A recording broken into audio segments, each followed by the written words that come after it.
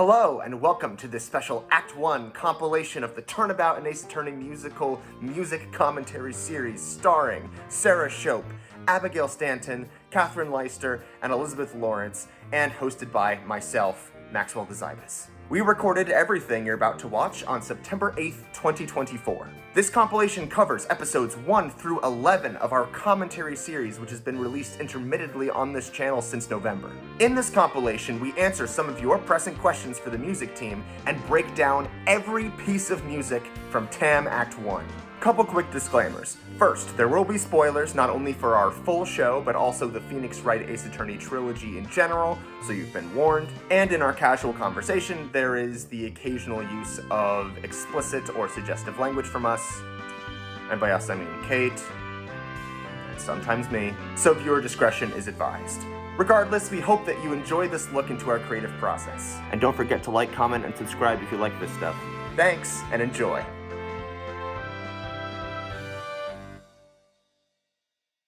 Hello, welcome to the Turnabout and Ace Attorney Musical Music Commentary. Woo!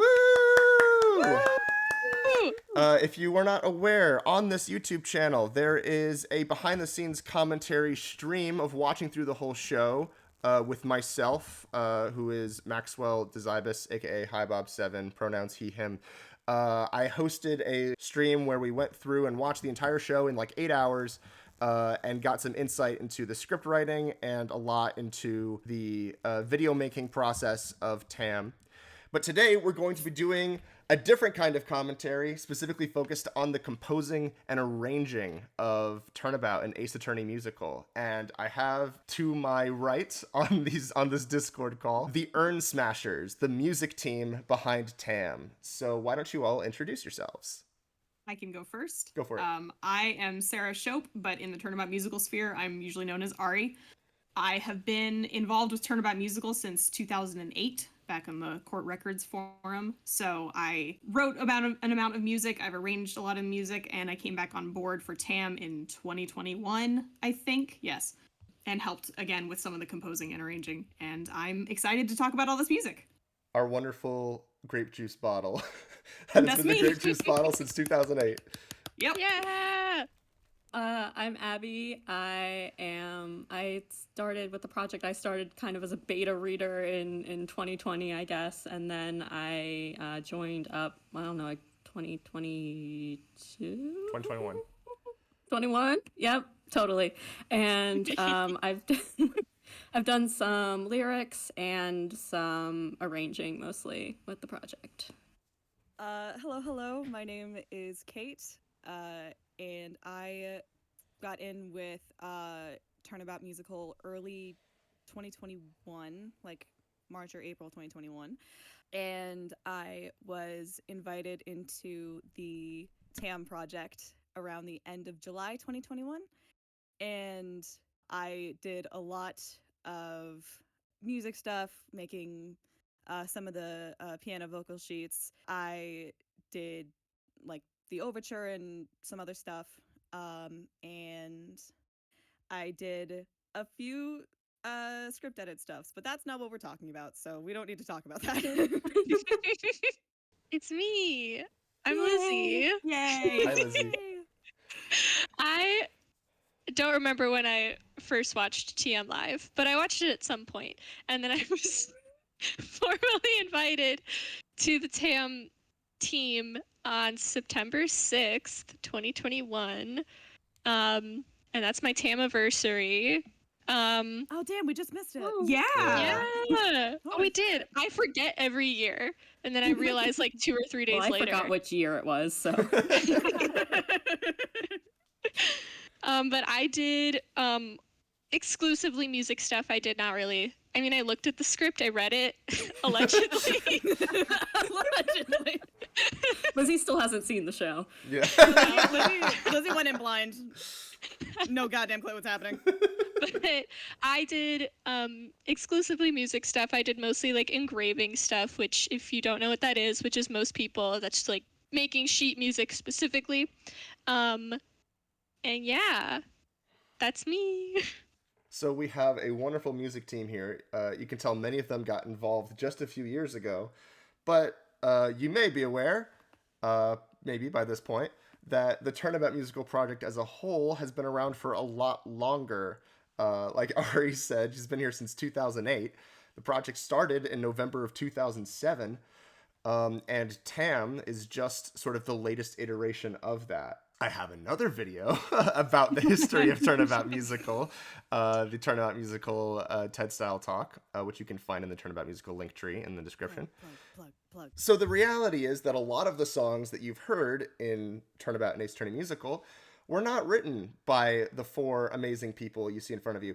Many of them were, and a lot of the underscore and the arranging is all very much fresh and new, and that's a lot of the focus of what we'll be doing, talking about the music production today. But just so you know, the history of the show is a lot older, and a lot of it is composing and arranging songs based on work from other people.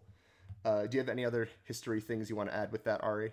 No, that's basically it. I just wanted to make sure that everyone knows we're going to be talking about some songs that none of us actually worked on, like the lyrics or the original music for, but we did arrange or adapt it for TAAAM. So our commentary will be more about that end. There are songs that some of us wrote that we'll be able to talk more about, like the writing process, but this will be more about arranging.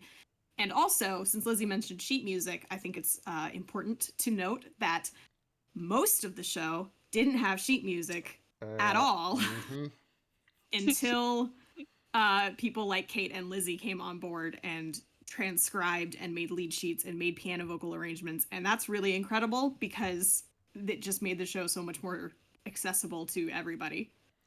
And I also want to shout you out, Arri, for being one of the few people it's like, oh yeah, I kept my Muse score files. I can send you whatever sheets actually existed from the original Turnabout musical.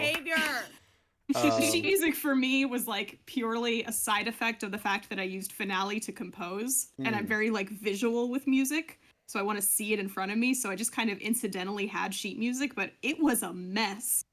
Oh my goodness.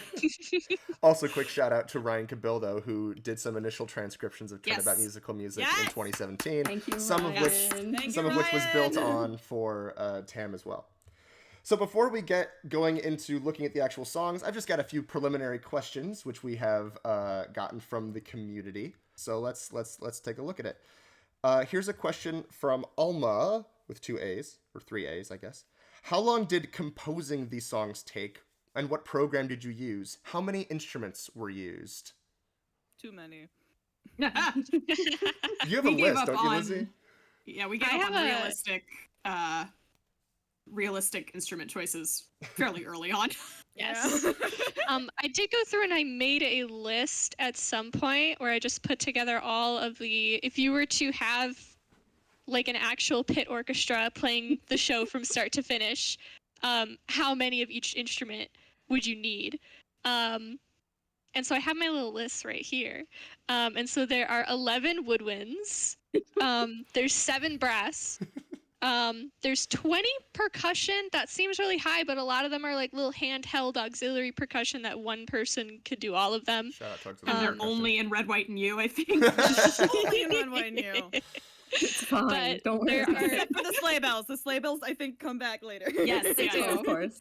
But there's 20 of those. I don't know what this category of instrument is called. I call them chordals. That's just instruments that can play chords like piano, guitar, harp, accordion, organ, harpsichord. There's a harpsichord in this show. Rhythm strings. Goes up one time. I love her. And there's 11 strings. So there are, if you wanted to have, there's certain songs that have like up to 4 violin parts, so you would need 4 separate violinists to play. So that's why there's 11 strings. I'm sorry. It's like I think. Les Mis level of I'm pit. Like, apologize. I feel like at one point we tried to even like parse it down a little bit to be like, here's the bare minimum that you would need, and it was like 20 Even still. You probably could cut down on some like violins and violas if you take like double stops into account, but like or not double stops, just playing chords and stuff on violin. But even then, it's just still a lot though. It's a lot. There's 4 cellos. It's a lot. I love me a good cello. We got a soprano true, though. saxophone. Cellos get rights. I think that one's my fault too. The Sopranos. is. I think that's also in Red, White, and You. It is. It's not all necessary. You could definitely pare this down if you're interested, but this Oh, is yeah. Very necessary. as it went Excuse on. you. So and it was- necessary. Listen, clear if you that we don't have a weren't- full harpsechord for your performance, like you don't get our It's not Oh, blessing. that is sanctioned. right. That is It's not one of the sanctioned, that's conditions. it. You have to have a full It's in the pipe organ. contract. It's in the You contract. cannot do Turnabout Musical if you don't commit to the bit. Exactly. Exactly. So the music programs you guys used, Arri mentioned Finale for some of the old Turnabout Musical stuff. As far as I'm aware, most of you guys used MuseScore, right? Yes. Yeah, MuseScore is a free music notation program. If you're like, I would like to make music, but I don't have the money to pay for an instrument or a program, MuseScore is free, so you should download it and use it. So most of us used that. I know Ari used Finale, and that was kind of a thing of like getting them to kind of talk back and forth. Yeah, I did try with some of the later stuff that I arranged. I tried to do it originally in MuseScore to make that process easier, but it's really hard to learn a new program. It's so hard. The last of those questions was, how long did composing songs take? It depends on the song, really. It really does, yeah. Well, I was not one of the people that did this, but like, and whoever did this, please step up and interrupt me to clarify. But I think things maybe closer to like Reawakening and I'll Be There, which were very, I think, based on the original orchestrations, but made cool, versus something like Decree, which had this whole process with it, and like Fight Like a Fae, which was completely original. You have a sliding scale of how long something takes, and it's just based on what did the original people give us to work with, and did we want to keep it or did we want to have fun with it and change it from the ground up. Yeah, there's definitely different like stages. Like, I don't know, you guys could probably tell how long a transcription took. Like, you take the song and put it into piano sheet music for the first time. That's going to take a amount of time. However long we're developing the song in terms of like changing the structure, changing the lyrics, all that, that's probably happened over the course of months, but like spread out. And then like the orchestration, for me, most of the songs that were like Reawakening, like some like the bigger songs, probably about a month each. Not constantly working on it, but like an accumulation of a month, like, you know what I'm trying to say. Yeah, that feels about right. It's funny to say, like, how long did these songs take? It's like, well, depending on what you count. Yeah, like, if we count- what have I done? do we Could have count taken from the 15 years, yeah. Yeah, exactly. Um, Like, what have I done? It started in 2008 and then got finished in 2021, I think. Yeah. So, like, Mm-hmm. a long And time. And then, like, There were It certain Was things where Him we was had, done like- in, like, a day. Yeah, it was like one day. It was so fast.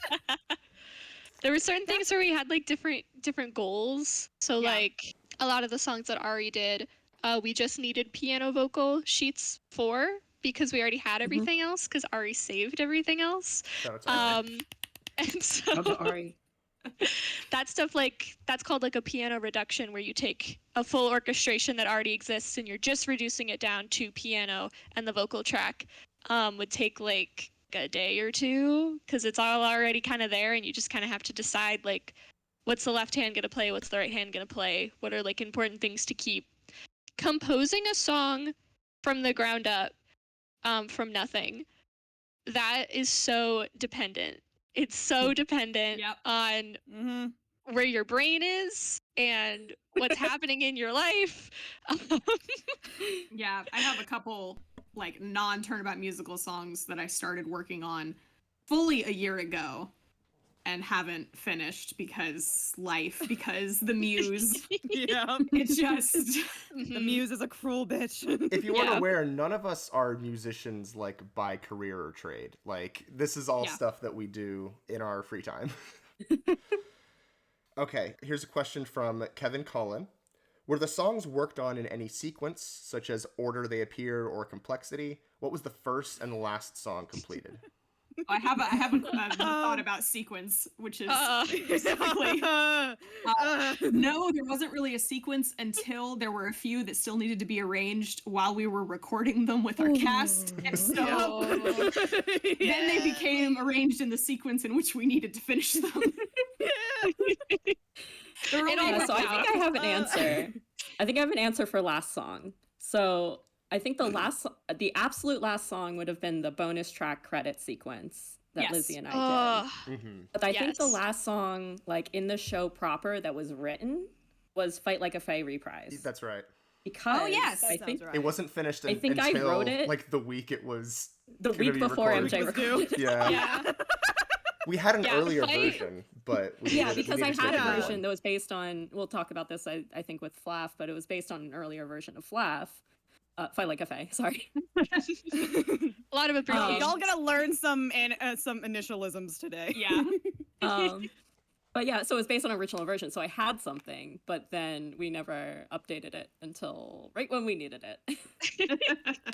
I Ew. think Fight Like a Fae was finished, like fully finished, a week or two before auditions. It was a I'm few pretty days, sure. I think. Yeah. Yeah. Because Arri was the one who made our amazing, beautiful schedule for actual like production, and I remember she put Fight Like a Fae. I think it was MJ's last song that she recorded, and I think it was made that way in the schedule because it wasn't written yet when she made the schedule, and so she was trying to give me as much time as possible to finish writing it.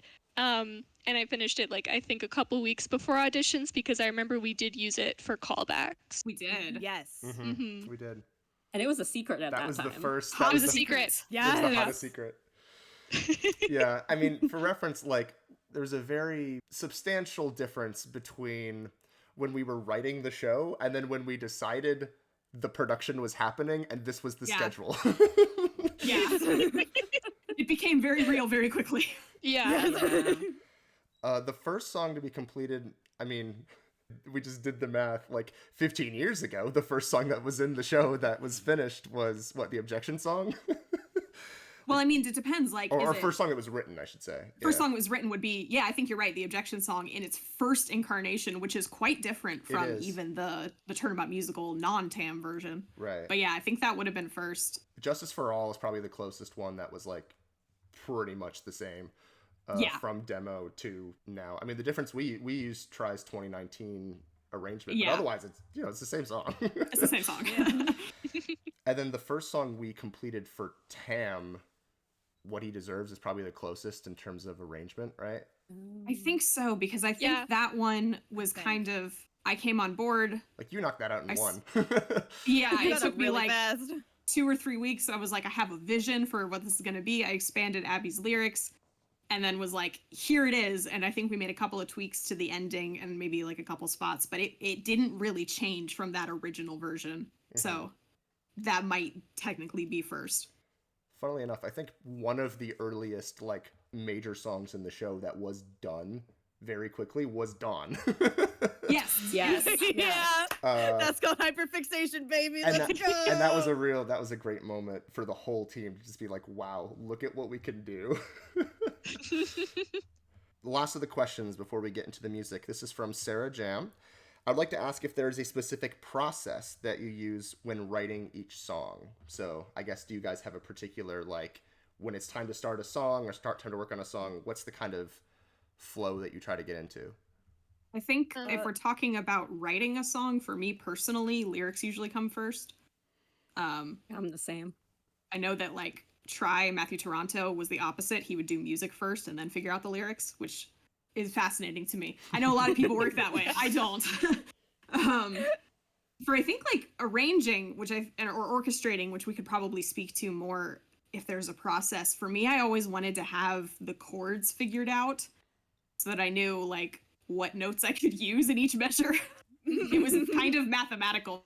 Yeah, I think we found Lizzie and I have worked together on some songs and we kind of work in the opposite direction because I definitely start from lyrics and then kind of like figure out a melody that goes with them and only then like start thinking about the music that goes underneath. Yeah. And a lot of times I'll like write music without knowing what the chords are and then I have to figure it out later. Yes. Yeah. Lizzie kind of goes in the opposite direction, right? Yeah, I don't really write lyrics is the thing. I write some lyrics. You'll see my name occasionally sprinkled throughout the show having a lyric credit. But I don't, for like my own original songs, I very rarely write lyrics. So I'll write a song and then I'll give it to Abby, and I'm like, can you please put lyrics in it, please? So that's kind of why that works that way. It really depends on whether or not I do chords or do like a melody first. I find that a lot of the issues that I run into is if I write like a backtrack or like chords first, I can't think of anything to put on top of it. So I'm like, I feel like I have an easier time coming up with a melody and then just putting the chords underneath it. Writing a song right now, oh my gosh, crazy, where I wrote the chords first and I went through like 6 different melodies where I was like, oh, that could work. No, I hate that. This could work. No, that's terrible. Yeah. Oh, this could work. That's Oh real. no, that's just Les Mis. I can't use that. That's so real. That's the real songwriting process. No matter where you Yeah. start, it's just Yeah. that All doesn't roads work. lead to Les Mis. How about you, Kate? I will say I did not do too much like original music for TAAAM. I did some like transitional stuff, like in specific bits of music. Not like I don't think I did a single underscore in this show, but I mean like there were bits that I had to come up with to like thread stuff together. My Like underscore Songwriting under song process. dialogue. You did a lot of Exactly. That yes. And my method for that, and you will see this almost every single time there's a piece of music that I wrote. You will see the entire method is just stacking different motifs on top of each other and seeing what We love it, works. though. We love Time And it. honored that's all I know how to do. And you will see that every time.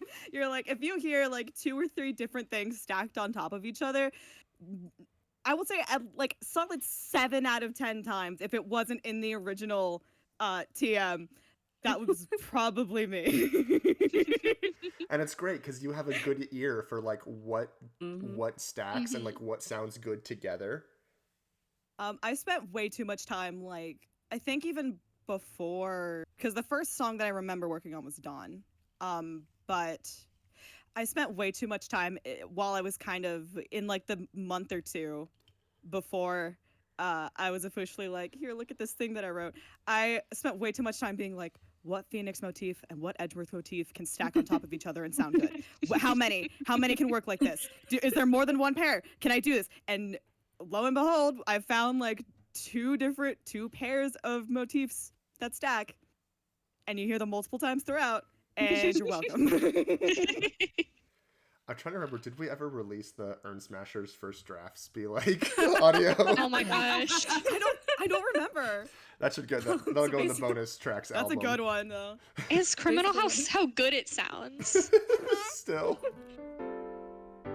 I still can't believe it. There's a demon there who's stopping itself. But if I have faith, I'll achieve it. I don't need an alibi. On this August day for peace, I fight for justice. So give face and save the city. I won't allow this to my face to my one just turn right. Got to PhDs, Princeton, Duke, and Yale.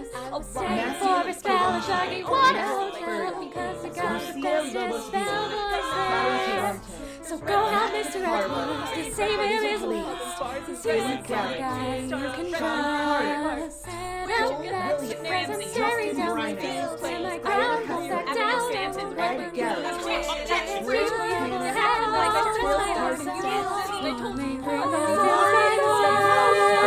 What?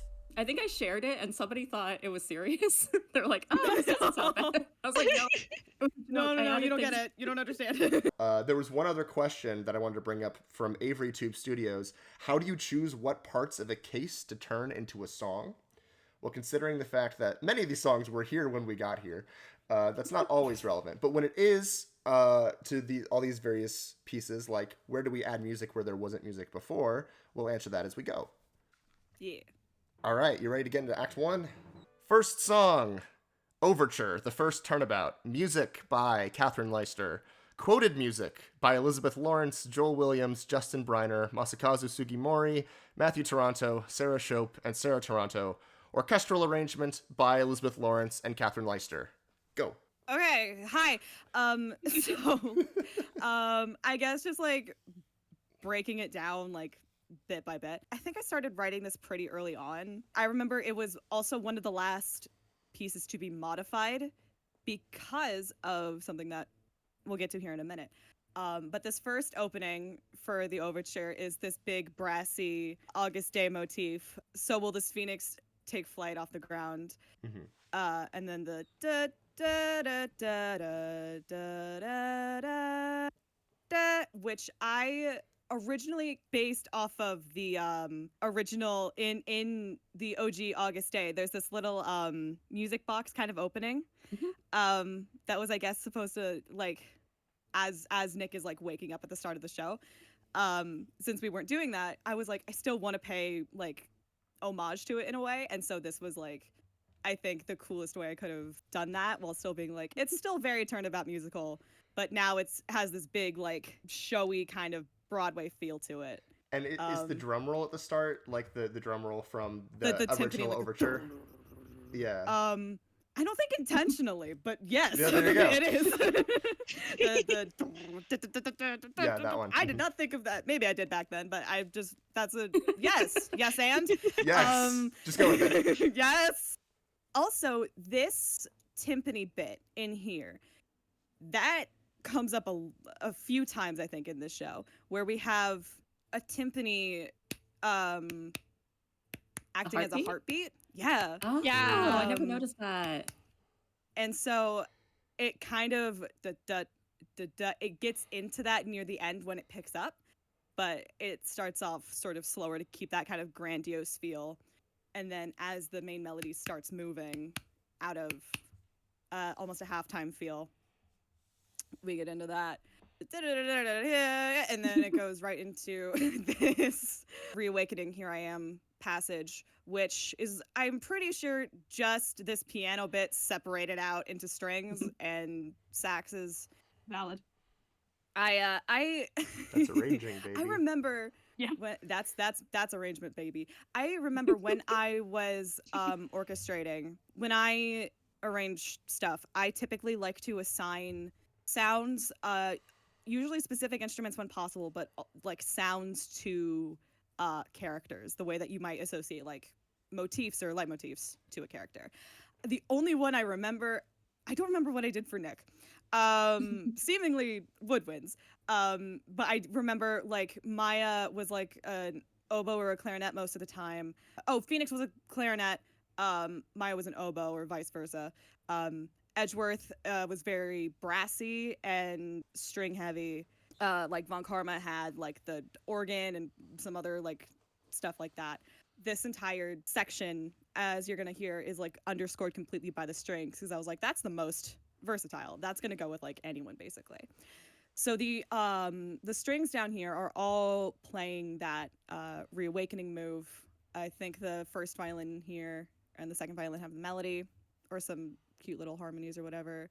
You have your woodwinds up here playing the chords basically underneath it while these guys are going insane down here. And which has a weird pass off, but we'll go with it. And then in the brass, you have the brass hitting with with your decree motif, your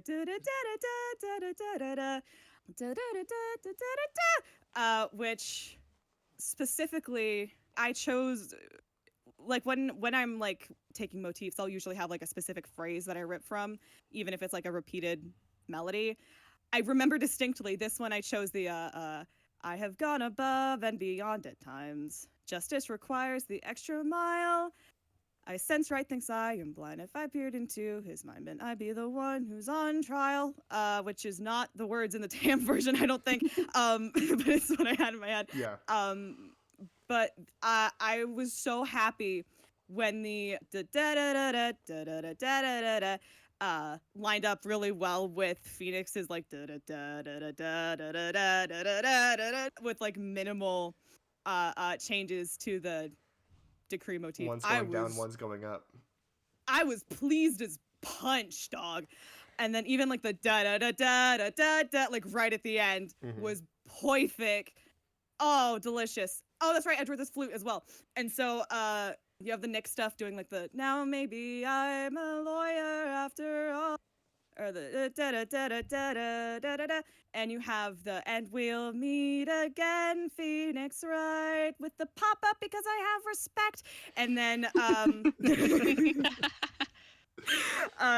here I da da da da da da da, and getting out of that, transitioning in the woodwinds into the Turnabout Sisters motif with the da da da da da da da da da da, and then that goes through like this entire section because I love you, Turnabout Sisters theme, and because Maya's important in this show, and you need to know that. You need to know Maya's important in this show. Please, for the love of God. So what is stacking in here? This first section is strictly Turnabout Sisters, so you can hear it. Going into, in the violins down here, from Fight Like a Fae, and What Have I Done? Kind of the head up, back straight, while you're staring down your fate. Which I remember distinctly adding to the score in a hotel room with Lizzie and Abby while they were in New York visiting me for graduation. I remember that so distinctly. Oh, and for you, I will be there. Here in the brass, you have that little hit, the for you, I will be there, transitioning down here to make it right. I'll have to do something to make it right, into back to What Have I Done specifically. I thought I could change the world, but I couldn't change a thing. Transitioning at the top, or I think everyone going, seeking justice for all. So that's how I work. And you just follow that formula. And then Literally. that's a and variation then on right August at the end, you have Nick's kind of in his music in the game. I think it comes from Objection, but like the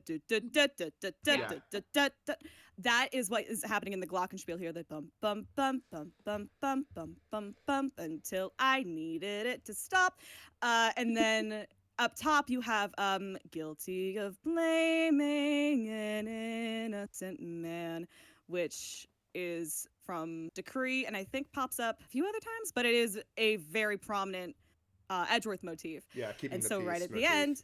end, that's it. And so my goal with Act 1's Overture specifically, my goal was to like set up every prominent character in Act 1, or like the three that you should really focus on in Act 1. So you have like Nick, Maya, and Edgeworth specifically.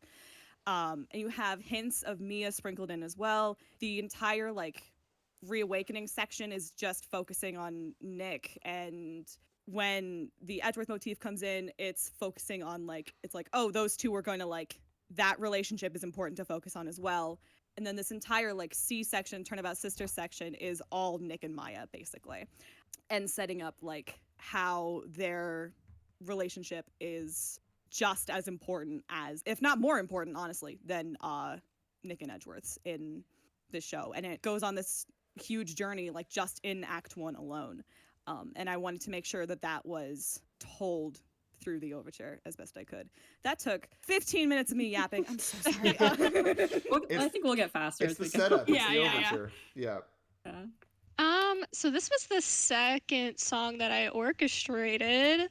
So it was a long time ago. I'm just like looking at the sheet music and being like, oh no, it's all the engraving is bad because it was like the second one that I did. But anyway, yeah, a lot of the first pass was just me kind of like no scoping what instruments to use, and then Kate being like, this is the actual vision that I had for this, so you could change it or I could change it. And then me being like, yeah, you're right. Because I think the first two songs that I orchestrated, I didn't ask first. Because I was like... Also time-honored tradition. Yes. Yeah, just like, hey, I've been working on this. no. Here you go. And then you're like, Guilty. that's very sweet. I haven't changed it though. This isn't what I... Yeah, this isn't it, Chief. Thank you, though. That's very sweet. A couple things did stay the same. Like I did make the first decree section like brass, and that was like, yes, you did it. Good job. Good job. I think the Reawakening section, I originally only had it as strings, and you were like, woodwinds? And I was like, you're right. A lot of it was I did the first pass, and then I was like, here you go. You can fix it. This is another one that had to get changed kind of late in the game because of Fight Like a Fae, right? Like, I don't think there was a lot of it in Originally, here. It was the old May before There was production. That's right. It had in the original and someone. Oh, yeah. Yeah. And then you switched out because for that's the version. head up back straight. Yes, because that is Yeah. the version that was in our announcement video. Yes, it is. If you want to hear, if you want to go to the very first 2021. video on the TAAAM channel, that version of And- the overture is the older version. That's the older version. And I remember because someone pointed that out in the general TM server on Discord. They were like, this like one section is different between overtures. What was up with that? And Wow. one of us came in and we were like, yeah, we changed it. Don't worry about it. Don't worry about it. Don't think too hard about it. Yeah, don't worry about it. Shut up. Don't worry about it. Like This is but the yeah, this is the tell all secrets revealed. We changed yeah, it. this is our Yeah. our tea spilling sesh. But yeah, the overture was one of the ones that was not the first, because again, I think that was what he deserves, but like it was one of It the was early. first to. It was early. It was very early. It's like October. And then we were like, that sounds about right. And then when Fight Like a Fae was being worked on, the only like stake I remember having in it was like, I just need to know what I'm changing in the overture. Am I changing anything in the overture? That's all I need to know. I am staying out of everything else here. This is not my business. I Just caused someone give me a problems. 4-measure phrase. Someone tell me the 4-measure phrase. We'll get to to it. Flap, We'll get but there. we'll tell the whole story because it's several years out now. Public. Joel it's talked about it public. in the Yeah. fan server, Yeah. I think. Yeah, it's also public. But yeah, we had a version of Flaff that existed very, very, very early on. And we were like, this is it, this is the version. And then it was not the version. So we have a lot of like, obviously this show is built a lot on like leitmotifs and underscore calling back to earlier songs. And so there was a lot of like last minute changes that had to happen because Flaff changed a lot. But yeah, the overture was one of those first things where we were like, oh, it's got oh no, it's different Oh. now. Shit. But it all worked out. For sure. Yes. Maybe I can talk, just because this is the first song, I can talk a little bit about like the engraving process and the sheet music making process, because this was the first Turnabout musical affiliated show that has all of its sheet music. Yay. Yay. So yeah, when I first joined the project, I was like, I wanted to do I'll Be There as like an audition piece, like the first part of it for like one of my high school shows. And I went to go find sheet music and I couldn't find any. Thanks, Try. He's brilliant. He's We so love trying this out. so brilliant. He's so brilliant. talented. He also does It's- never write sheet write it music. down. So. Never writes Well, it down. actually, I think hasn't he started doing sheets for Bit Musical? I think so. I think actually. so. Yeah. Oh. He can. Yeah. He can do it. Yes. He also We we love do have you. some of his like original notes of the chords. It's That- just those are chords. actually It's just helpful. Those are Yeah. those are so fun. Some of the There's some funny scans. Easter eggs in those. Yeah. There's some fun, Yeah. fun Easter eggs. Maybe I'll talk about this later with I'll Be There. But anyway, so sheet music engraving is just like making sheet music. And it's called engraving because they used to have to like engrave it into stone or whatever, and so that's why it's called engraving, even though it's like printed on paper now. Anyway, so I like took the charge with engraving, but I was like more like I was kind of a diva with the engraving, and I was like, no, it has to look a certain way. Yeah, I remember distinctly. There was like there were guidelines, which I appreciated. You made I us a wrote- doc of how to do it.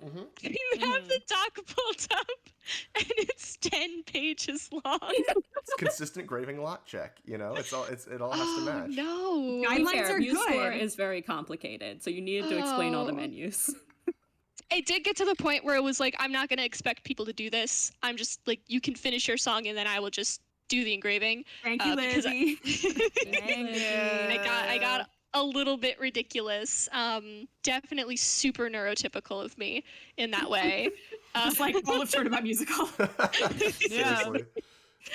But yeah, just like super specific stuff, like all of the fonts should be this, all of the like different things should be different font sizes, like the title needs to be this point font, and it needs to be like this kind of stuff needs to be capitalized, this kind of stuff should be like lowercase, lyrics go on like flush right, music goes flush left, and it's all that kind of stuff that I was very crazy about, and I tried to make sure that it was all pretty standardized. And even just looking at this, I'm looking at like measure 11, there's supposed to be double bar lines because it's a key change, and there's not, and it's gonna bother me now. Just don't look too hard, or you'll have to go back in Don't and worry fix about all it. You have to get used to that. Don't To be worry fair, about it. we did less of it with the orchestral sheets. Yes, that's true. Yeah, because we were like, no no one's looking at that. Yeah, because It's not written There we to go. be playable. No. Exactly. That's true. You got It double bar depends. lines right here. It's fine. Yeah. We got it. So that's kind of the sheet music. Maybe when things become more or less relevant, I'll bring other stuff up and we can look at the piano vocal sheets. But yeah, that's that. I did technically do the mastering. It's not professional mastering. It's not real mastering like what you would think of in a professional sense. Basically what I did was my goal was just to make it sound standardized. And so people would finish their sheet music, they would finish their arrangements, they would do whatever, and then they would give the sheet music to me. And then what I would do is I would go through, and there's things called sound fonts. I think some people refer to them as like libraries. It's basically just like a bunch of data that's like how a specific instrument will sound. Yeah, And sound there's- fonts are typically like synthesized versions of like a violin or a trumpet or whatever. Mhm. There are also samples, which are technically live sampled instruments that are put together to create data that you can have it play that way. Yeah. So like I in Finale have a sample library, Garriton instruments that came with Finale, which is technically live sampled instruments. But I think in what we ended up with were mostly sound fonts through MuseScore, which in my opinion sound pretty good. Yay! It's like Hatsune Miku. Yeah. Yeah. It's exactly like Hatsune Miku. Exactly. So a lot of the instruments I used custom sound fonts. I used Sonatina, which is great. It's a free sound font library, like big pack of instruments. Not all of them. They have their drawbacks.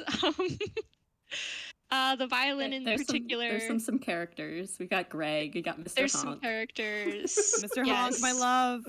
So Sonatina does not come with saxophones, so I had to kind of shop around for some saxophones. And there's a lot of different ways you can play a saxophone, and so sometimes the sound font that I had picked out was like not the vibe we were going for. Is it So art? there's it's a whole thing. It's a whole thing. It's a whole thing. And if I were using an actual like an actual workspace, like a MIDI program like Logic or whatever, or Ableton, that's like built to do that kind of stuff, it would have been a lot better. But I was using MuseScore to make these mastered backtracks, which is not what you're supposed to do. But I did it anyway, and it worked. And a lot of that mastering was good to sort of keep everything with a consistent sound. Like in Yes. comparison to the original Yes. Turnabout musical, every instrumental that came out of that came out of whatever anyone who was making the music had. And it does not sound like it comes from the same show. Nope. All the time. Which is, Yeah. you know, that's part of the charm of it. It's kind of like Undertale, like it all sounds different. But like, you know, if you're trying to make something that sounds like it exists as a cohesive show, it's nice to have that. Yeah. So like, there's different drawbacks. Like the Sonatina trumpet sound font does not sound good in the lower register. It just doesn't work. It doesn't sound very nice. So if I have a piece that's using a lot of lower register trumpet, I might just use the default MuseScore sound font and not even use like a custom one. It honestly depends. Also, some sound fonts just break sometimes. Yeah. Like my favorite French horn sound font doesn't go up. It doesn't like go up past a certain point. So there's a note, we'll get to it in Anything to Win, where I have it split into 2 French horn tracks.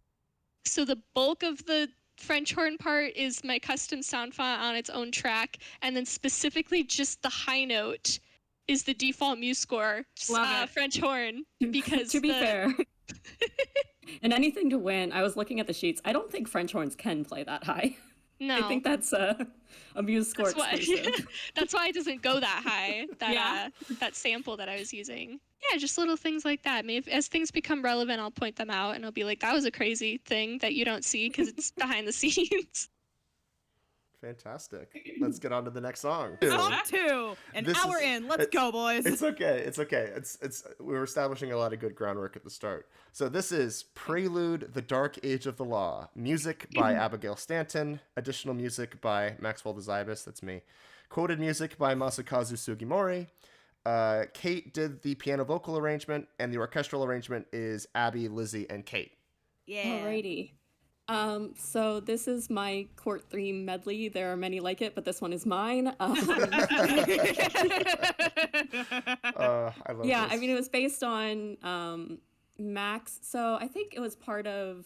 Yes. I think it was an early Overture. The very first scratch track I did all of like what I thought underscore would sound like between scenes and so on. Like I literally I made it like a whole sound experience. I had like applause.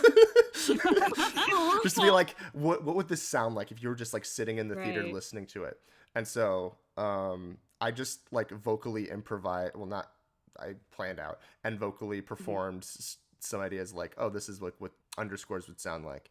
And then I had this whole underscore between the overture and August Day with a variation on the opening narration from Turnabout Musical Live. You know, the jury's been removed from the courtroom, trials last no more than 2 days, etc. Basically, yeah, it was just a bunch of different melodies from the game put together. And then Abby took over. Yeah, so this was one of my earlier ones, and it was a good intro because it was just kind of throwing together the different themes. Yeah, so I mean, I don't have a whole lot to say here. I think the vocal part, I think I had written it, and then someone, I think it was Liv, suggested like, oh, what if we added ensemble here? And I was like, sure. So I did like that. So I did just copy over the brass part into the vocals, which worked out fine. The bass part is terribly cursed. Which I had to sing. No, it's great. I love it. You didn't have to. You chose to. How dare you take away your abilities here. Well, so the thing is, for every track as part of the recording process, we had synth guides, which basically was just like the vocal line exported in a sound font, like as like a synth clarinet or something, so people could listen to it and sing along and know what it sounds like. And then I had all those files on my computer, and I have them in my like Apple Music thing for some of them for some reason. And I was like half asleep and then that track came on. So it was just like blaringly loud, just a clarinet going, bah, bah, bah. So yeah, that's an extra level of cursed that track has. Yeah, the only other thing I can think of is, you know, with the ace attorney, junior ace attorney, attorney. Yeah, the fall. Yeah. So Trumpet 2 forgot there was a third stinger, so he came in a little flat. Yeah, that's the whole story. On the topic of vocal guides, I will never take an opportunity to not talk about how much I love Arri and love Ari's vocal guides, in addition to synth guides, to ensure that everyone who's singing ensemble comes in together. I was literally talking to Julia the other day, being like, whenever I've like show people songs or parts of Turnabout Musical, and I explained that it was like an online project we all came together to do, they're like, wow, when did you like meet up to sing? Because they like, there's no way that you did all this virtually. I'm like, thank you, Sarah Shope. Now and always. We have an Arri. If Just Lizzie's listen to saying Arri, everything will be okay. if Just Lizzie's listen to saying Arri. that she was very neurotypical about was the engraving, for me it was the ensemble. I had very, very, very strong feelings about how I wanted the ensemble to sound and how clean I wanted it to sound. I wanted entrances and cutoffs and everything to be like perfectly in line, as if we had recorded in the same room. And so as part of that, I recorded the guide tracks for every single ensemble song and made the conductor tracks telling people when to come in and when to cut off. And I am really pleased with how it turned out. I don't know if it really was all necessary, but it was fun. I learned all the honestly, ensemble parts. Arri, I think it was more helpful than you know. I hope so. Very nice. It really is. Like, we're just an abundance of riches. And even then, and this just goes to show with the difficulty of making a project like this, even with all of that, you're still not going to get perfectly lined up tracks. So there's an extraordinarily amount of like micro editing that needs to happen in the edit as well. Yes, so I have to shout out Diana, of course, for mixing all of the music. Mm-hmm. Who she would send me her works in progress and say, "Okay, here's the ensemble," and I would be like, "Okay, can you like the T's aren't quite in line here? Can you clean it up?" And she did. She fixed it all, and it sounds amazing. Yeah, just to repeat that, like, so people understand, like, every week we had like the songs we were recording, and generally speaking, the ensemble had 2 songs. Yeah.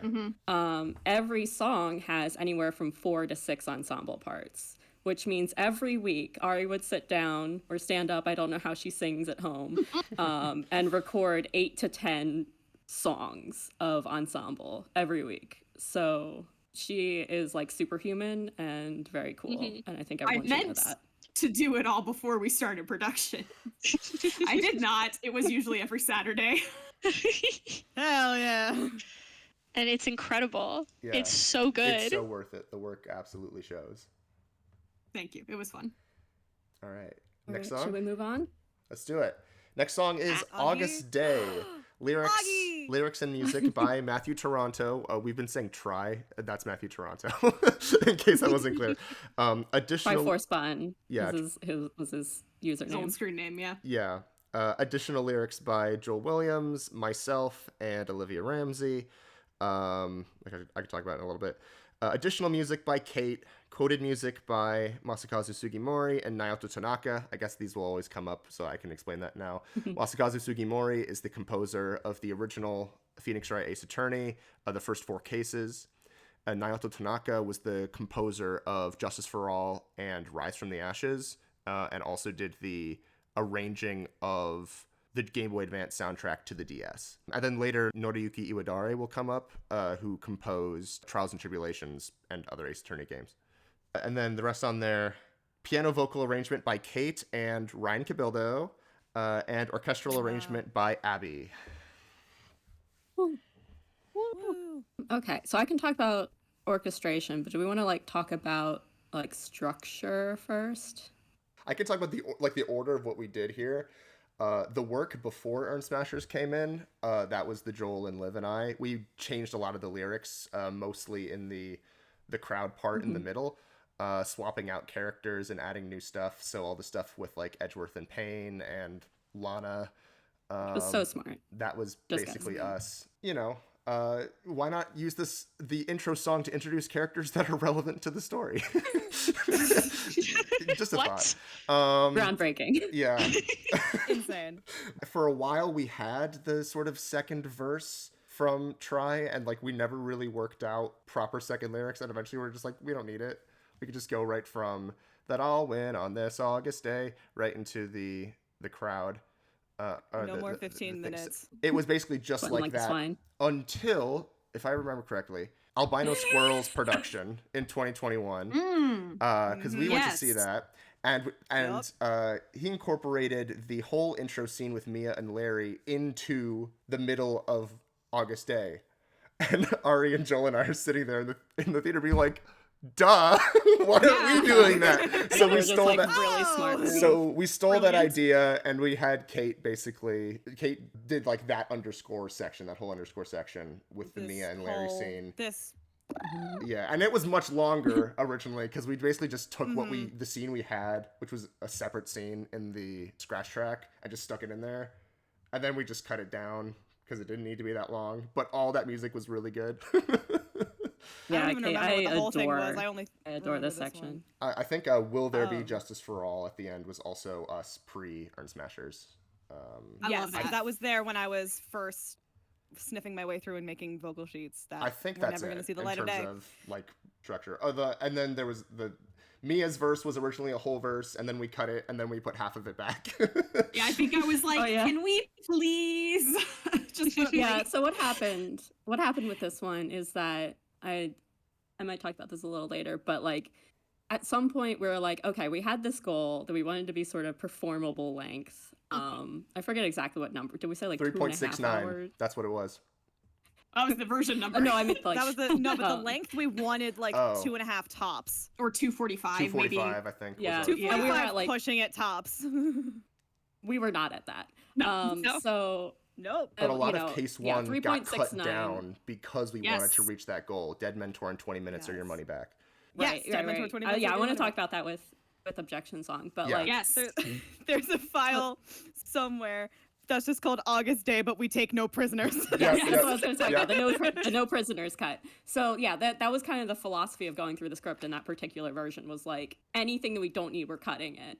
And then lots of things went too far and we had to put them back. But in this, so this is what this case was. Like we took out Mia's verse. Just like anything that was unnecessary got cut. And then I think one of the places where we put things back was like after we knew that the version we were going to put this out as was the audio drama, and it was less important that it was performable live and it could kind of be as long as we wanted, then it was like, okay, we can be more lax on these cuts. So we we put Mia back in there. Put back the stuff that like we liked, that like we really wanted to make sure like got seen. I really love Mia's just a couple little lines. It's it's just enough. You don't need that whole verse. But and then the way Lauren sings it is just so you immediately understand Mia, I feel like. Yeah. Between Love her dialogue, the underscore, and then those two lines, it's like there she is. Yeah. Like that's it, really. And those lyrics were just like Phoenix's part from the middle section of the original August Day that we took out because we wanted the focus on all of the side characters to make sure that like the audience actually establishes them. Yeah, that's another, I think, theme through some of the music is we took out or like modified a lot of the like counterpoints. What's it called? Counterpoint, that's the word. Yeah. Yeah, just to make it easier to understand the different lines. Yeah. There's like still like a lot you said, of to it, like because like keep the focus. Counterpoint is kind of like almost like an attribute of like Turnabout musical music. Like it's it's true. It's That's kind of That's true. So we didn't like really take out that many. We just modified a lot.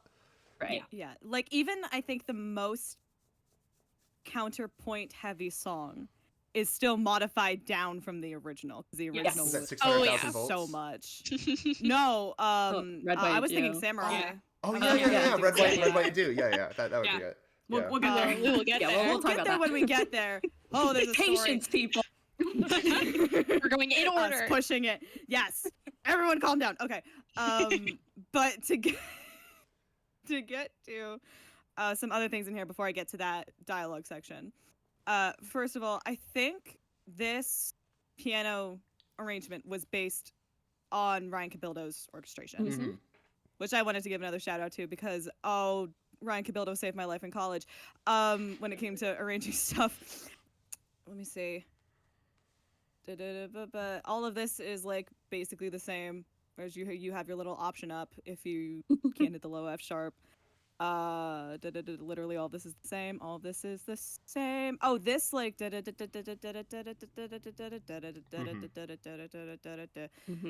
was a moved transition because that was not the original transition music. That's Oh, because you have the da da da da da da da, which was also in Yeah. the original, and it took me forever to find it until I was writing it out. But this is directly the Even though I've decree fallen. transition. Mhm. Yeah. Even yep. See that man? Right? He's the changed lyrics. My favorite part of the changed lyrics in here is this fucking Fools? Sky Edgeworth. The These fools. These fools. Yeah, we did. These were the last lyrics to figure out in the song. For a while, it was just the fool's angry face, the fool's angry face. The fool's angry face. It's tough. It has to be something. I think the closest we got to before the current one, and actually I think the PV sheets are still wrong with this line. They might be. is the I think originally it was, this town needs strong authority for keeping the peace in our society. Yes. Yeah. The PV There sheets are was a still lot. wrong. There was a lot That happening. Listen. And that's fine. Listen. It's fine. It's fine. It's part of the Where it's part is of the it? it's part of the Yes. story. It's The part of the story. orchestra sheets still have this town. Yeah. I think the I think the piano's and correct. piano's correct. The Yeah. PDF back here for the orchestra is wrong. Yeah, yeah, yeah. Also But tangent. it's fine. It's the orchestra It's sheets. okay. no It's one's tiny. You looking can't at see it. Tangent, Yeah, Exactly. Tangent, but shout out to Queen Creeps, who recorded a take of Lana Yes. for this, for one of our scratch tracks, and Yes. just Yeah. fucking killed it. Very good. Queen Creeps, who was delicious. Maggie in the final production. Yeah. I wanted to point out, we had the question earlier about like process. And this is just kind of, I don't know, fun fact maybe, I don't know. Sometimes it would go original Turnabout musical track, piano vocal reduction, new orchestration for TAAAM. It would kind of go in that order. And sometimes it was like, we have the track and then we make the piano version. Usually I guess that was for my stuff Yeah, where we because had you already had more of the full orchestrated stuff, yeah. Yeah, so it was kind of different workflows depending on what we were working with, where we were starting. So yeah, it helps to be able to go both ways. So it's cool that we could do that. Yeah, like in Like general, me. for Matthew Toronto, we didn't have any of his tracks, so we had Yeah. to make them Yeah. all from scratch. Maybe I'll talk about that when we get. What's the first? Whatever. Justice for All is the first Yeah. Yeah. Matthew Toronto track that we had to make the piano vocal from scratch. So I'll talk about it more when we get to there. And I think also because we hadn't 100% decided that we were going to do all new tracks right away. Mm-hmm. So the piano vocal was the priority of like, we want to have sheet music for people to follow. Right. And then it was like, oh, actually, we're going to reorchestrate everything. So now we have to expand it Yeah, out I wonder again. when that change would have happened, because Oh, I remember. before Oh. yeah. Before, Oh, before I don't know the exact date, before you guys but it was mid-production. before you guys came on board, Joel and Liv and I, we only could make music insofar as we had previous instrumental tracks that we could edit. The only exceptions, I think, is like Joel made new instrumentals for Keeping the Peace and for like half of What Have I Done. But Yes. like any new music we wanted to make, like we were not capable of doing that ourselves. So at some point it was basically just like, let's bring in like a couple music people to give us the tracks that like we have left that we needed to make. But then with everyone else coming on board and doing all this amazing stuff, it's like, well, now we have just a full new score. That's a surprise. Sorry. No, that's wonderful. Right. So this entire section with the bu bu bu bu bu bu bu bu bu bu da, that's all the same. 93. Here we go. So this entire section underscore for the conversation with Mia, Larry, and Phoenix. And let me see if I can remember everything that I did, because I didn't have my little notes on here. Okay, so we have Justice for All, the da da da da da da da da da da da da da. And also, All right. it's arranged into a time that suggests like cross-examination moderato. Yeah. That's underneath it too. Yes, you have the That's the underneath it,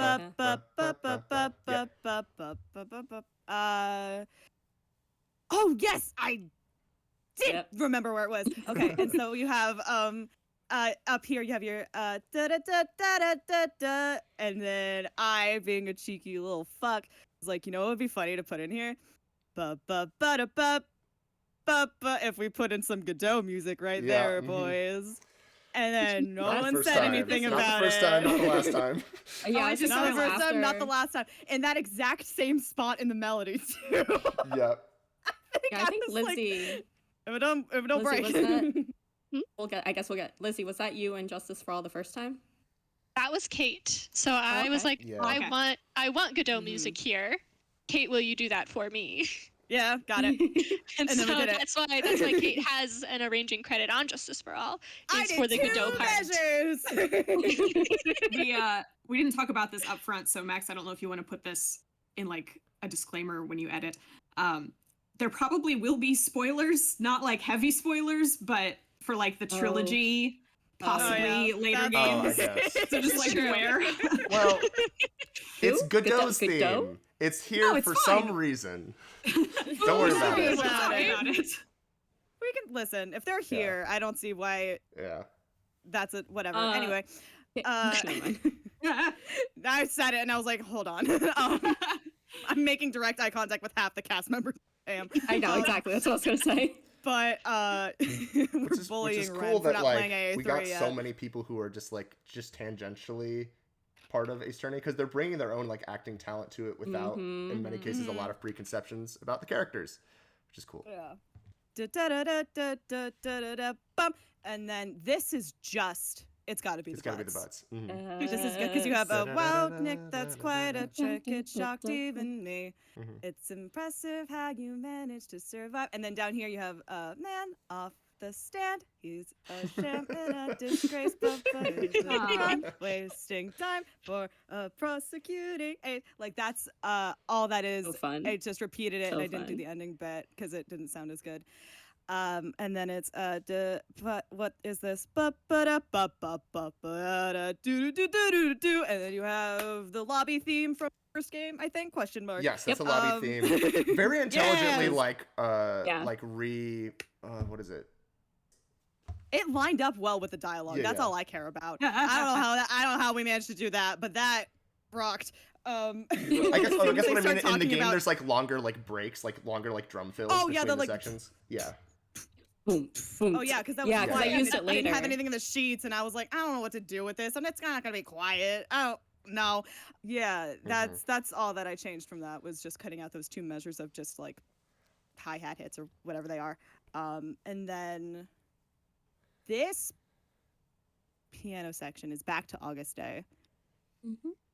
And I'm trying to think, because this is also a direct rip from part of it, I think. It's the da da da da da da da da da da da. So am I truly prepared? Yes, it is. Yeah. Yes, Mhm. that's it. And then this section, it's like the da da da da da da da da da. I don't remember if that was from something or if that was just like I'm gonna make things sound cool, but it's there. And then your transition with the triplets. This I think was the only bar that was in the original, and then I was like, I need an extra bar in here. Your da da da da. I think that was. I that literally was think the specifically- da da da da. Like I think that's the only part from the original. Those 2 measures there are specifically a result of putting in 2 lines of Mia's verse and then going straight into the ensemble. I remember I had a couple like pitches for like how we could do it, how we could transition, and then I think Abby, but maybe it was Kate, came up with what we ended up with the triplets, which sounds really good. Yeah, I'll talk about what happened when I do the video. Okay, I'm glad you guys know because I don't remember shit. These harmonies down here are, I think, just the original harmonies. If you go into the production package, I think there are tracks from Diana question mark from TM Live. I think it's at least built on the TM Live version. I have no Yes. idea If if that's they the same are- as I the think they're- original soundtrack or not. I think they are because I was like, I don't understand why I need to change it because these are it. So I think these are just the original harmonies until you get to here, obviously. Which until you Will get to, there like, be the Justice for Be- All? I That was different. I wrote that and I wrote the rhythm of it, and I had a line which wasn't a very good line, but it was there, and then you guys fixed it. I remember like you had the rhythm and I was like, I think I came up with the harmonic lines again before we were even making sheets or anything. I was just like, I think this would sound cool. Yeah, I think it remember was you. hearing- I remember. I think that demo was I remember you. hearing like, will there be justice for all in my head because I was like, that's gonna sound so sick. And then just on this August Day, I think is the same from the end, except for the I don't remember if the triplets were there in the original or not. Yeah, they were. But the triplets were. Actually, I don't know those. Yeah. I thought you meant the end. Dun, dun, dun, dun. Oh no, that's definitely there. I don't remember where the triplets came from, but they're there and they sound really cool. Yeah, August Asagi Day. Day, baby. We did it. Abby, did you have more to talk about? Yeah, in terms of the orchestration. Yeah. Yeah. Oh, Yeah. let's go back. So yeah, I'm not going to go through all of it because I don't have a logic. But yeah, so I mean, like we talked about in general, like the orchestrations, we're trying to like style them more in the style of like a Broadway pit or like orchestra kind of. And again, sometimes we lost the plot. It's me, I lost the plot. So coming into this, I had no orchestration or really composing experience at all. So I was kind of figuring out as I went and just kind of feeling it out. But generally, the style of like my process was I would listen to the original a few times and kind of pick out, you know, moments I liked, instruments I liked, just anything I liked about it and kind of made note of it. And then I would like put it away. And I think part of it was just like to make it more fun for me and like have the chance to do my own interpretation and like play around with it. So that's why most of my tracks, a lot of them at least, like have like substantial differences from the original. Part of that was just like me having fun with it. And then the other part is that I didn't have a 2-monitor setup, so it was really hard to like go back and forth between listening to something and writing something. So I had it on my phone, but it's very hard to like scroll. Part of it was frustration with that. Yeah, so that's kind of my process. So just some things I was thinking about here. The opening, I wanted to like keep it the strings and the woodwinds, and I never wanted it to, in the beginning, like have a line. I always wanted every line something is moving, because like to get that like frantic energy until we get to the like, and I bring justice to light, like the more calm part. And also, like Kate said, a lot of parts in the show, Edgeworth is associated with the brass, so like I wanted to save it for that decree part of like the dun da da da da. In terms of like character associations with instruments, I did throw a few in here in terms of, again, like the brass and flute with Edgeworth. There's definitely not like a strict assignment of instruments for characters that we keep throughout the show, just kind of vibes. But brass is and the flute often with Edgeworth. I think the most consistent one, besides I guess the organ for Von Karma, is probably the most consistent. Yeah. But And that's been there since day one. Yeah. With anything to win. Right. But also I think the harp for Mia, which I kind of like as like, you know, like she's the angel on the shoulder, he's the devil. Yeah. But yeah, so basically anytime I had something with Mia, the harp probably came out. I have in my notes masterful underscoring by Kate. Yes. In terms of, like I mentioned, the No Prisoners cut, that one was missing Mia's verse, and then we put in those 2 lines. So something you'll notice is like it starts to build. It's let me think. So da da da da da da da da da da da da da da da da, and then there's like a little harp bit, and it drops back down. I like that. I like that it's like Phoenix is getting ready to go, and then Mia taps him on the shoulder. Is like, hold on, let me give you a pep talk, Honey. But the actual reason it's like that is because I just like copy and pasted the verse in.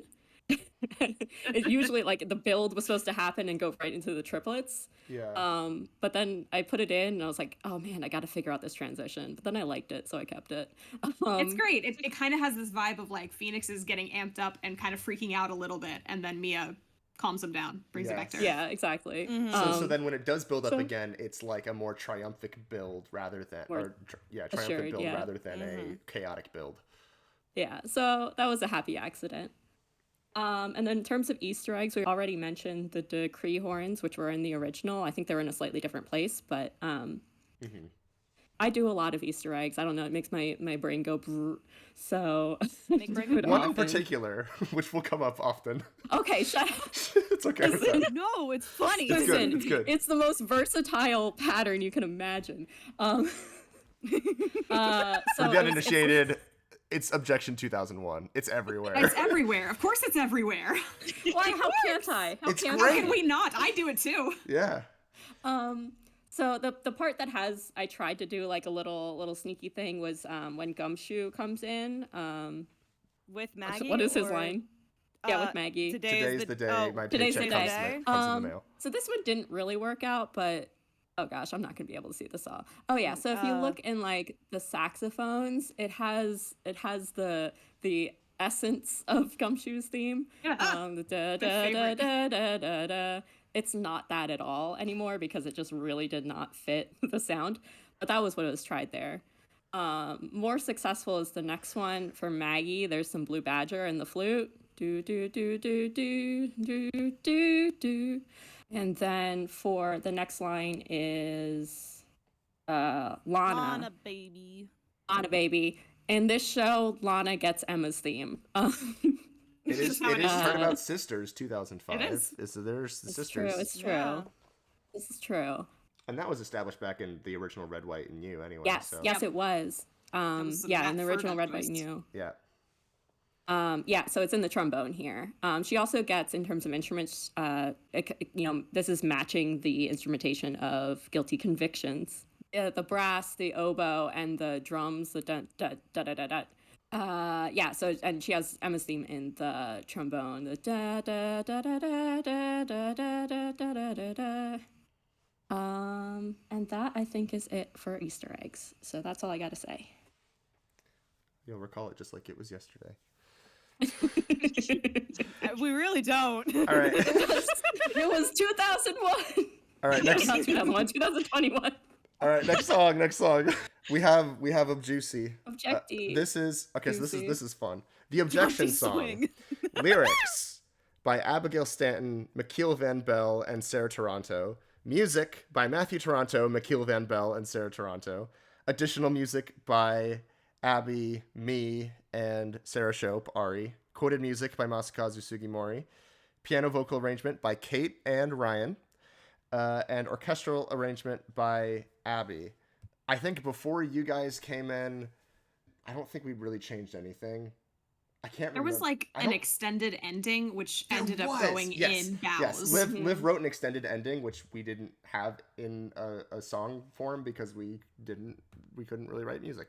So we had an extended ending, and that eventually ended up in bows. Yeah, I think we were trying to figure out. We weren't happy with sort of like the Mia verse, like the third one with the about the judge.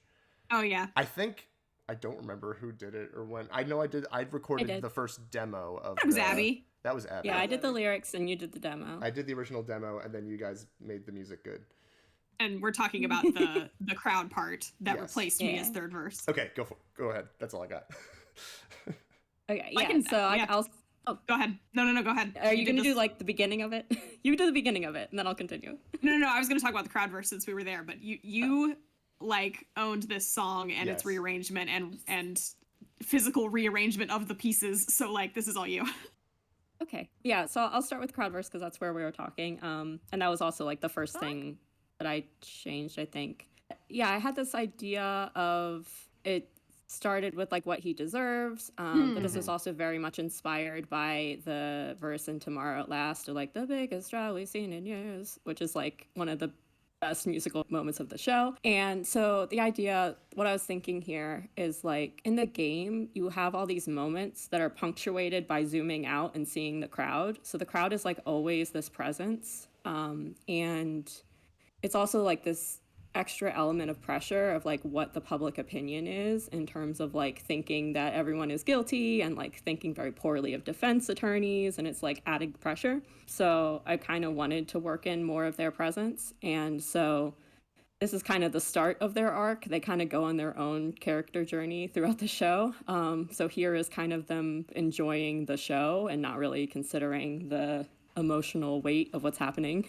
But yeah, and this is also, I think, a really crazy moment for me because it was like I wrote it and then like I don't know, a couple hours later, Max, you recorded the demo, and that was like, whoa, something I wrote became a thing I can listen to. It was really like a transformative moment for me. So thank you, Max. That's like my favorite part of Turnabout musical stuff is when people are like, "Oh, this idea," Yeah. and then you just quickly like, "Hold on, here's a scratch demo." Give me 2 hours.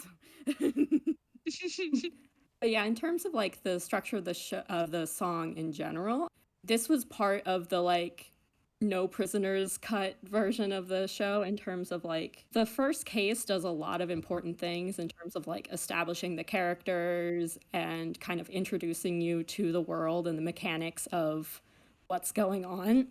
Especially the objection song kind of establishes like what this courtroom looks like and like what it means to raise an objection and all that. So it's important. But the actual like plot of the first case isn't really. So that was one thing I was like, how much can we get away with cutting? And this is, at least for the song, like the absolute bare minimum in terms of like, you have to start at the beginning of the testimony, and that's what this does. And then you have to end with like before Phoenix gets stumped. That was all the bounds. Like I fit everything I could in those bounds, and then I had to like, everything else had to be outside the song. There was a shorter version, right? Yes. That Yeah. cuts the second the second verse. Mia verse, where instead of Yeah. having that verse, we moved press the until he first breaks. chorus to there. Right. Yes. So it was verse one, Yes. saw what testimony. That's the fastest contradiction I've ever heard. And then the witness is clearly lying. Yeah, that was Which the is version. so clever. Yeah. It works very well. I think we all really liked that Mia verse. Yes. Press until he breaks. We wanted Yeah, that. so we put it did. back in, but like it worked really well. So kudos for that. Thanks. Yes. So that was one where something else thinking about is like looking at the runtime of the show and like where most of it is. I actually like on one of our like scratch demos, I timed out everything. Oh yeah, you had a Love whole that document. spreadsheet. Yeah. Like every scene, every song. And it turned out that in Act 1, 70% of the runtime is songs. Act 2, it's like 55%. So if you're looking to cut down the show, which like at the time we were still inking about, like you have to take some songs out, or you have to take large chunks of songs out.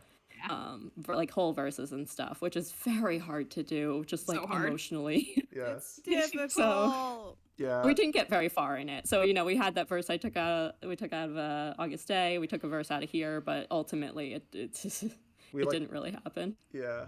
And then we put them back in. When you start making the case of like, what do we actually need to tell the story? Mm-hmm.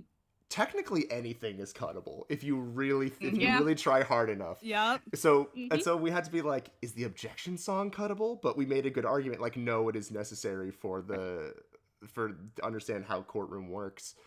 When you get to stuff like, should we cut the parrot testifying? It's like we kind of lost the plot. That's when we knew. Yeah, we got to roll this back. We put down. Yeah. Because otherwise, then there's no story to tell if you cut everything. Exactly. Right. Yeah. Yeah. It's really hard to find Yeah, where and that I line think- is sometimes. I still think that one of my favorite, this isn't really music related, but I think it's dialogue that's in the objection song, and so I thought of it. But I still think my favorite cut that was made to the first trial was the 11:24 contradiction instead It's really good. Yeah. of like a power outage or was- whatever the hell it was.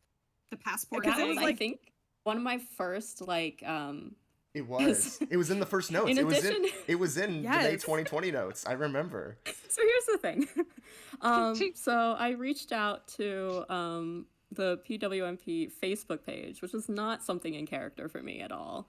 But it was a very fateful decision because I was like describing some things I wanted to do with the script, and it was like, oh, I think people are working on this because I saw like Joel and Max's demos. So I was like, hi, could I maybe work on it or something? And so Those were the Turnabout Max- 12th demos, the very first like release on the Soul Link Smash channel of like Keeping the Peace and Red, White, and You, Me's Refrain, and Pal You Can Trust.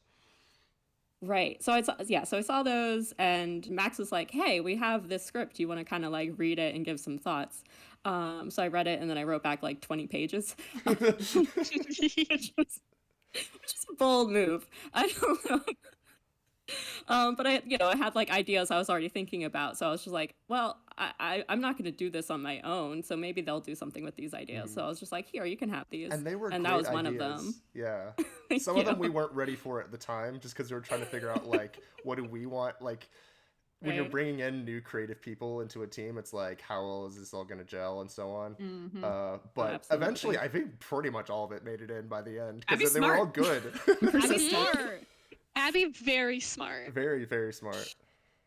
Thank you. So yeah, that was one of the ones, like, because the first case is very, like, it's a little complicated in terms of just like what an audience can absorb and needs to absorb. So yeah, as much as possible, cutting it down. It is kind of a shame in the script. I feel like one of the like drawbacks of what we had to do is there isn't a lot of that like court back and forth and like finding contradictions. In fact, I think there's some songs in the lines of like, oh, he or like, you know, decree, he bluffed the whole time. It's like Phoenix said like one thing. Yeah. Then we had to do a song. And But, you could very easily like emotionally justify that. Like, you know, Edgeworth is just trying to say whatever, you know, Right, even if it but- wasn't actually true. But like, it's Yeah. Yeah. So, but anyway, He's for so this well song, adjusted. cut it down to a minimum. And also, like, one of the things that I had to subtly do, and I'm happy how it turned out, was like the underscore breaks are really, really cool in terms of like how they interpret all the like court themes and stuff. yeah.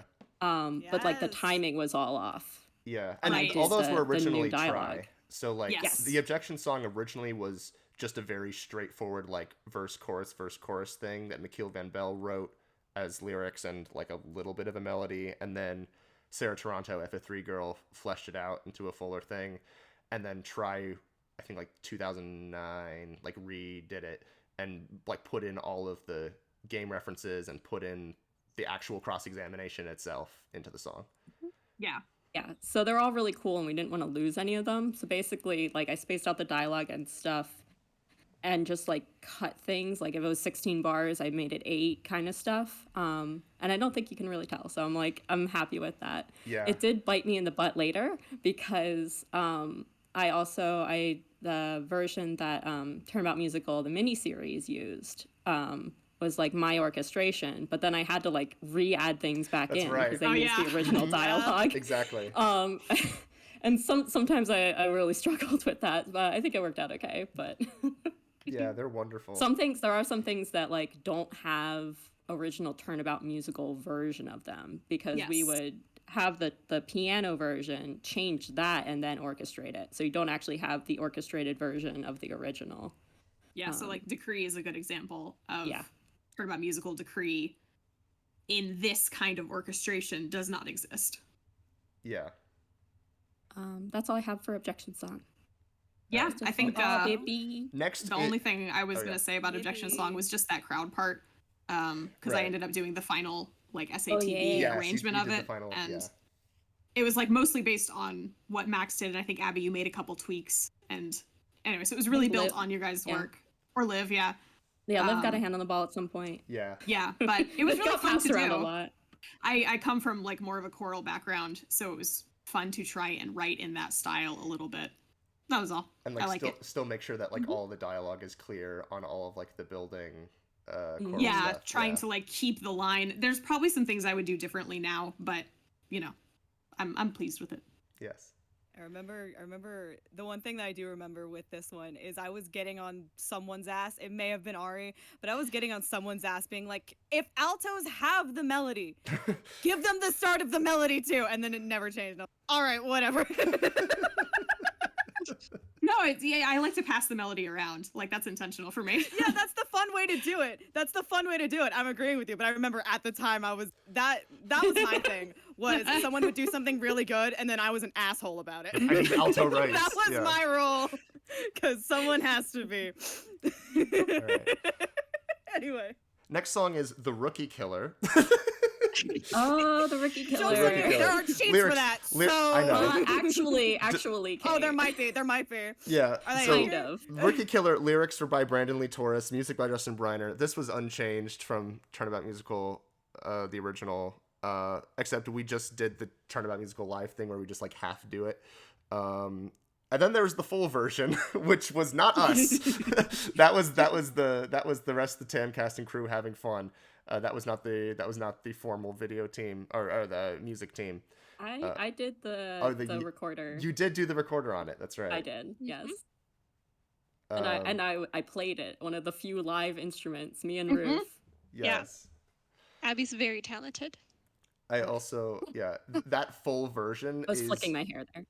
is like the full set of lyrics that were originally written back in like '08. and was never put into any other version. So there you go. Okay, now Justice for All. Yay! Yay! Justice for All. Lyrics and music by Matthew Toronto. It says here additional lyrics by Joel Williams. I can't remember what Was it changing attorneys to opponents, or was that Try? No, that was Try. Because, so this is based on the 2019 arrangement, which Try rewrote himself. I also have additional music by Kate. That's our Godot thing, I think. The one thing that I did. Quoted music by Sugimori and Iwadare. So that's the Godot theme, and Turnabout Sisters. Turnabout Sisters is in there. And then Lizzie did piano vocals and orchestral arrangement.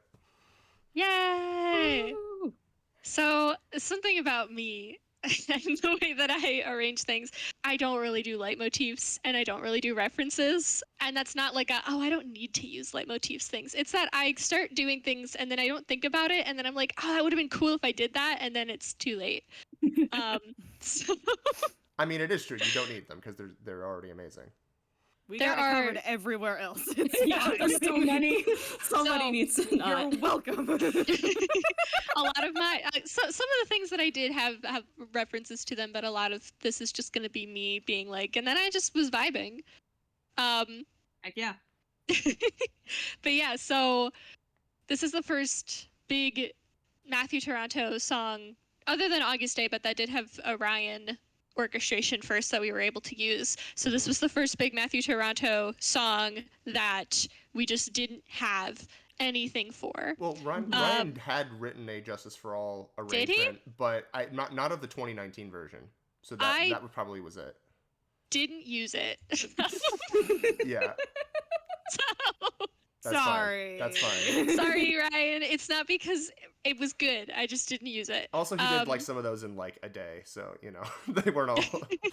They probably needed a little bit of tweaking.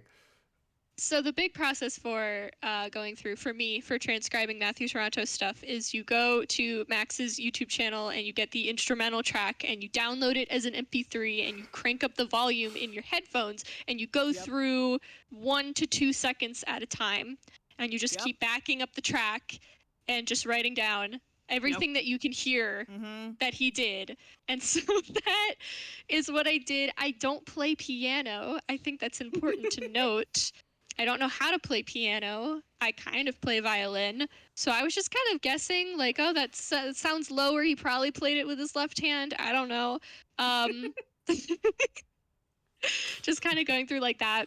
So that's how I made the piano sheets and then kind of used the piano sheets to sort of build off and build a bigger thing.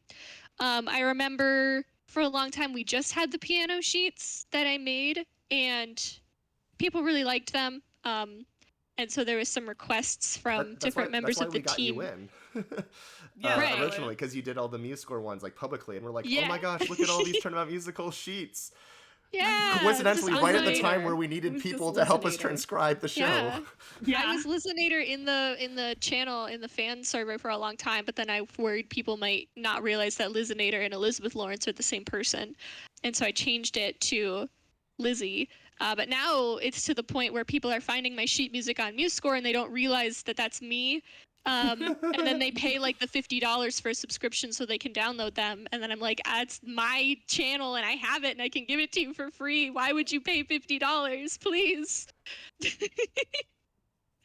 So, but yeah, some of my scores are still on there. Their original Turnabout musical versions of stuff are still on my MuseScore account that you can find. But yeah, so people really liked how this was sort of, it had a more reduced, like smaller feeling with just the piano. People really liked that. And so I had some requests to not make a huge orchestral thing with a lot of instruments, which I had never done before. I kind of hide behind having a lot of instruments. It's like that SpongeBob episode. If we play really loud, people will think we're good. Yeah. That's, I feel was called out. my no, but that's kind of was my Did philosophy you for a see long the time. size of that score? It was good, and it was good. Anyway, so I was nervous to kind of do this. So I limited myself. There was a drum set classical guitar. I don't use acoustic guitar. I know that's very controversial. I only use classical guitar. So, yeah. And then the harp. Oh, the harp. So this was another really neurotypical thing that I did, where they were like, Mia is represented by the harp, and so we want a harp part in the song. And I was like, I don't know how to write for harp. And people were like, that's okay, just write whatever sounds good. And I was like, what do you mean write whatever sounds good? I have to fundamentally understand how a harp works on a technical level. I love that you were like, I don't play piano, so I just kind of like guessed what was left hand or right hand. But the harp. The harp. I don't play piano. I do understand how it works on a fundamental level. You got your 5 fingies and your 2 hands. Yeah. And so your other 5, presumably. So you can play up to 10, realistically. You can play up to 10, and they have to be within an octave of each other. That's what I know about piano, because your hand don't stretch farther than that. But anyway. Unless you're Debussy and you have just huge hands. Exactly. So the harp part, unless I am mistaken, is completely playable. You can play it if you have specifically a pedal harp. I didn't write this for a lover harp. I'm going to spare everyone by not getting into what that means. Get fucked, lover harp. Oh, my bitches hate lover harp. Second video that's just that. It's just Lizzie teaching us how She instruments explains work. harps. This is how harps work. Just wait till we get to the accordion. I was thinking, like... I was talking to Kate about, we were driving to North Carolina, and I was talking to Kate about it, and I was like, so this is the accordion part, and this is how it worked. And Kate was very nice and listened to me because I had her captive in my car. Listen, I then told you dad jokes for 2 hours. I think this was a fair trade-off. We all had a very good time. We were all very neurotypical in that car. We were. So, and by all, I mean just me. So, here in measure 24, we've got the fragrance of dark coffee on the classical guitar. I think this is where this started. So the classical guitar is also called the Spanish guitar. And so I was like, I want Diego Armando's theme to be played on Spanish guitar. And now I don't use acoustic guitar, I only use classical guitar. There was a difference. Just so that you can get one guitar and not explain why you have it. The difference is just the strings, right?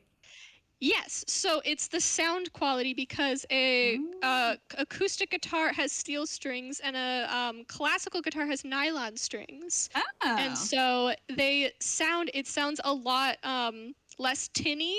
It sounds a lot softer and a lot rounder. It has a much deeper sound quality than an acoustic guitar has. So theoretically, you can turn any acoustic guitar into a classical guitar by changing the strings. Allegedly. I don't know for sure, so I'm not going to say yes with confidence, but it makes sense. It makes sense to me. So it's called the classical guitar because classical music pieces are played on classical guitar. And it's called Spanish guitar because most classical guitar pieces are written by Spanish composers. So you usually only hear it in Spanish music. Anyway, so Diego Armando, Fragrance of Dark Coffee. This was Kate. They had the privilege of taking this song that was written in 6/8 and somehow making it work in 4/4, and they did an excellent job. It sounds so good, and I was so happy. And a lot of people just don't notice it.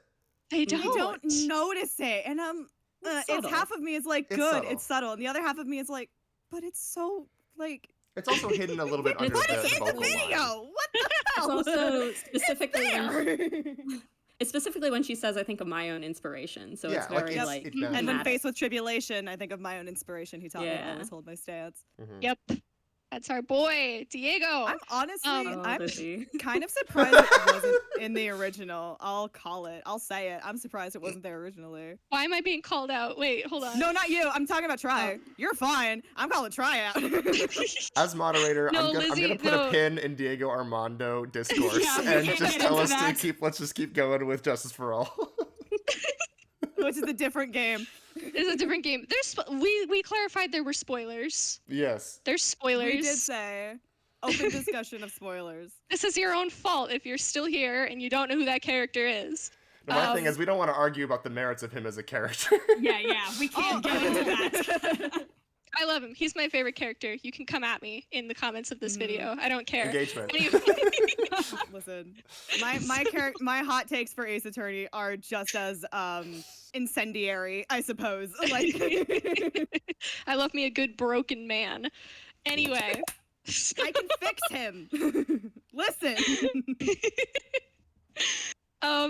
Yeah, so that's the bulk. That's pretty much the only like secret besides there's Turnabout Sisters in here somewhere. I think at the very end. And that's from 2019. I didn't add that. That was already there. No, it's from the original Justice for All reprise, like the way that it's played now.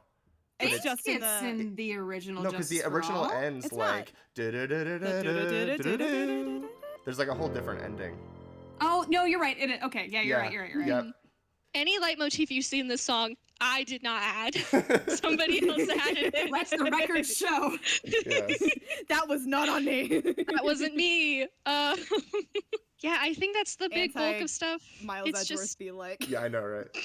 It wasn't me. It wasn't it me. wasn't me. Oh. But yeah. There's not a lot of instruments here. I kept it small, I kept it simple. There's the harp that is Mia, so it's kind of all throughout. It should be playable.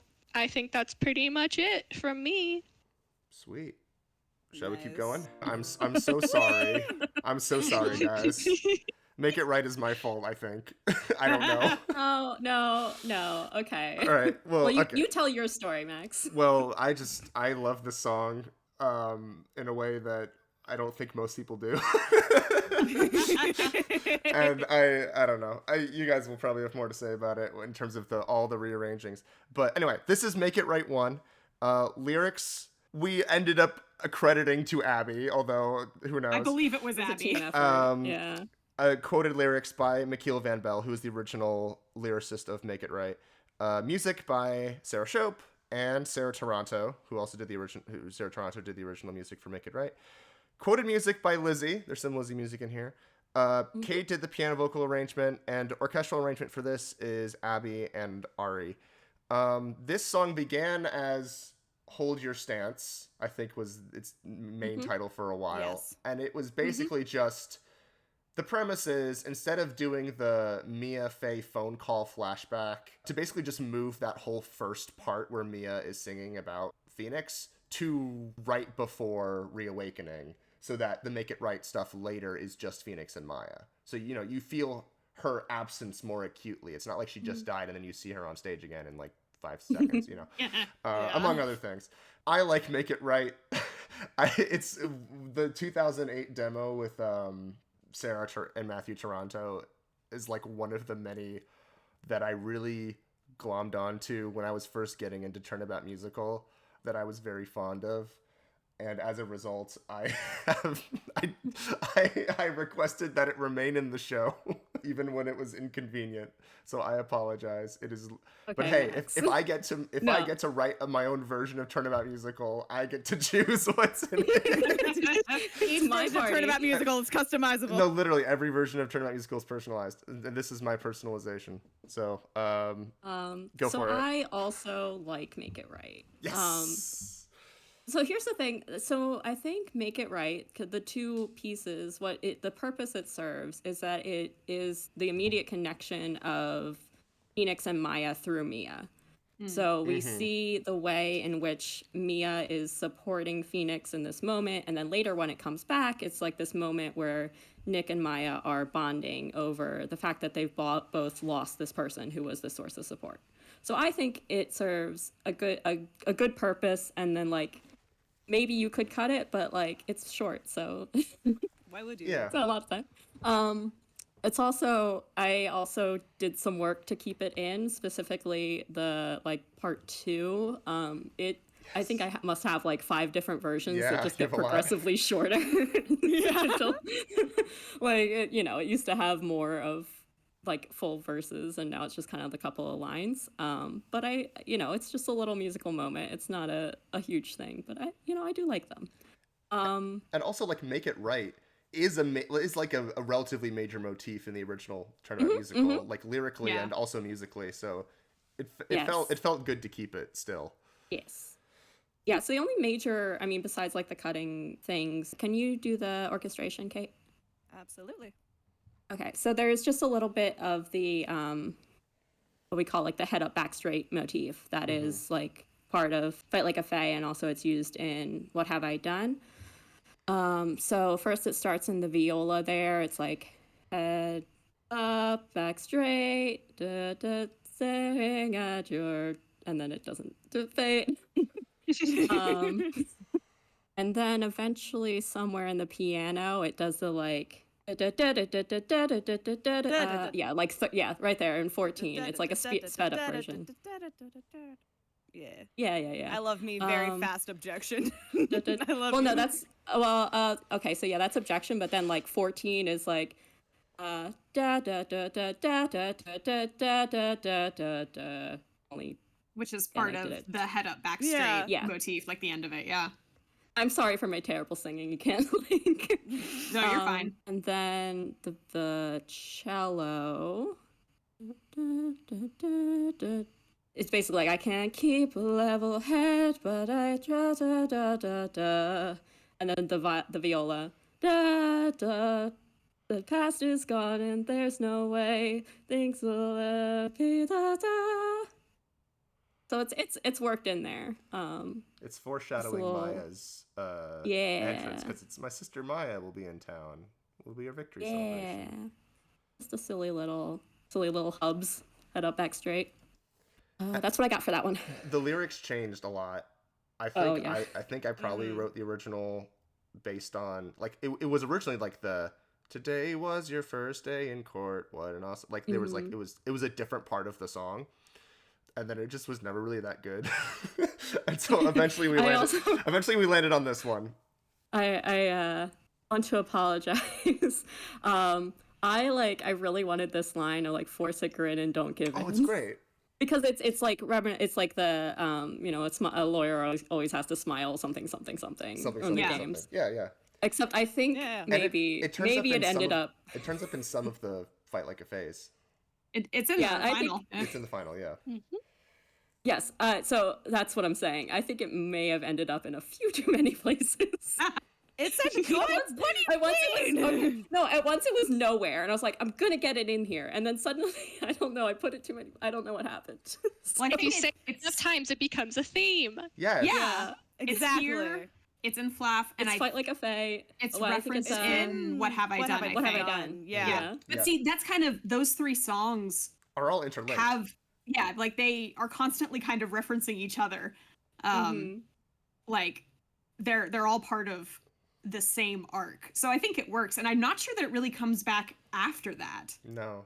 Except maybe in the really. Reprise, Flaff Reprise. I do want to say I don't remember. favorite... No, it's not in that. Okay. Well, yeah, there you go. It's great. My favorite lyrical thing in here that I remember, it was one of those things where I noticed it and I immediately went, I'm gonna punch someone in the face. But it was the just slipping in the phrase, I'll be there. I'll be there, yeah. And I was like, whoa! I wanna. And I like now that Make It Right 1 and 2 are like the part that is actually sung is the same part. Like, so it is identifiable, like this is the same song. Yeah. Whereas before it was like the first half and then the latter part just doesn't get sung, and then the latter part's the only part that gets sung, but now it's both. And I also really love, and I think what makes it work for me like the most is carrying like the Reawakening drums carrying from the bottom of the song right into the start of Reawakening. Like that, that's really like what made the whole thing work when we first put it there's a together. couple segues that I really love. There's that one, there's like One Lingering Thought into What He Deserves, and there's 600,000 volts into that whole sequence. I think they're all linked by a heartbeat, actually. It is, yeah. The heartbeat is sexy, okay? The heartbeat, yeah. It's a great linking, because all you need is just some drums. And everyone gets it. Next one. Yeah. Reawakening. Abby and Lizzie orchestrations. This bad boy can fit so many hearts in it. All right. Reawakening, Here I Am, renamed as such because, Here I Am is actually like the thing that is sung in the song the most.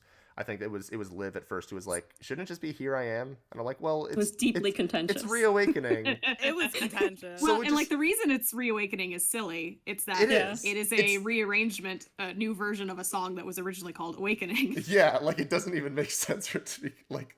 Love But wait, isn't logical. Reawakening is not said until the end of the fucking show. Exactly. It's his reawakening as a lawyer. It's thematic. Yeah, it It's works. rising from kind of. it's a Phoenix something. Actually, if you read the manga, Yeah, pretty much. No, and so my compromise was Reawakening, open parentheses, Here I Am, close parentheses. If we give songs very enough, musical if we theater. give songs enough multiple titles, it'll be fine. One of them will stick. So this was lyrics and music by Justin Briner, who did the original Awakening, and Matthew Toronto, who did Reawakening. And then I also have written for additional lyrics Diana Heslin, Joel Williams, Lucilla Lasvia, and Olivia Ramsey. Additional music by Danny Paparosi, which we'll talk about. Yeah. Lizzie did the piano vocal arrangement, and Abby did orchestral. I did not get an additional music credit for this because it's not important enough, but I am going to call it out because I'm proud of it. I love this part.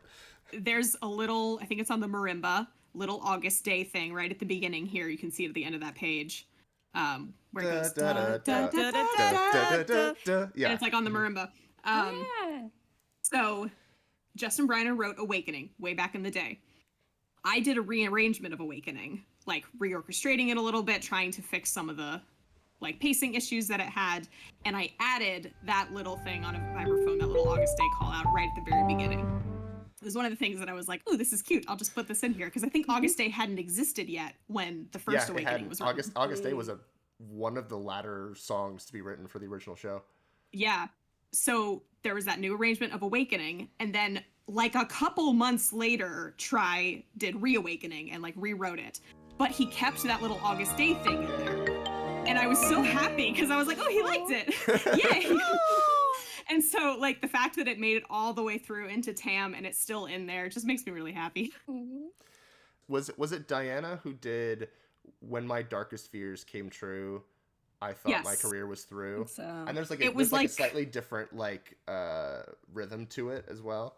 It was Diana and Abby pulled me into a group chat and were like, we don't like When My Doubts and Fears Came True. Help us brainstorm it. And I didn't really help, but we did end up with When My Darkest Fears Came True with like a slightly different emphasis so that it sounds more natural. Yeah.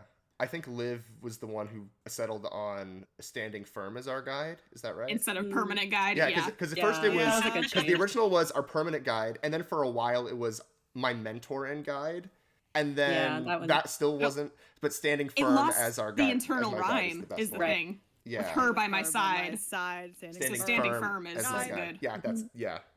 And then Danny's additional music that's from TM Live, although we kind of we messed it up. we messed it up a little bit. Accidentally. Instead Yeah, so of he added the high, maybe I'm a lawyer after all. And he did, I'm sure my notes were wrong there, but like it was a high G, I think. And we ended up transcribing it as like a G flat, which sounds Yeah. jazzier. Yeah. yeah. And I didn't baby. find this out until like way later. He was like, oh yeah, no, I sang a G. And I was like, oh, well, we were trying to. It reference was you. jazzy. Yes. Yeah, if we have the opportunity He to make it doesn't jazzy. fit with the minor here or whatever. It sounds Finish. both sound really cool, and they're just like fun little differences. It's funny, even with all that stuff, like Reawakening structurally is one of the least changed songs in the show. It's basically the original. Yeah. Well, probably partially because it itself was a changed so much. reimagining. Yeah. Like it had already gone through all of that workshopping to be what it needed to be for this moment in the show. And I guess something to say is like Reawakening, like in my mind, like this is Phoenix's theme in the show. This is his motif. Yes, absolutely. Yes. And you know, with Reawakening being one of the last songs from the original Turnabout musical to be written as it was, you couldn't really have that interweaving like the Phoenix Right. theme into the rest of the show. But with TAAAM we can because it already existed. Yeah. Yay! Yay! Yeah, that is the cool thing about like once you have the whole thing, you can then make all this cross referencing and like in a way that like if you're working on it piece by piece you can't. So that was a cool thing that we could play around with. But yeah, in terms of the orchestration, like you said, this one wasn't changed. Like that, we had those little tweaks you talked about, but it structurally is the same thing as the original. So theoretically, and for a long time, we could just use the original track because we're not moving verses, we're not cutting anything. Yeah. We didn't have to change anything. And this was the thing I was talking about earlier that I like remembered when this moment happened. Was like early on in production, we were sitting there, and we realized that we had orchestrated every song except for like 3 of them. You're so right. Yeah, I was like this, and I'll be there, and it's got to be the butts. I think. Yes. Yeah, Yes, there were like 3 because those were the songs. 3 that were the least changed structurally. Yeah. Right. Yeah, we didn't change them at all. So anything that we had to change structurally, either like you could splice together the original track, but what we did was like, we did the piano reduction, we changed it and orchestrated it back out. For ones we didn't have to change, we didn't have to do that. And the ones that didn't change structurally were, I think, Reawakening, I'll Be There, and It's Gotta Be the Butts. And then probably, I think, like maybe like Who Killed Gregory Edgeworth or something, like some of Ari's, but those like we already because had. because we That had was my already- files. you already had We that, could very yeah. easily yeah. So yeah, we in that moment realized that probably what's best in terms of like consistency would just be to do the rest. And like I said, each one of these, at least for me, took like a month. So that was like, oh, let's do 3 months more work.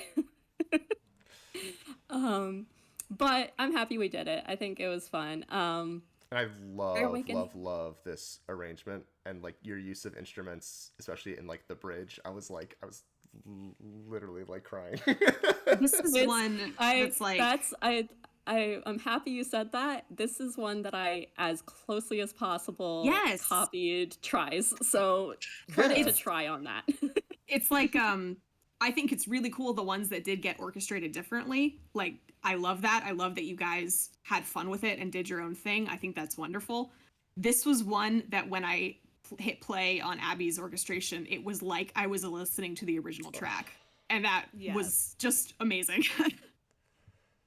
So I tried really, really hard to like match everything I could.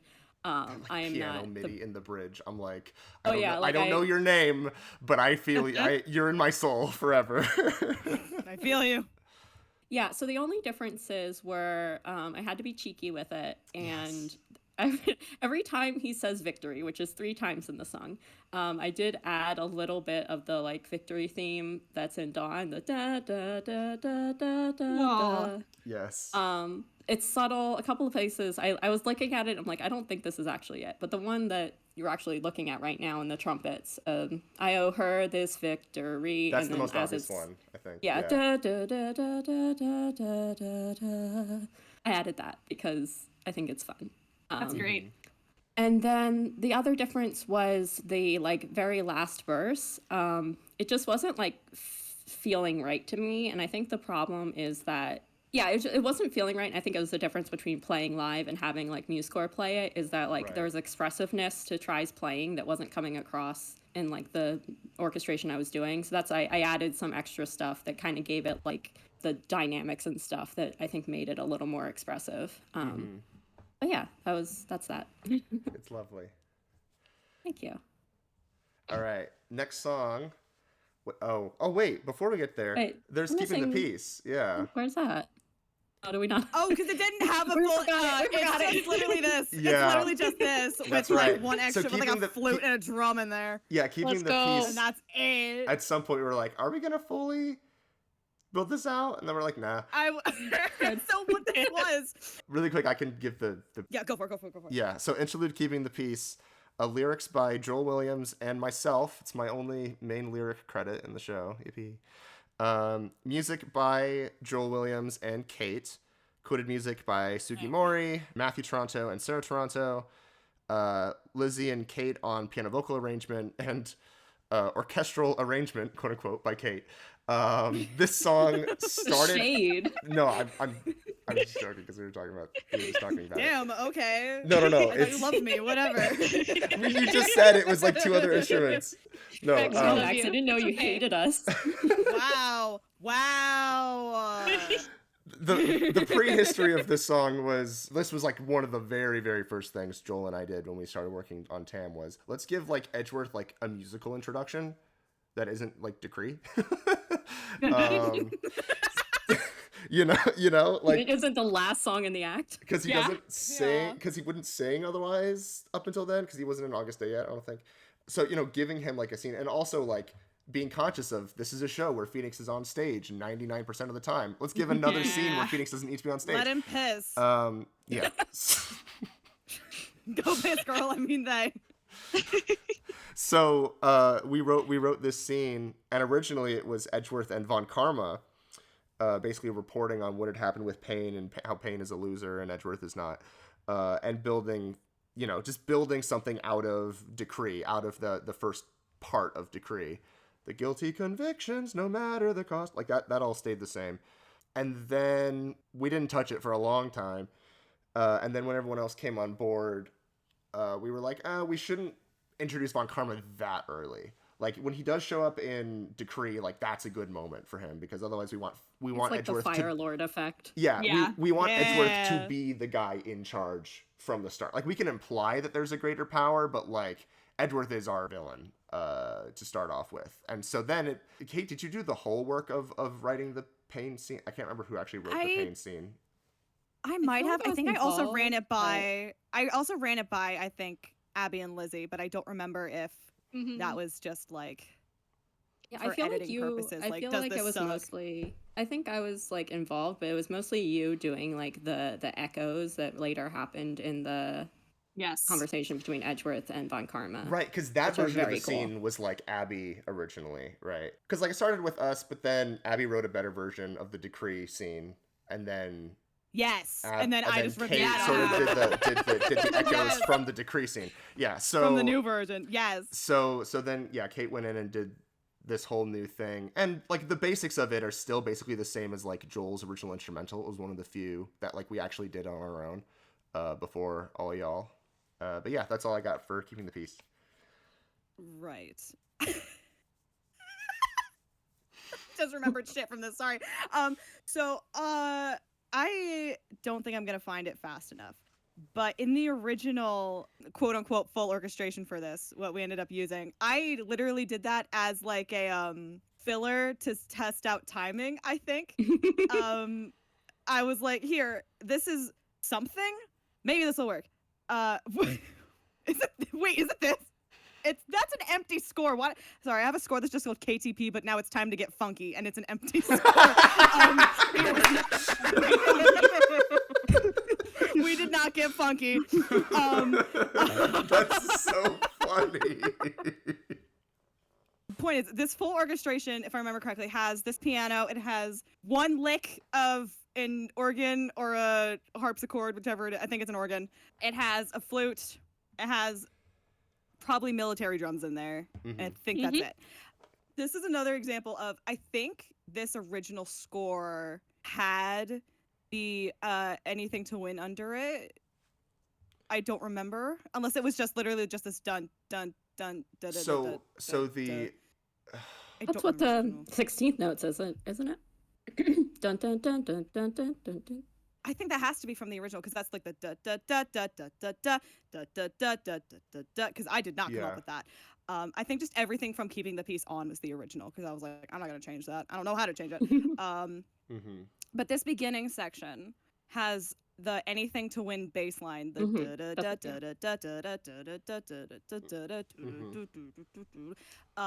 and then just chords on it. Yes, that's anything to win's bass line. That is really cool. Okay, if it is, that's crazy, because it's also a lot of things Von Karma's part. Let's go, dude. What? Is that not intentional? Motifs. I don't know, because I wrote that part so like 2010, 2011. I don't think it was on purpose though. Well, that's Maybe it that's was. more or less like the same chord changes as anything to win. Maybe it was a reference back then and I just forgot. That's Probably. so funny. Yeah. That's so cool. Hidden in here. At the top, you have this other piano line up here. That's One Lingering Thought, baby. One lingering thought fills my mind, burdening me with anxiety. And then you have randomly in the middle, because I thought it was funny, as Pain comes in, you have, I think, the piano going, I'm the rookie killer. Oh my God. Which also happens to be the Dies Irae. Oh, Rookie Killer Dies Irae. I did not know that. That's so good. But in the, it must have been in the final, because it also has the ba-da, da-da-da-da, because that was the closest I could get, and also, like, that's another Dies Irae, add it to the list, baby. And then in the flute, this comes in with the ba-da-da-da-da, da-da-da-da-da-da. Oh, this is old. This is old. I know this is old. Because at some point in here, when Edgeworth says, what is it, like, you wouldn't want, like, him to find out you're piece of shit or And it goes whatever it is. Like, da-da-da-da-da-da. And because in the organ you have the da-da-da-da-da, and then in the flute I think it's first you have the da-da-da-da-da-da, and then the organ hits da-da-da-da-da-da, because it's like Edgeworth saying it first, and then it's like a woo, our Lord was that like oh Lord he coming. And the big steppies. Yeah. I think big it's on the next steppies. page. The big steppies have to be in there. Like you can see And the the ending of the door. that. Yeah.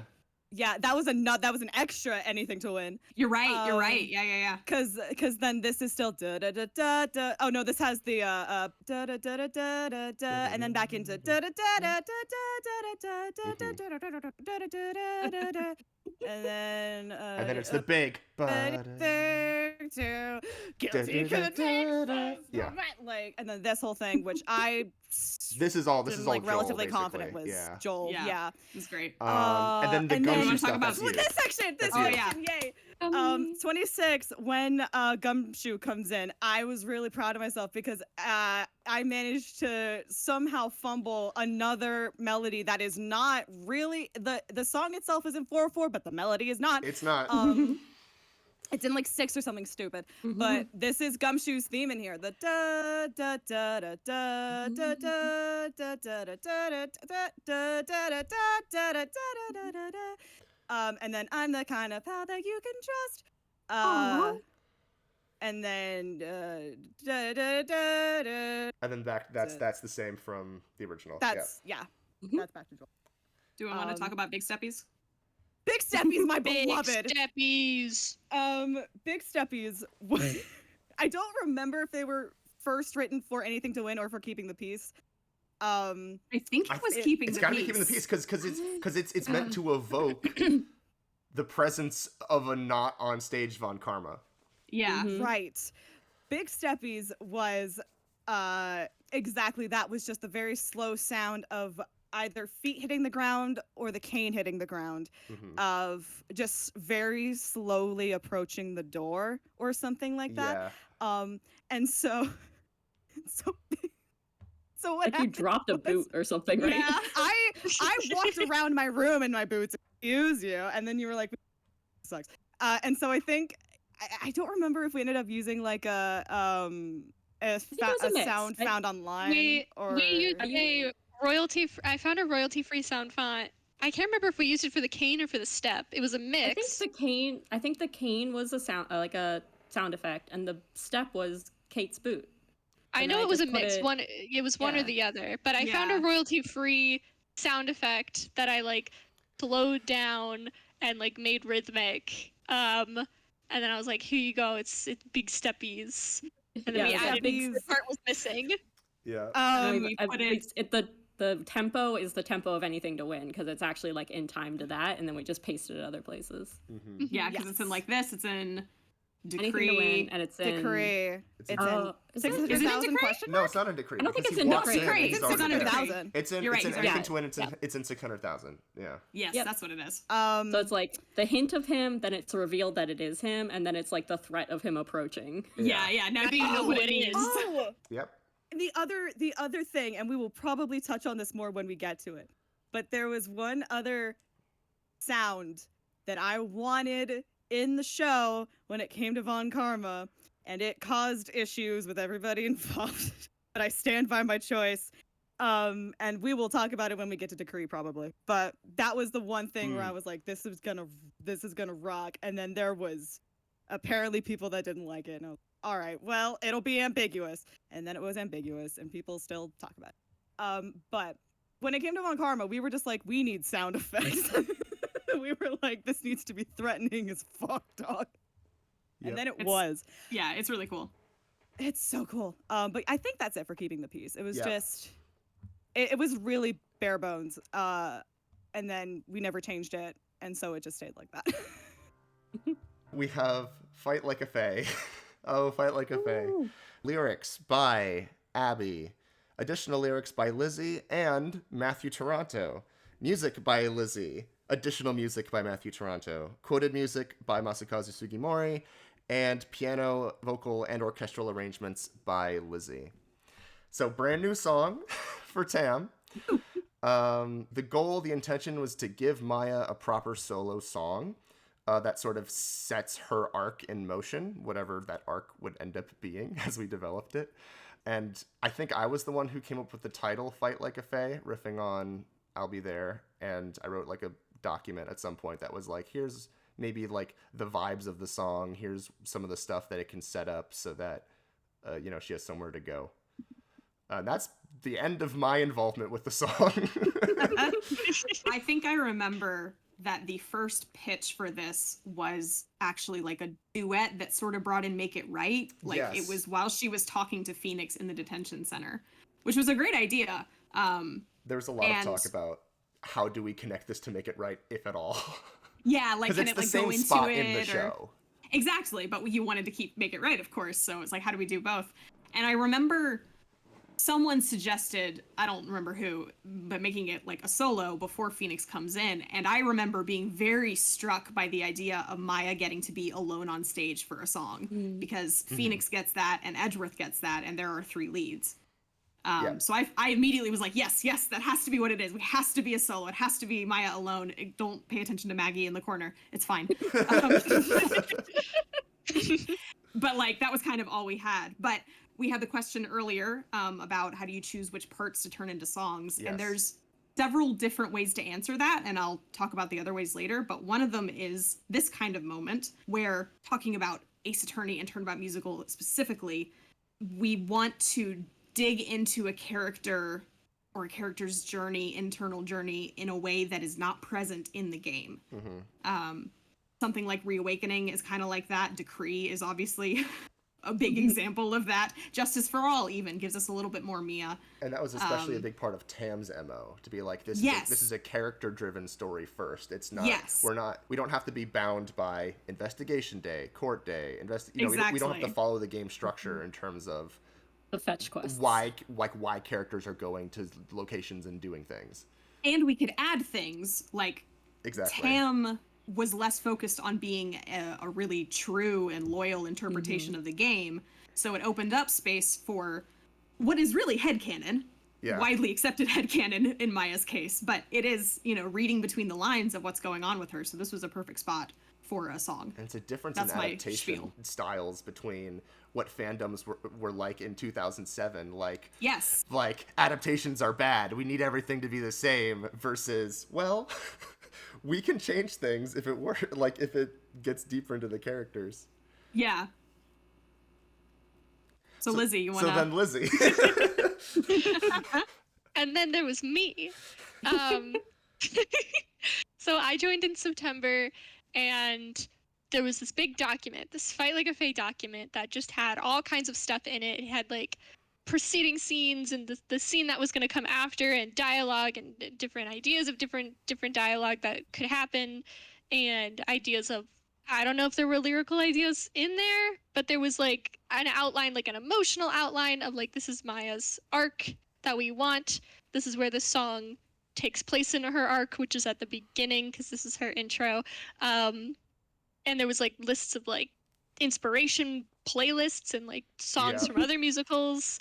And at the time we were like, Joel is Matthew Toronto's brother-in-law. Yes. Yes. Yes. So Oh yeah, that is some context. family tree. Try had there's a family tree. Yeah, Try had offered to write one new song for TAAAM, basically. Yeah, And so so- the whole time we were developing, we're like, what's it going to be? And we thought it was going to be Dawn, but then we wrote Dawn, and it was good. And we're like, well, maybe it should be something else. So it was going to be Fight Like a Fae. So in my brain, I was like, okay, they already have somebody who's going to write this song. That means I can just take this big old document and I can use it to write my own song, because I had never written a song before. And I was like, writing a song is scary, it's intimidating, but I had all this like groundwork. It was like a 20-page document. I had all of this stuff I could look at. So I was like, I can write my own song, and then I'll know how to write songs. So that's what I did, and it was my first song that I ever wrote. And I showed it to the group because I wanted them to be proud of me. It was And we were. We Sure. loved look at it. this- I still look love at it. this song I wrote. And then Well, people were and that like, version had the head up, back Head up, back straight, straight. motif, Yes. which we immediately put everywhere. Everywhere. yes. So That was like so Maya's theme. That was Yeah, Maya's that theme. was That is Maya's Maya's theme. theme. It really still It is was- in the show. It had a very, very simple melody. It was quarter notes. They were on the beat. It was very like it was a very simple melody. It was like da da da da da da da da da da da da da da da. It was very simple. I love it. It was beautiful. It was fun and I liked it. And so people were like, we can just use this. And I was like, oh, wait a minute. So then it was like, I believe the idea was kind of, it was a very simple song and I didn't have a lot of experience and I wasn't really sure how to go about, like, when you write a song for a musical, you want to workshop it and like you can show it to the group and people are like, let's workshop this. I didn't have a lot of experience. I didn't really know how to like incorporate advice very well. And so we were like, Matthew Toronto is still like on the table to write us a song. We don't have any songs left for him to write. So why don't we just have him like go through and like revamp this song, basically. Kind of like the Reawakening. Like Reawakening, thing that I you think. did. Yes. Yeah.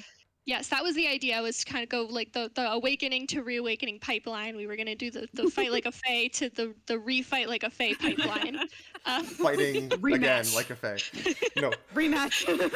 but I mean, one thing we're saying, like, we developed like that first version a lot. Like, there were lots of different drafts. Yes. Like the Speaking of changing things without asking, I think I did a lyric rewrite without asking, and I'm sorry about that. You wrote an angry version of the bridge in Note Flight. This was yes. before. Oh my god, it's my note flight era. Yeah, Note this was Flight your era. Note Flight era Yes. before MuseScore. You wrote like a Oh. minor key version of the head up back straight stuff with angry You lyrics. left, went off, you stood up and Yeah. paid the cost. Yeah, Yeah. you're here for your career. You left me lonely, scared, and lost. Yeah, Look, it's I'm great. glad to have your scale. Now my trust refused to fill. Is If there there's some some way if I were more, would you have stayed? Or is Or that is this gosh. how we fight? a space? What, you think we don't remember this? I We do. loved these music. We I lived know. with I these I fucking songs. sang that. We It's lived the with only these songs version I for think of. I'm months. so serious. So we had this song. We really developed it. We fully orchestrated it, and I have it somewhere. It's like a full orchestration. Anybody who was at the table read, because we invited some guests to the 3-point whatever table 6-9. read, 6-9 table read. Anybody who was at that table read heard that original version of Flaff. Mhm. So anytime you see anyone in the fan server who's like, "Can we hear the original version of Flaff?" That's why they're asking that. Yeah. So we were like, let's give this song to Matthew Toronto and he can revamp it. And he did revamp it. And that song is public now, I think. Just in the fan server. in the server. Yeah. Because he might reuse some of it for Bit Musical in future, Yes. Yeah. possibly. If you want to hear Tries Fight Like a Fae, you should join the fan server. You can get a link to it from the Turnabout Musical link tree. Anyway, It's got Sarah Toronto on vocals too. Which is Yeah. cool. it does. It's very, very good. But the issue that we ran into was it is almost like a complete character arc for her. Like, she starts the song very, very sad and upset, and she ends the song very hopeful and very like, I can do this, like, let's go. And that was not what we needed for the character arc, I guess. Yeah. I have it didn't- often thought that it would fit really well in an original version of Turnabout Musical, like Oh, Yes. for sure. the like a Mhm. TM live, Like but if- you like put if you Tries put- Fight Like a Fae. If you put it there, if you put it where like What Have I Done is in TAAAM, Yeah. like, Yeah. that could roughly work, or maybe somewhere in Act 2. I don't It know. fits her original character arc really well. We just had made a lot of changes. Yeah. Yes. And Tri like wasn't in our server. He wasn't like Yeah. seeing all of it because he was, you know, he was separate. He was like, I'm just gonna one more song. One last job. So one last job. It's So always he one last wasn't job seeing until all the this next like last crazy workshopping we were doing to Maya's character arc. So he just kind of like that was what he understood the assignment to be. And it you know, that happens. It doesn't always end up meshing super well. So we were like, we wanted to explore different options. Like, should we do a mashup of the original version and the Tri version? Should we just like tweak the Tri version? What should we do? And I was like, I think I DM'd Abby and I was like, Abby, what if I just wrote a third song and just didn't use anything that we've previously written? But then we ran into the issue where we put that head up, back straight, because I'm staring down my fate. We put that everywhere. It was everywhere in the show by that point, and I was like, it's gotta be in there somewhere. And it's this intro that you see on screen right now is the intro to the song is head up, back straight, and then it modulates into a minor key because we're sad. I wonder if people think of that motif as a "What have I done" motif, because that's where it comes out most strongly. I don't know. And if you do think that, surprise. It was originally It here. was Lizzie, and then Lizzie we wrote liked it. so much that we put it And I in. stole it. It was like, yeah, it was like the bridge, or like the original flap didn't really follow a traditional song structure because I didn't really know what I was doing. But it was just like, yeah. It was very good. It was very good. Thank you. That's all I'm saying. It was like 40. It was a journey. Like 40% of the song was the head up, back straight thing. Like it, whatever. It was good. Yeah, I was like, what if I just redid the song? There was a part in the Matthew Toronto Fight Like a Fae that I like really like. When I first listened to it, I was like, that's really good. That's really good. Let me pull it up. This is why Tri has a music credit on this song, because it is. It is bridge, right? No. Oh, it's the. Oh, it was also the bridge. Yeah, it's the. Yeah. Yeah. Yeah. That was in Tri's be version. what they You want did from me. just those two measures. I pulled from Tri's version, and then a little piece of the bridge. I'm still here despite it all. I'm alive. Just like those three measures. The guitar was part of Tri's song. Is. And I think part of what he was doing with that was like an inversion of "I'll Be There," like thing. It's cool. Yeah. Yeah. So there's pieces that live on And from all of them. There's some like small lyric bits, like the you fought for truth and justice. I guess the truth and justice lost. Like that's so from good. Tri's. Yeah. It's tasty. All flaps are good. Tasty. So I wrote this new song from the ground up. I composed it, and then I wrote a really iconic outline that I sent to Abby. I was like, Abby, this is the outline of the lyrics that I want. Can you write me some lyrics? And she wrote. So the lyrics are so good. I love the lyrics so much. It's a very, very silly outline that I gave her, and she ran with it. May I narrate it? Yes, you may narrate it. Okay, this is the document handed to me by Elizabeth Lawrence. The title is "Big Sad Maya is Big Sad." (parentheses in song). Sister dead, mom gone, Grossberg coward, Nick not here yet. LOL. Hold your horses. Herself in jail. How we vibin'? We're not. Next headache. Order of emotional events. Verse 1. Calm down. Don't panic. Lol. It's all good. Don't worry. Wait. But what if it isn't all good? No, don't think about that. That. It's fine. But no, it's fine. Chorus. Really steady, kind of militaristic. Kind of like head up, back straight, listing off stuff she's supposed to do and how she's supposed to act. Verse 2. Life do be rough, though. This whole master thing and all that responsibility kind of sucks. If Mia hadn't left, literally none of this would be happening. And by the transitive property, if Misty hadn't left, then also none of this would be happening. Chorus 2. Bridge. IDK. Final chorus. Hey, life sucks, and I'm big, mad, and sad. Kind of inverse of a normal chorus. And then the final bullet point is just like the smiley face. It's like :D, like ah. So I think I'm kind of proud of how much I followed that. Yeah. So you It followed was that very really helpful. closely. It was very helpful, Lizzie. Thank you. I want to also say, for reference, by this time, because this is late in the game, like the third flap is very late in the game. By this time, Yes. Abby and Lizzie, you guys had already written Max's song. You had written Everyone's a Star. You had written Acrobat's Waltz. Yeah. Yeah. Yep. So I had a little bit more experience Yeah. going into We this. got there. I The say we like I was evolution involved. of- They got there. The evolution Max of flap. flew so Maya could cry. Can we talk about that? I know that's not songwriting anything, but MJ Chastain crying Oh, for like oh my 15, God. 20 Oh my seconds. Oh my god. MJ. I MJ, messaged MJ MJ, if after I you're left. listening to this, I love you. I love We you love so you. much. You cry so good, baby girl. Also, like, flap was kind of, like, the main flap was kind of earlier in the recording schedule, right? Because no. Well, no, MJ's 'cause it vocal was- take came in. No. No?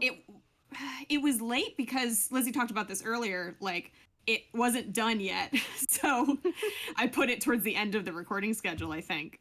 Yeah, it was MJ turned right? in. She actually asked for an extension because there was a hurricane happening where she yeah. was living. But Which she is funny, 'cause actually, I did the first demo in a thunderstorm, so Mm. but she ended up recording it on time. She didn't need the extension, and she turned in her file on September 30th, which is my birthday. And I remember Aw. I got to listen to "Fight Like a Fae" by MJ Chastain on my birthday. It might It was have very been, Max, exciting. what you're thinking of is some of the callbacks got shared by our cast members after they were cast. Maybe. They were like, here's what we recorded. So I think Because, like, MJ's Fight Like a one, Fae. no one in the cast and crew knew about Fight Like a Fae except for those callback for Maya until Yes. Correct. until Yes. the day when everyone was cast. Everyone came into the server and the demo folder was unlocked. Yep. Yeah, yeah. But yeah, the evolution of this song reminds me a lot of Tomorrow's Trial into Oh, Tomorrow yeah. at Last, Oh actually, yeah. which I can talk about way later. But how very different takes on the same moment got transformed into like something else that still has callbacks. Yeah. The actual construction of the song is pretty typical. This was a lot later in the production cycle, so I was very much like, I'm gonna do what I want, and I'm gonna use the instruments that I want to use. So it's mostly just strings and oboe and French horn, because I like them. And I'm pretty sure that's all there really is to it. That's the big Fight Like a Fae story. And it We was a love good Flaff. song. It's one of the biggest hits from TAAAM, and for good reason. Yeah, Absolutely. there was the piano part in the last chorus. You stood up and paid the costs. I guess that truth and justice lost. I based that on Kara's theme from Detroit Become Human. Yeah, baby girl, let's go! Let's fucking go! Did not expect that. This was like, I'm doing what I want. Yeah, yeah. Yeah, like the very start, like I remember you saying like the very start of the whole opening monologue of like the, you know, I remember the smell of sage, I feel my body going numb, like that was all inspired by Into the Unknown, right? No, it was Next the best other thing. Oh, the Yeah. next best thing. That's the next right. Yeah, Right thing. the next right right thing. thing. Thing. Yeah, yeah, yeah. Was me who has not seen original- Frozen 2. Original flap was based Cool. on the next right thing. Yeah. Which is a great Vibe-wise. touch point. Like, Yeah. yeah, Yes. good call. Yeah. And that's it for me. All right, next song. Bonk. Make it right back. to S tier. So lyrics here are McKeel Van Bell, because they are pretty much all just the original lyrics that are reused. Additional by Arri. We have music by Arri and Sarah Toronto, because this one, you know, is built out of a lot of the So many versions. so many versions, Oh, but it's- primarily I think the 2016 Yeah. Make It Right, which is Arri. Yeah. Additional music by Diana Heslin. Quoted music by Lizzie, Sugimori, Matthew Toronto. Then we have Abby on piano vocal arrangement and orchestral arrangement, Abby and Arri. Yeah, Make It Right, just like historically, was like the lyrics and by Mikhail Van Bell, and then Sarah Taranto made the first melody and like piano arrangement, and then I think a rearrangement in 2008 maybe. I don't think that was the first version. It's one of the earliest songs. It's in the history early, of the show, yeah. for sure. And then Diana rearranged it, and that's the one that's on the original soundtrack for Turnabout Musical. That's right. But it was really, really hard to sing to live. So for Turnabout Musical Live, I rearranged it Yeah. so that it would be easier to sing. And I think I rearranged the vocals like a little bit here and there for that one. And then Right. that was kind of our basis for the two Make It Rights. Specifically this one, Yeah. which Abby did the first part of the orchestral arrangement and then kind of handed it off to me, and I just like filled it out a little bit. That cello at the beginning of this one Oh yeah, forever lives in my soul. yeah. And then I was very annoying and asked for Sarah Taranto's 2008 ending after the lead. After the main It part of sounds it. great. I'm so bad at transcribing chordal instruments by ear, so I just want you to know I fought so hard for that for you. Thank you. Like thank you. I worked. I think I listened to it for the first time driving, because I remember listening to it for the first time on the road back from Minneapolis in what would have been 2022. I don't know if could that- be, yeah. I don't know if the timeline matches up at all like that, but I do have a memory of that and being like, wow, this feels like such a gift. When I think it was, I think actually what it was is I had written it with kind of the second ending that still is in here. It has two endings. Two endings. Yay! I had The written one it from with that, 2008 and the one then- from Gosh, 2016. Billy. And then Abby was like, hey, Max really loves that 2008 ending. Can you put that in? And I was like, oh, yeah, I think. Fuck it, sure. I mean, it's basically just built out of the detention center theme. It is, but chords, man. Which I didn't realize for the longest time. But yeah, it's cool. This one was fun. There's a lot of like head up, back straight in here. There's the whole, Abby put in the whole since Mia passed on part of I'll Be There, which I love that. And there was a longer version of this too, which had Yes. some more singing. That was actually, it was based on Old Flaff, wasn't it? Oh, it was. It was. Yep. Oh man. Wow. Yeah. I have no recollection of that. It's, I've I found it when I was Really looking at gone. it the other day, and I'm like, oh my gosh, I forgot about this one. But yeah, I think these little bite-sized pieces of Make It Right ended up really nice little bookends. Yes. I like this part where Maya has agency and Oh asks yeah, for it. the way that we built, the way that this got built, where it's Phoenix is like, because in the original this is a counterpoint. And Yes. this is another one we split apart, where it's Phoenix Yep. starting. I know you don't quite trust me yet. I know this may sound trite, which is just such a wonderful moment. Oh yeah, at one point I had like a lot more written out. At one point I used like the original Phoenix verse, and then I wrote a version that was just Maya, like brand new lyrics that were not any good. And then this is all you need. It's I know you don't quite trust me. I know this may sound trite, and then Maya jumps in with the please represent me. And then I promise I'll make it right. I think is from Mikhail's original. Yes. Yeah. The Maya jumping in, I don't remember if this was like the inspiration or just like it is a coincidence, but I think in the anime there's something like this where they Yes. say it at the They same say it at the time. same Same time. time. Yes. They like really build that emotional moment, which isn't really Yes. the case in A the, great in the moment. game. 2 underscores. We have Begin Investigation, and we have The Red, White, Blues. Both Abby has ownership over. Quoted music by Masukazu Sugimori. And then in the latter case, also Justin Briner for the beginning part from Red, Phoenix. White, and You. Phoenix exits with resolve. This- That's his ancestor. Don't. There's a larger question here from Ellie Spencer, our amazing friend Ellie, that she'd love to hear about what goes into creating an underscore or interlude, like which themes, which motifs do you choose, and why? How do you adapt those to other keys and styles to fit specific moments?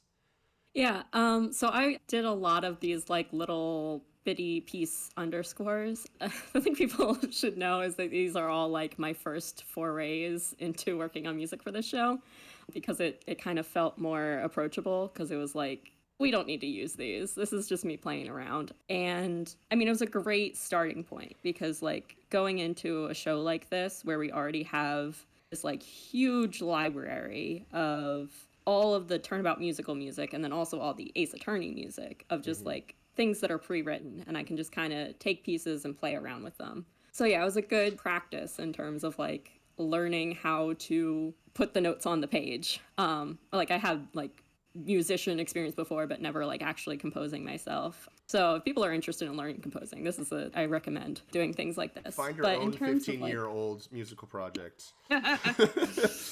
Find your own old ass game.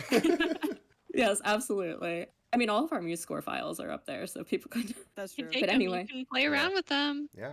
Yeah, show Play us in what the you soup. do. Show us what you got. I dare you. My favorite protection yeah, squad. Play in the soup.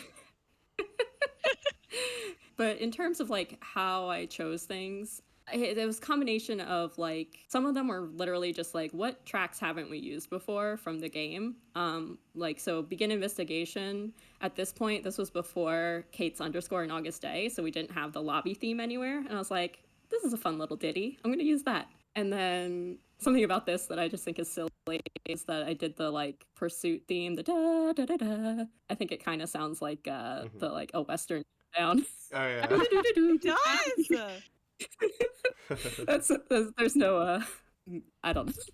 Jake Marshall. This is how Jake Marshall can still win. But yeah, and then in terms of like how to make them fit together, the different things, it really like was just playing around in the space. I don't have like a very strong music theory background and stuff, so my way of like putting things in the same key and stuff was like I copy and pasted it, or if I needed to, I like transcribed it in the original key, copied and pasted it, and then I just like highlighted it all and kept moving it until the accidentals disappeared. Damn right, baby girl. And then sometimes you have to do it again because like there's the major and minor thing, right? Yeah. That's a thing in music. Anyway, it's a thing, right? Yeah, it's a thing. Yeah, the major, the minor thing. You got it. And then, so a lot of, I think, like the motif stuff I do, it doesn't actually end up being a one-for-one quote, because like after I do that, I then just like listen to it, be like, doesn't sound right yet, and then change the original. So yeah, that's generally my process, was just, you know, picking something I wanted to do, laying that out, and then putting things on top. Like, especially like Red, White, Blues, I like had that in my mind. Like I could hear that one of the way that it's Age, Regret, and Retribution, which is like Grossberg's theme, basically. Yeah. Banger, And delicious. a banger. Yeah, Absolutely. it's a banger. And I could just like hear the way it could go with Red, White, and You. And then I use it in Red, White, and You as well. That one I like had a better vision. A lot of them I just kind of started and saw where it went. But yeah, in terms of like also like where I was writing underscores, I mean, there's like two things I was just like picking things out. One was like thinking about in theater, like anytime a character exited and then immediately entered, like you have to like have some buffer. So that was one of the things I was thinking about, which is usually Phoenix, you know, he leaves and comes back somewhere else. Or if a scene doesn't end with a song already, like things like that. And then the other thing is like particularly emotional scenes. You know, this is a kind of silly example, Red, White, Blues, but like For Being You was like crafted around that dialogue. Yeah. But yeah, that's all I have for the underscores, I think. These two underscores were originally one longer piece, which also had at one point like a Make It Right playoff. Like there was a lot in there. You remember that? That was silly. Oh no, I loved all of that. And so like there is like a version. That was my first attempt at Force a Grin, don't give it. Yeah, it was. But there's like a whole yeah.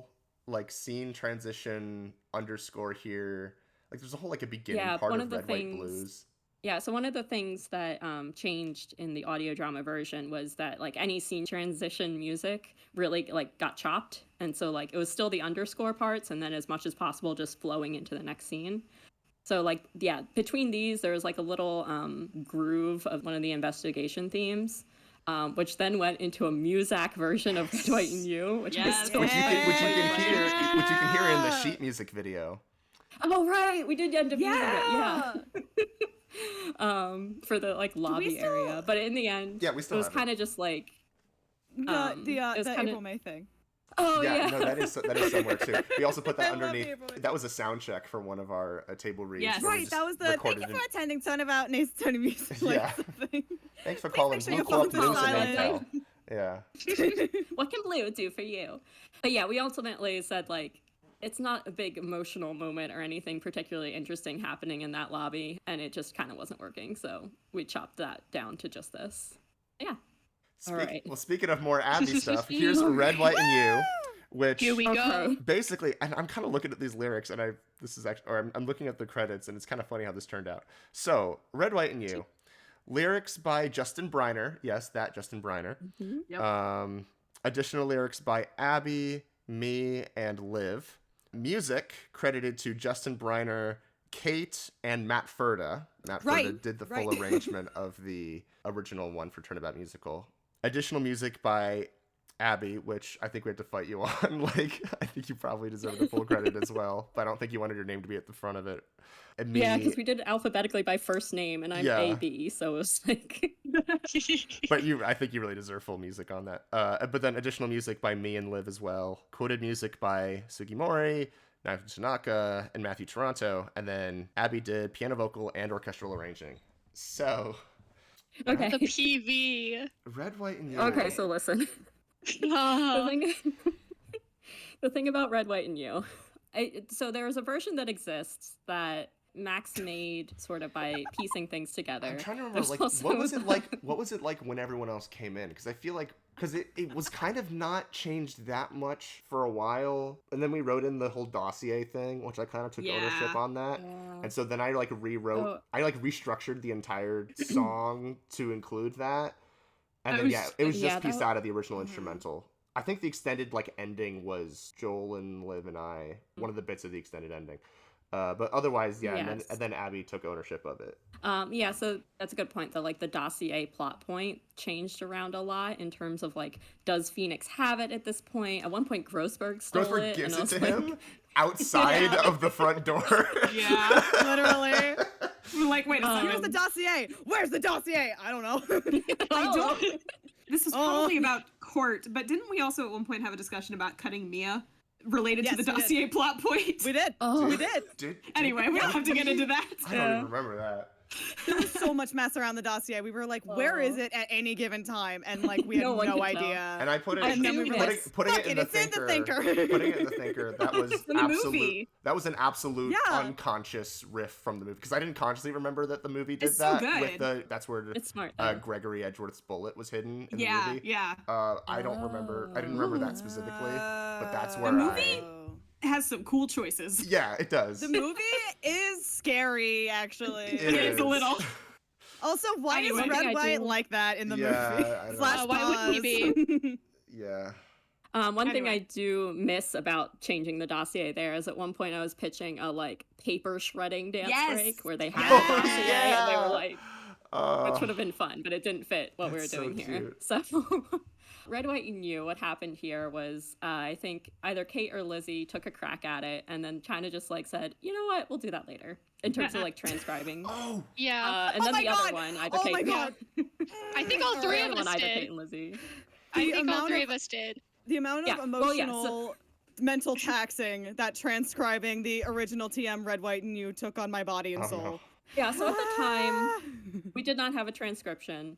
Lizzie and Kate both were like, maybe not now. It was Later. part of the difficulty is the original track is just kind of muddied. I Yeah. don't know. We think maybe what happened was there was a lot of like clarinet solos that we think maybe Matt Furta had recorded live on top Yeah. of the track. That's my So we think theory. that might be like part of the reason it's hard to distinguish. So I went at it with the sort of like confidence that only like naivete can bring of like, you know what, I'm gonna do it. And you did. And well, here's the You thing. did do it. Sitting right in front I of us, did and it's something. beautiful. The important thing is I did something and I like it. I don't think it's correct. I think there's a lot that is not true to the original in a way that it wasn't just like a choice. It was like I don't know what I'm doing. I don't know what it is. Which I think can be nice because it like does make a new thing out of something, and like instead of like trying to take the original and really like find changes I want to make, it was sort of like, well, I have this song and I kind of am already winging it, so I guess we're gonna wing it a lot. I mean, the new vibe is great, and like, Yes. you know, and this wasn't the case at the time, but like mixed with Hunter's take on Red. It's just like a Yes. complete, Yeah. like from top to bottom, completely new take on the entire song. Yeah, so this is also like my first big orchestration. So the strategy here was like every 8 measures or so, I picked a new auxiliary percussion instrument. So there's like cowbell, there's maracas, castanets, there's everything. And this is because I, at the time, recently discovered the auxiliary percussion tab on MuseScore, which is kind of hidden. You have to go to all instruments and then it shows up. So I was like, oh my gosh, I have so many things to work with. So that's just like how I got through it. Is like every so often I just changed the percussion and vibed through it. But my other strategy was that just about every 8 to 16 measures, I would share a work in progress. So I would like battle through and I'm like, I gotta get Yes, through I it so remember can show those. it. Yes. It's like, here's a little bit more. Yes, 8 more measures, let's go. Well, something I really like about it is that the original, it was more uniform throughout. It was like kind of the same da da da da da da da da da da vibe, and then with the solos kind of jamming on top. This I definitely like is a lot of different changes in instrumentation and stuff, and just like feel like pacing and stuff, which I enjoy, and I think it's. If nothing else, it makes it easier to know where you are in the song, because that was another struggle I was having. Like transcribing, I was like, I have no clue. Yeah. Here am I. Where am I? Shout out to Matt Serda, but those instrumentals. Yes. The vamps. The vamps are a The little vamps. too Oh, beautiful. similar all the time. Matt, we love you. And trying to I love perform his these work. songs live, which I have done, Yeah. we have done on a few occasions. It's like you Yeah. really gotta know all of that time in the back of your head to nail We're it. gonna talk about 600K later. Yeah. Well, Don't worry about it's it. funny because it's something like that works when you're playing live if you have a Yes. live pit. If you have a it's live perfect, pitch, yeah. it's no problem. Yeah. Yeah, it's what you should Right. do, because then you So- can just vamp as long as you need to. But here we are. Exactly. If you only just have one so track it's funny to work because with. yeah. It also made it so easy we to were mess writing around for with. live pit theoretically. Yeah. And in the process, we're making tracks we have to sing along to. So we're actually like making something that isn't for live pit in that Yeah. process. So it's kind of funny how that ended up. But yeah, besides that, I wrote Easter Egg Bonanza.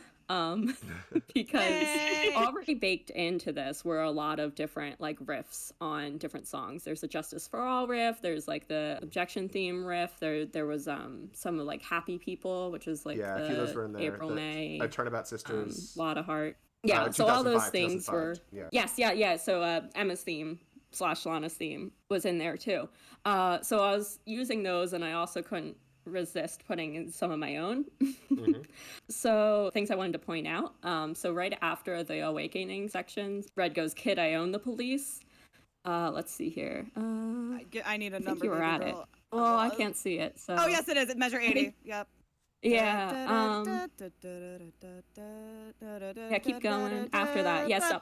Because that's the original Awakening. Shout out to the original Awakening. Yes. Yes. So in the trombone, it then goes dun dun dun dun dun dun dun dun dun dun dun dun dun, which is a jazzed up version of the Blue Badger theme. Oh shit! Sweet. So when he's mentioning the police, that's where that goes in. I And will then- take this moment to take credit for the Blue Badger with the police thing.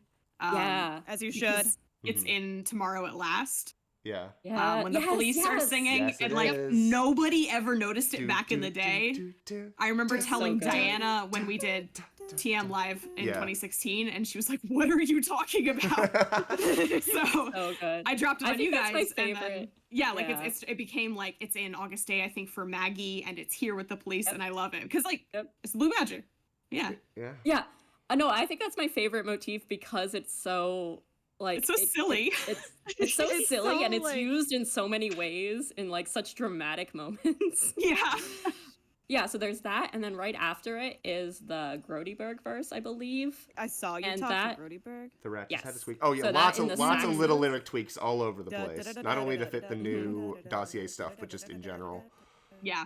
Yeah, so that in the saxes, that is again Age, Regret, and Retribution, just like really fast. You Love just write it. good luck. Yeah, I don't know how. I'm I've never sorry. played saxophone. I don't know. You put can in the probably do dolphin it. I shoals. believe in you. Do it. Oh my god. Anyway. And so yeah, so in addition to that being the verse about Grossberg, I think is kind of like an artistic choice in here throughout the song, and especially like at the dance break at the end, that Red is like collecting other people's motifs. Yeah. He's stealing that This for is himself. mine. That's I've got so the cute. police. I've got Grodyberg. Just like he's collected the King of Prosecutor trophy and the Samurai Spear and the painting and whatever. So I cute. forgot yeah, he had the so- trophy. Oh my god. Yeah, and then like we talked about Happy People for Lotta. Actually, I think I ended up doing it differently than it was in the original, but it's there. And Emma's theme for Alana. And then the dance break, again, is like a mashup of everything in a sort of very chaotic... I don't know if I struck the balance right. I wanted chaotic, but reasonable. I think And you it might got just be chaotic. It's but- beautiful. We're all dancing And then together. It's Rest in great. Peace, We're I have written- happy. Oh my god! I forgot. Yeah, so there There used to be was a whole part to the second dance half break. to the dance break. Because we could talk about Thanks to the power of red, white, and jazz. You Red, can't white, stop and me, jazz. kid. No one has. Because red is right and right is wrong. Now one more time, back to the song. Oh man. So that was based on a Max demo of the Pal You Can Trust, which was the sort of acapella edit tap of break. A Guy You Can Trust Oh. that had a tap break that they hadn't written. So we had acapella tap break, in which Max was like, tap break. This is the an acapella tap break. Yeah. So I tried to work that into the dance break, but ended up cutting it for time and just, It shows up streamlining later, it. though. And then the last thing I have written for this is Rest in Peace, Sexy Kick Line. Oh, yeah, the Yes. beat. The Sexy original, Kickline should have made it, baby girl. yeah. So the original version of the first part of the ending, where the ensemble kicks in with the red, white makes the rules, was originally much slower, and the triplets slowed down. Yeah. And Kate did a demo on that, and it was it was awesome. It was very cool, but And just it in was terms of 2 minutes long. Yeah. Like, this song's already Yeah, 5 and minutes. also, Like, it didn't fit as well without the kick line. Yeah. Yeah. yeah. Without visuals, it was I should also say, like, we the ended whole up doing it idea fast. of having, like, employees in the room, like, doing his bidding and sort of, being the sinister crowd around Phoenix, forcing him to do stuff, that was just, like, Joel and Liv and I being like, let's just make this What's Up Duloc. Like, that's what it is. Yeah. Like, that's the vibe we're going for in terms of silly but threatening red, white. Mm-hmm. Well, having the ensemble here at the end really just is the cherry on top. It really is. It works really so works well. so well. Yep, and then like you said, I think it was like the collection of you, Joel, and Liv that did kind of that very What end. what you can do You can for do red, white for breaks the red, red, white white breaks the breaks the rules. rules. He's the top. Yeah, I think that ending part was Liv did it, and then I did it, and then it pretty much just went in as it was, right? Or it got like the vocal harmonies got fixed. Mm-hmm.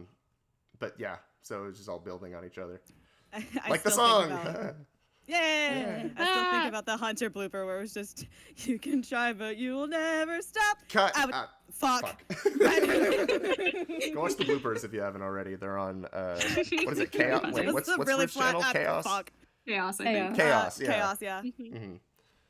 I found the I love- piece of art that I made of us all in the office, and Abby is there with me. Yes, I love that's hanging up on my desk in my Oh. my What is it? The, Max, I made this during a very yes! trying time in production. Oh yeah. put it in my crimes. Next up, what have I done? What Something, have I something I like ask a thief myself in the that night. every goddamn Uh, day. I'm a thief in the night, etc., yeah, etc. et I cetera, et didn't know cetera. Les Mis when I wrote this. So lyrics by Arri, yay. Woo! Additional lyrics by Joel, me, and Liv. You can always tell when it's the three of us that we worked on it before you guys came in. Quoted lyrics. Abby, Lizzie, Mary Russ, that's La La La 2001, who wrote the lyrics for Trial by Fire? No, it's Price of Failure. Oh, yes, this one is Yeah. Price of Failure. But she also... they Also Trial wrote, by Fire. Also wrote Yes. Trial by Fire, yeah. And Matthew Toronto. Music by Joel, Arri, and Sarah Toronto. Additional music by me. I don't remember why I'm in there. Because you did a whole vocal arrangement of the second half. Oh, yeah, I did. I forgot Yeah.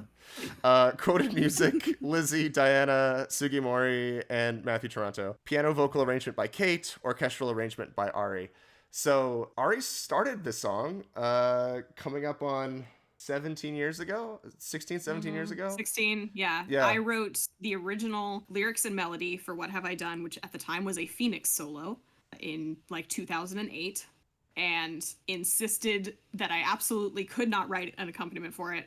Absolutely not in a million years. And I believe Sarah Toronto was Sarah like, Toronto you picked it up. can, you totally could, but okay, I'll do something. So she very kindly made the first accompaniment, and then Joel recorded the first demo of it. And that's where it sat for many years. It kind of got like cut because it slowed the story down too much, which I totally get. But yeah, so it was just kind of a cut song forever. And I hadn't heard it until you guys played it on the 2015 original soundtrack live stream. It was the first time I'd ever heard it. And I was like, oh my God. Like, because, okay, the thing is, I had seen the title of the song before because there was a website, which I think is still around, called last.fm. Oh, yeah. And that is where I downloaded. That's the only source I had Wow. for, like, downloading songs. But a song could be listed on there but not have a download on it.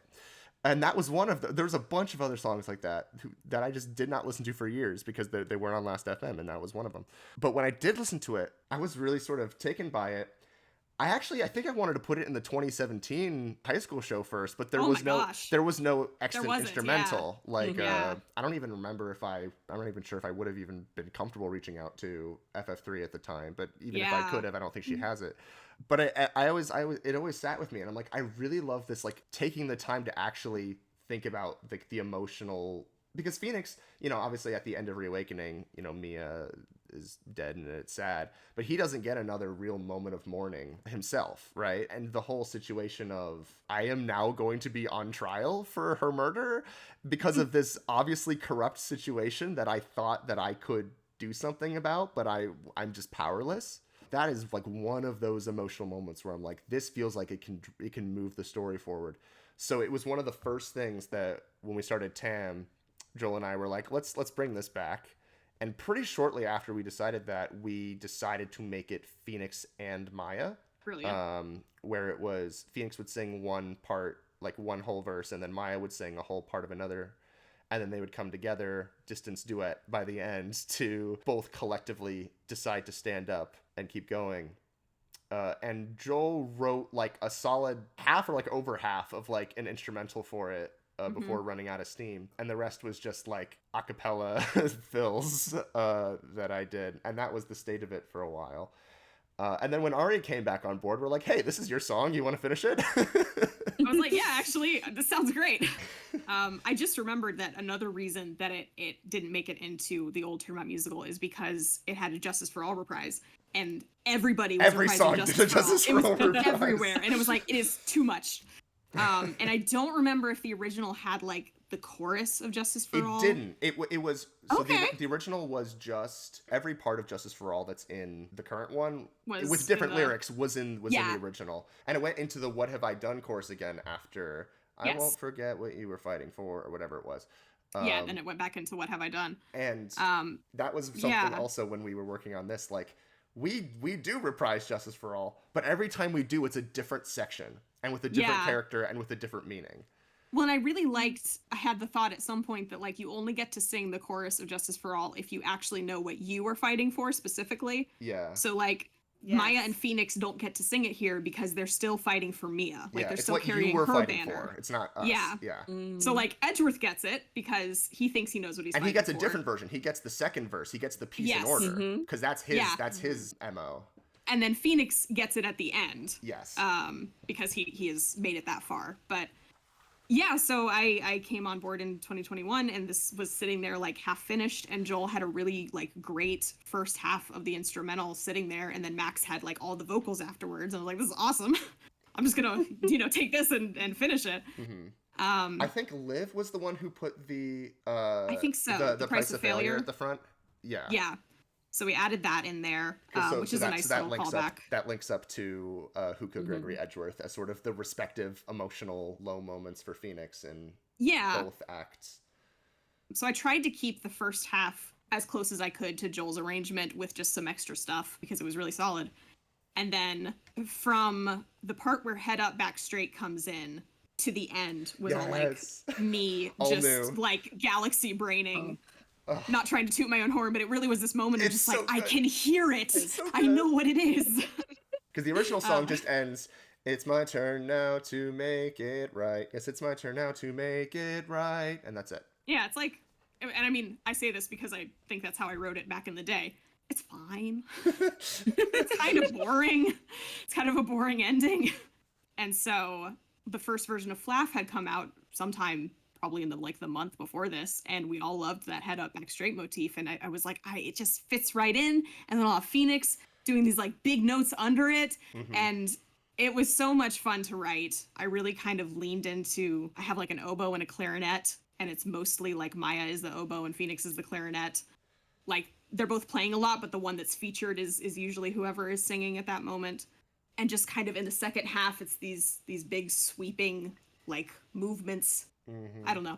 I really love the way that this one came out, and there aren't that many Easter eggs in it. It's just reprises. Yeah, because it's just like, here's a full Justice for All verse reprise. But I do love that in the bridge, because it's like, it's not the typical part of Justice for All. I think it kind of sneaks past you. Yeah. There's a section of Turnabout Sisters, the arpeggio, that do. Yeah, because I noticed that's that. From Joel. That's from Joel. In the bridge, not the bridge, the like dialogue break in the middle. Yeah. Which is great because it's like the Magatama and everything. But then it also is in the second half, when they get back to the What Have I Done chorus. You get there's Objection a little bit of it 2001, Objection 2001 when Phoenix is singing, because it's a very similar arpeggio. Yeah. So it goes from Objection 2001 into the Turnabout Sisters arpeggio under Maya, and then there's more Turnabout Sisters under With Your Memory as Our Light. Under Light, it goes like da da da da da da da da da. Which I was happy with that part. With the new Flaff, the ending changed like 2 or 3 more times too. The part that is now Force a Grin was a different thing. Because originally it was I'll fight like a fae, and then you change it to I'm all right, I'm okay.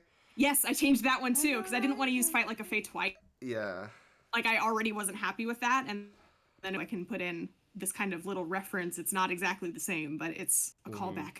And then the I Will Force a Grin part changed when Flaff changed. Because it was Never Be the Same. And then it was the actual ending of original Flaff. Still I have to fight, have to make it right. Have to make like it right, a fae. And now there's the whole Force a Grin bit. And I remembered while we were talking about Red, White, and You that there's a lyric in here. I thought that I could change the world, but I couldn't change a thing. And I look at that and I'm like, that is so high school me. Oh my God. And I thought it was really, really cheesy, but I it's not wrong. That is kind of Phoenix's thing. So I really wanted it to be a callback to something else, but there wasn't anything in the show. So I remember pitching like different lyrics for August Day when we were trying to brainstorm, like maybe we could fit in Changing the World in there. That's right. That was the second. That was the ending of the second verse. Yeah, exactly. And then we cut that verse. And then there was dialogue before Justice for All. That's kind of like I can't make a difference. That's kind of seated in there. And then he explicitly says it. I think I wrote it. I must have written it specifically for that purpose. Change the world. Red, White, and You. And like it's so still dumb. cheesy, but now it's like intentionally cheesy. Yes, exactly. Yeah. We're writing a lawyer musical here. It's like like we can. Anyway, sorry, I just kind of like I don't blacked out for a second. Talking about What Have I Done. It happens. It happens sometimes. That's literally why we're doing this. I love that this song came back, and I love that it's the song that I wrote back in high school, but it's also not, because it's got Joel and Max and Liv and Lizzie and Abby, because Abby's lyrics, like it's this huge melting pot, just like all of Turnabout Musical. Yes. I love it so and it was much. fun to looking at the revisit it. sheets. Mhm. I'm looking at the sheets again without having heard it in probably years at this point. I am getting chills looking at the sheets. Thank you. Oh yeah, there's Because, this guitar like- part, the Reawakening Yes, guitar part. the guitar part for the Yeah. entire build up from Oh, Justice for All into yeah. that Reawakening bit. I'm like, Oh, I rest am in peace, like Mike I am Meekins. getting 2022 hotel room vibes. That's what I'm feeling right now, I baby forgot girl. about that. It was Mike Meekins was That the is my detention favorite center story. guard. Is that me, Max, and a few other people? We were going up to see the Turnabout Samurai Yeah. in Minnesota with the ASP cast, and at one point, the initial mix, I think, with Ren and MJ came out for What Have I Done, and we had to wait until everyone else was out of. Was it the final mix? It was close to final. Like it was. I think it was just. It was a sneak peek. What Have I Done Yeah. was one of the ones we put out as a sneak peek for the backers, right? I think so, yeah. Yeah. I think so so. it would have been. It probably would have been that mix or like the mix right before it. But it was Ren and I it was think the so, first but time it we'd was- hear Ren and MJ It was a performing good mix, yeah. Oh, you know what? It First probably time. was the first one because we switched the vocal lines at the end. Yeah, so Remember that? the very Yes. end. Yeah. I think the sheets are still the original version. Yeah. But like the original lines that were written, Ren and MJ sang them beautifully, but they just didn't sit quite right. It's not their fault. They didn't sit right when I sang it either. I should have known. Like a On this August day. So I just swapped the movements that they make. So right there, it has Maya's line going up to the E flat and Phoenix doing the kind of like da da da on August Day. And I just swapped them. So Fight Like a Fae goes down to the B and then the C and all that. And Phoenix goes up instead. And it just sounded a lot better. Mm-hmm. And the sheets never got Ren's a changed. tenor, and we love him, and he can get up there. Yeah. Well, and the like, point of the story, again, MJ could do it. It just, yeah, it just Yeah. sounded better the other way. Yeah. yeah. like a On this August day. Point of the story was that it came out, and Max had to be so normal for a while, and then we had to wait until everyone else was out of the hotel room doing other shit coincidentally, and then we were like, we gotta listen to What Have I Done right now? And it we're was just like- sitting next to each other, like holding on to each other for dear life, listening to this new mix. Oh, it was so I think, wonderful. That was the most like genuine, pure, like my body is overtaken with like, holy shit, like this is like, these are the people that we got. Because I wasn't part of the casting process. I did not know what these people sounded like. And so I think that was my first time hearing Phoenix and Maya. And so that was Yeah. insane. Just like, It's okay, that, first it's of that all. magical moment of hearing a new Turnabout thing for the first time, Yeah. and we could share Yes. that. Speaking It of- was, that was such a good moment. we were talking about Mike Meekins earlier. Yes. I think Max was talking about Yeah. the first demo that I dropped of this, which was just me singing Phoenix and Maya. Meekins had a line, which is now Maggie, but it used to be Meekins, in the middle. And I was like, I'm not doing a Meekins voice. It's me I don't from feel the like it. scratch track from September Yeah. 2019, and it stayed in the So I mix just- for like 3 years. I just got Max out and was like, you're still Meekins. There's no need to yell, sir. And then Abby and Lizzie made me read for Meekins in one of the big top Oh my gosh, that's right. early table reads. My penance. This is what I deserve. This is what I This is what you deserve. deserve. Yeah. Anyway, I think that's everything for What Have I Done. I'm happy that it came back and got a glow up. Thank you so much, Arri, for doing that. Thank you for fulfilling that. I'm not going to say childhood Prophecy. dream, but that 16-year-old me's dream from the first time I heard it. Oh boy. Oh. Here we go. Oh boy. Red, White, Adieu. Yeah. Yeah, I think Abby should probably lead the discussion on this because Oh, it yeah. started with you, right? Yeah. So Yeah. so lyrics by Abby and Matthew Toronto. Additional lyrics by Liv. Quoted lyrics by Justin Briner and Mary Russ. Music by Matthew Toronto, but additional music. Abby, Danny, Lizzie, Kate, Arri. Quoted music by Matt Furta, Naoto Tanaka, Sarah Toronto, and then piano vocal arrangement and orchestral arrangements, Abby and Lizzie. Before we get into the everything, everyone agreed that there needed to be a song in this part of the show. Yes. There needed to be a song for this red-white trial, which, going back to that original question, how do you pick which parts? One of the answers is these lawyers talk too dang much, and it needs to not be boring. Put a song in that court scene. Yeah. That's why there's so many testimony songs. It's why Who Killed Gregory Edgeworth exists. It's why this song exists. There were a lot of different versions and like half-written versions of a song for Red White's testimony. And then Abby. Yes. This was another one that I pitched like in that first feedback document. Yes.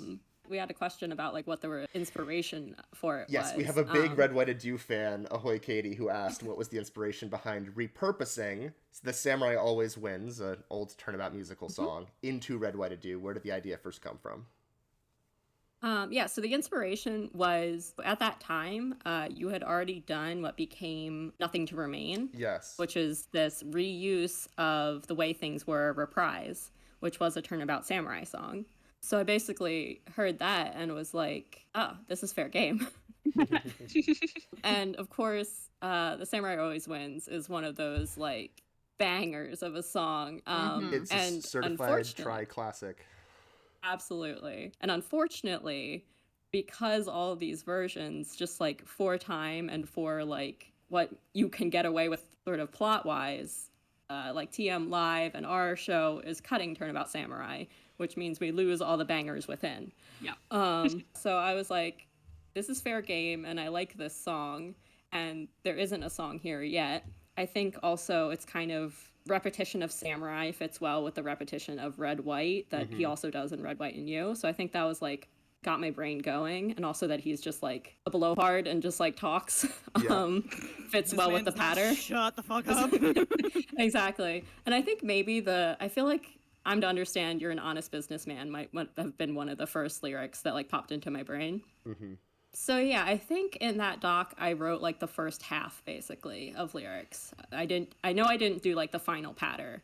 I did enough to like pitch the idea, but that was like very early, like May 2021, I guess. May 2020. 2020 is when it was. 2020, yes. Yeah. And so that was part of because it was like during the pandemic. That was part of that whole package of stuff. And yes. At the time, I was like, this is so cool. My main issue was we don't have a music team. So if we were to do this, we would have to use the original Samurai song, and there's too much of that's like rooted in the Steel Samurai music from the game that I'm like, that wouldn't fit Red White. Yeah. So at the time, it was mostly Joel and Liv who worked on just attempting other ways around it to sort of build a new song out of Red, White, and You motifs, and whatever else we had. Liv at one point had a killer like 3-part counterpoint between like Red and Edgeworth and Phoenix, and it was all centered around like Phoenix's dilemma, like does he give in and hand over the dossier to save his life even though it means not doing the just thing. And so like we knew like what the song should be and what it should cover, but we just did not have the musical skill to do it. So it just kind of sat in a concept state for a while. And then when all the Urnsmashers came back on board, you guys took it back over, and behold, now that we can make music in a way that it's not the Steel Samurai song, it works. So it was like for a while there we're kind of sitting in that limbo of like we know there's a song there and we don't quite have it, and like we even did a table read, which I don't know if the blooper yes, as you may recall, this is a song that doesn't exist yet. Exist yet. We didn't come prepared with this one, Your Honor.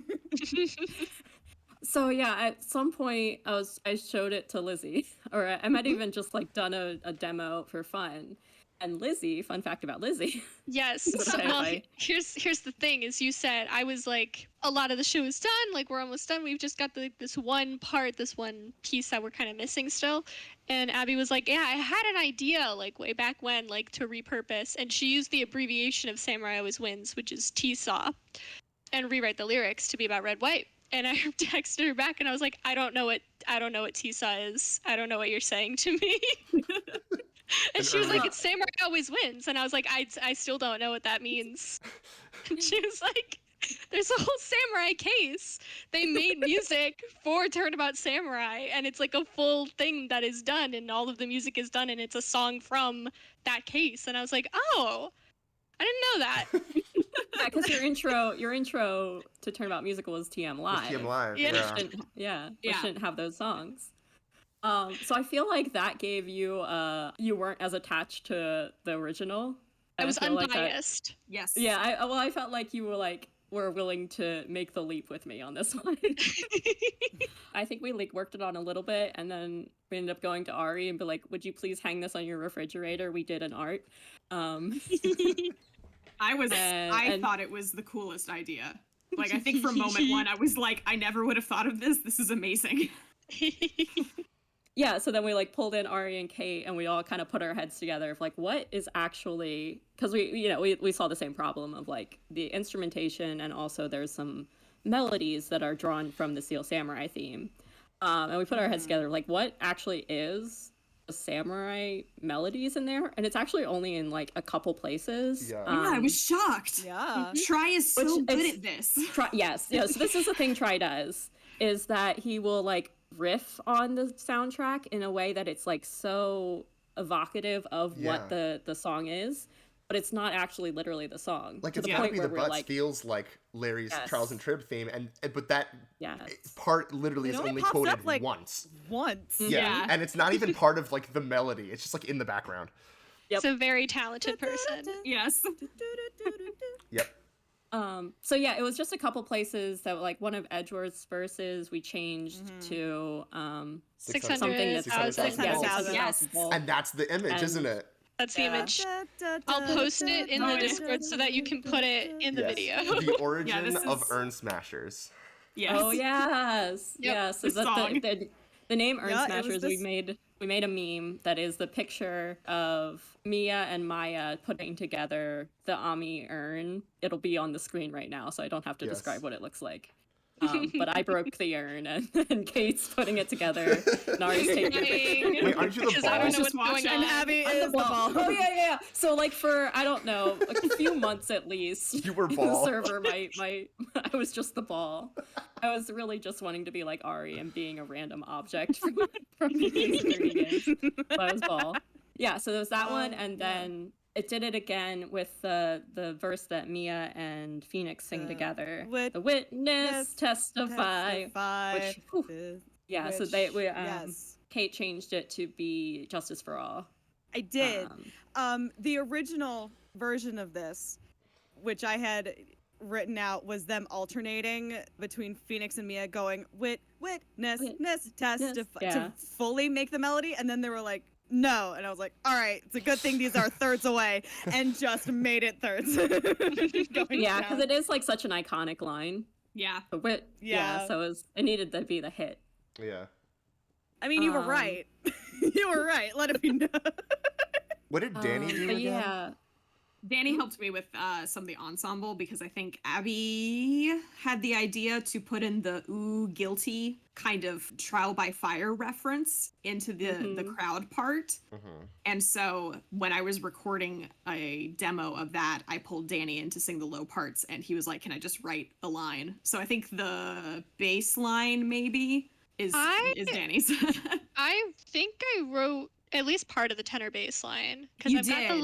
little pieces Yes. in a little muse score file somewhere. Yeah, you helped flesh it out because I just kind of wrote 3 random lines that I could sing quickly to show what it would be like, and then you fleshed it out. But I think Danny's bass line is still in there some. Oh no, it was not the ooh guilty, it was the red white part.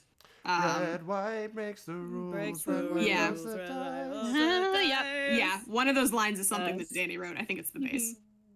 The song's really good. in addition to the lyrics, a few other changes. I guess let's go top to bottom. I guess. The intro is all new, riffing on. Yeah. So it's a verse just slowed down and kind of just free forming it a little. And I think the intro was something that I threw on there. Yeah. Yes. Just Which is so fun. randomly. I was like, what if we do this?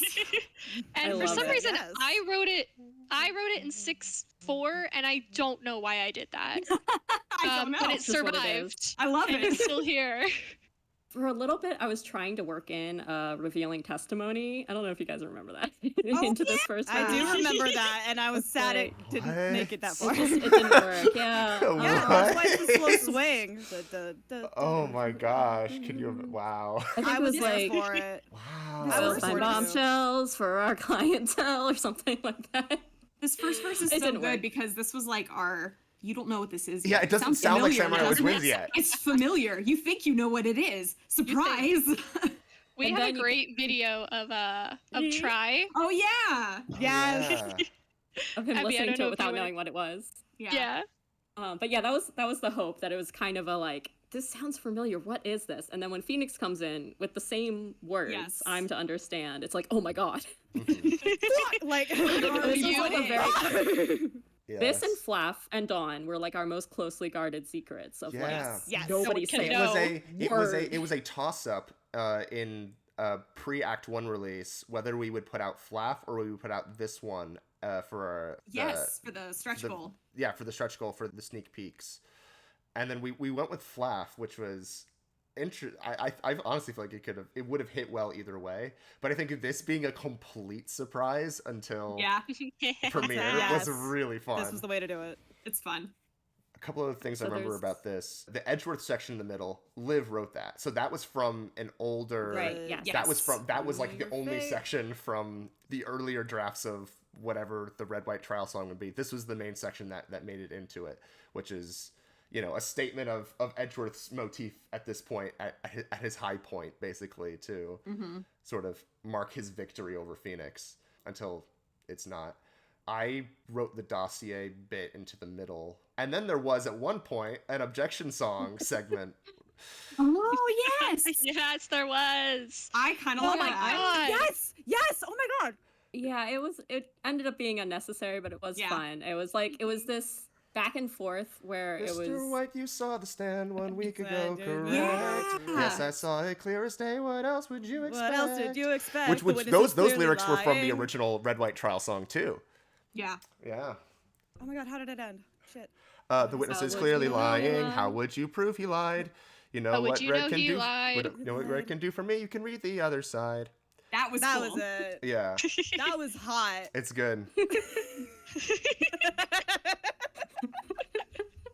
I like thematic reprises. I'm sorry. But then it just goes right back into the piano notes Da, da, da, da, into da. Samurai, Yeah. and so I guess at a certain Da, point it was da, like da, it's a little da, bit like da. too much of like a digression Yeah. away from the Yeah. song. We were Yeah. also It trying to just, cut like, down the wasn't necessary. runtime. Yeah. Yes, it Um, was I like, know we can were- do it faster. Yeah, we were like, we were gonna cut out the keeping the peace reprise too. Was like, this was a major Yes. chopping block thing where we're just gonna cut this, and then we didn't end up doing that, so it survived.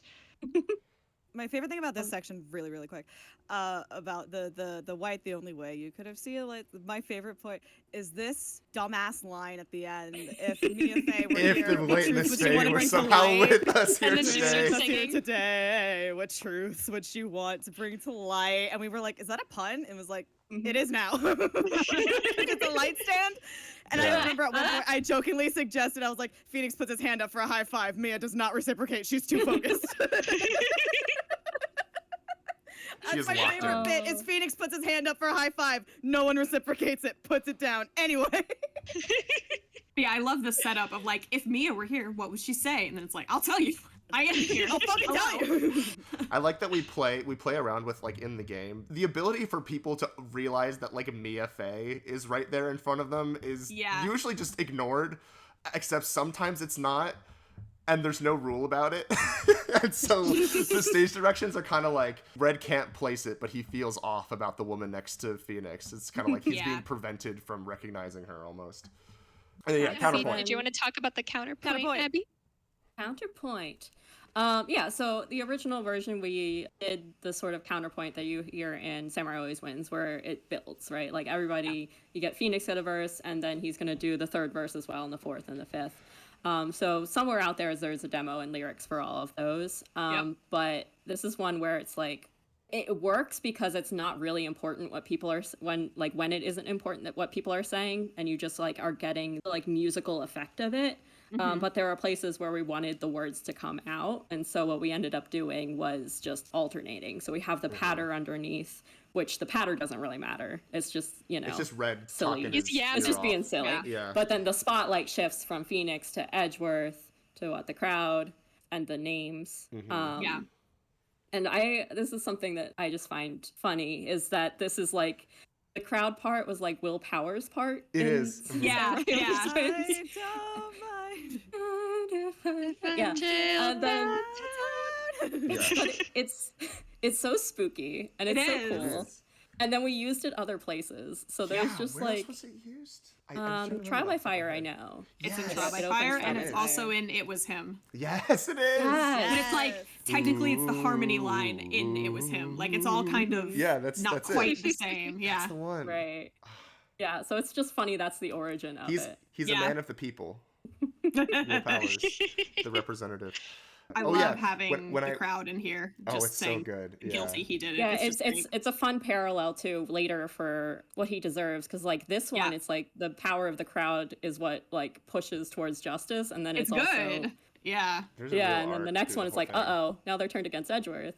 Yeah. Not our boy. Not our boy. SpaghettiOs. I remember we watching Turnabout Samurai, Albino Squirrel Productions, and they do the same thing where the second verse, like Phoenix doesn't sing the second verse, it's just Edgeworth and Cody. And I remember being in the hotel room and being like, wow, it's so interesting that and then I remember that there are people in the room that don't know things. Oh. And I'm like, wow, it was so interesting that they did this thing. Wow, Anyway, isn't that I'm crazy? I'm not going to talk about why that's notable, but it is. It was a good, smart change for clarity. Yeah. Yeah. Can I talk to you for a second, Kate? Oh yeah, I liked the whole deal at the end where like Edgeworth hears Grossberg's name and is like, that's what he reacts to, and there's like no reason why he would react to that. Like there's no Yeah. reason anyone would know that You don't know. unless you know the arc of the whole show. The lore. So I really wonder, Lore. for people who watched Act 1 and then waited all that time for Act 2, why did they think Edgeworth I remember- was so passionate about Grossberg in that moment? I wonder. I think Edgeworth reacting to Grossberg was always in the script even before Yeah. Red, White, Adieu was written. And I remember when I first read the script, I was like, did Grossberg die? Like, Right, that was the got thing, really where people thought he stuck was on, like, dead it's a list, because we it's a changed what list the of list meant. suicides. That's right. Yeah. That's right. And Oh, Grossberg's yeah, on the that was- list. Yeah. That's Yeah. one lyric We were I like, never got well? right. Yeah. Because think- originally the lyric was "See a clear day on this dossier of alleged suicides," which scans Ah. better. Yeah. But then Oh, when of we were like blackmail and suicide. emphasizing that it's not just suicides, it's also the people he blackmailed, I had to Yeah. like, but it never quite locked in. But it's close enough. It It's works. a fun little rhythmic change there. But yeah, I think we also have in the stage directions that Grossberg should be in the crowd reacting to his name being read, so that it's very clear he is still alive. Whoa! And I guess we should say the names. Just like if, ducks down. He if, just vanishes. if it's not clear Die. who the names are, the first Oh, yeah. half is all Phoenix Wright Musical Productions, like admin and project leaders of different varieties. And then the second half, in our audio production, it's people who paid $100 collectively, like Yep. each to have their names in the show as part of the backers. And then in the Be script, it's blackmailed by Red White. and then in the script, it's just our names. Yeah, but I with like the that idea by this of- marking, Sarah Shope does not have an asterisk, so Sarah Shope has to stay in the script. Yes. no matter what. Oh, that is Absolutely. true. That is. But yeah, because we put our names in, but they're really placeholders. The idea is if you were putting this on, you could put in your own. You can put in your like, own names, your own inside your music jokes. director, your Yeah, choreographer, or whatever. exactly. We did have a version that Dog. was various all the people who had Grossberg. played Grossberg. Yeah. Yes, it's Yes. all Grossberg. That, Oops, that all was Grossberg. funny. Phil Parsons was on Grossberg. there. Yeah. Hold Love on, I'll him. find that meme. Yeah. Iconic. I love Oops All Grossberg. Should we talk about the Add that one to the- orchestration, or is there any other structural stuff we want to talk about? Please, Lizzie, please tell us about orchestration. Well, you did the beginning Oh. part. Get caught. At some point in there, there's a little bit of a da da da da da da da. Yep. This is true. Yeah. Right Tippy there. tapaphone. Yeah. Well. Oh yeah, that too. Oh, yeah. I was thinking under tippy Tippy tapaphone. tapaphone. Da da da. Da da da da da. No, it's in the trombone, it looks like. Yeah. Anyway. Da, da, da. I don't know. Just vibes. Nothing but vibes. I don't think I have anything to say. Lizzie, please talk.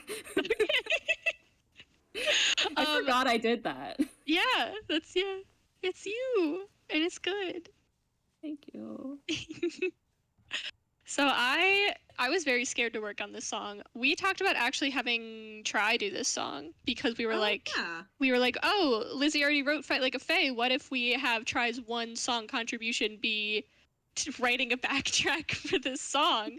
And we did not end up taking that route because I decided to just do it. So the way I kind of attacked it was I did character instrument assignments because there's a lot happening here.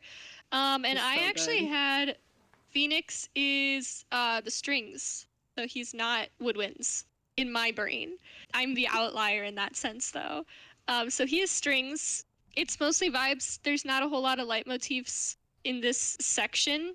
It's just kind of like whatever I thought sounded cool. And then Red White, I was like, he's got to be saxophone. He's got to be a saxophone. He's gotta be Mr. Honk. He's got to be Mr. Honk. And then Mr. Honk is on the dossier list. And I also had him be trombone, just to kind of add something in there that wasn't only saxophones. So he gets the trombone. In Red, White, and You, did we mention the ba-da-ba that got snuck in there? Oh, that wasn't me though. That was in the original. I was in the original. Was it? Yeah. Yeah, Like, I'm an idiot. Eagle? My bad. Sorry. I attempted to like make it not so direct. There's a part that sounds like Friend Like Me, and it was Oh, right. Yeah. That's the only bit of trivia I know about Red, White, and You. I'm sorry. I was like, we didn't talk about that. Wait. Yeah, I changed it to be like da da da da da da da da da da. Like I A little extra. switched it. Yeah, made it a little extra. Anyway, Lizzie, go on. Page 8. Yeah, that's Edgeworth. He gets the brass, because he's a big, sad, brassy angry boy. boy. Brassy boy. He's a brassy boy. He is. And then Maya is clarinet. Both I gave her the bass clarinet and the normal clarinet. And I also gave her the pizzicato strings because I thought it sounded fun. Yeah. Yeah. Love me some plink and- plunks.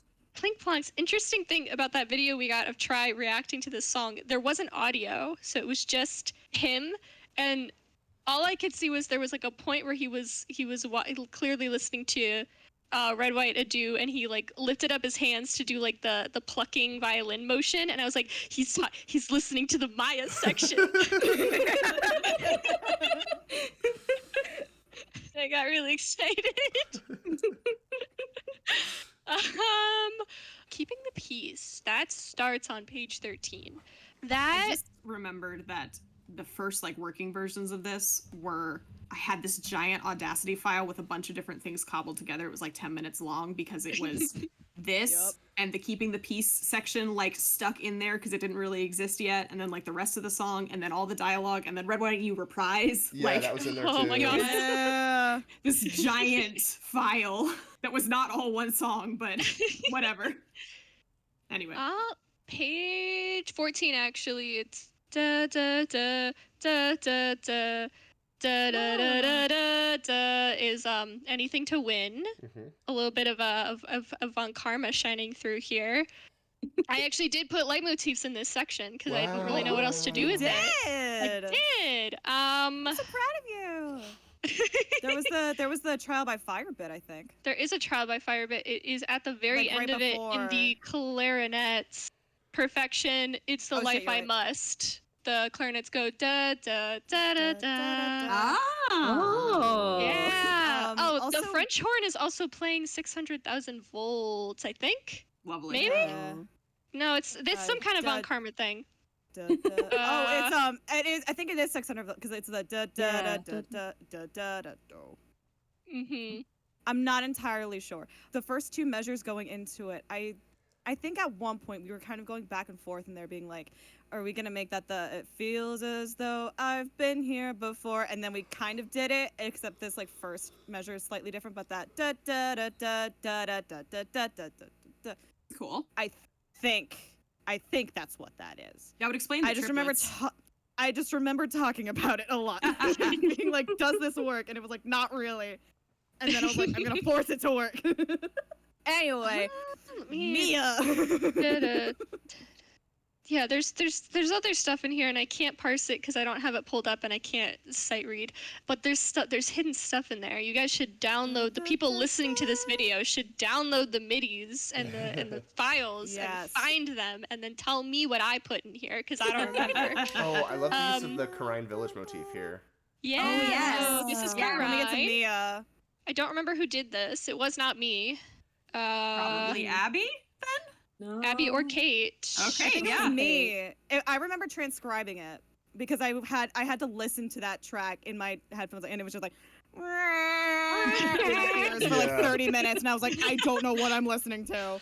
Please. I don't know what I'm listening to. And then I put the da da da da da da da da on the clarinet because it's Maya and she's from Karine. That's it. This next part I didn't really. And then Samurai there's Always nothing Wins like. basically just picks right back up. Yeah. Yeah. There's something really hidden. Oh, there's in a here. well, that's also in Samurai, but That's the original, Yeah. Yeah. All of this is just the original. Yeah, there is some cross-examination in there. And Pursuit. Yeah. And some Pursuit, yeah.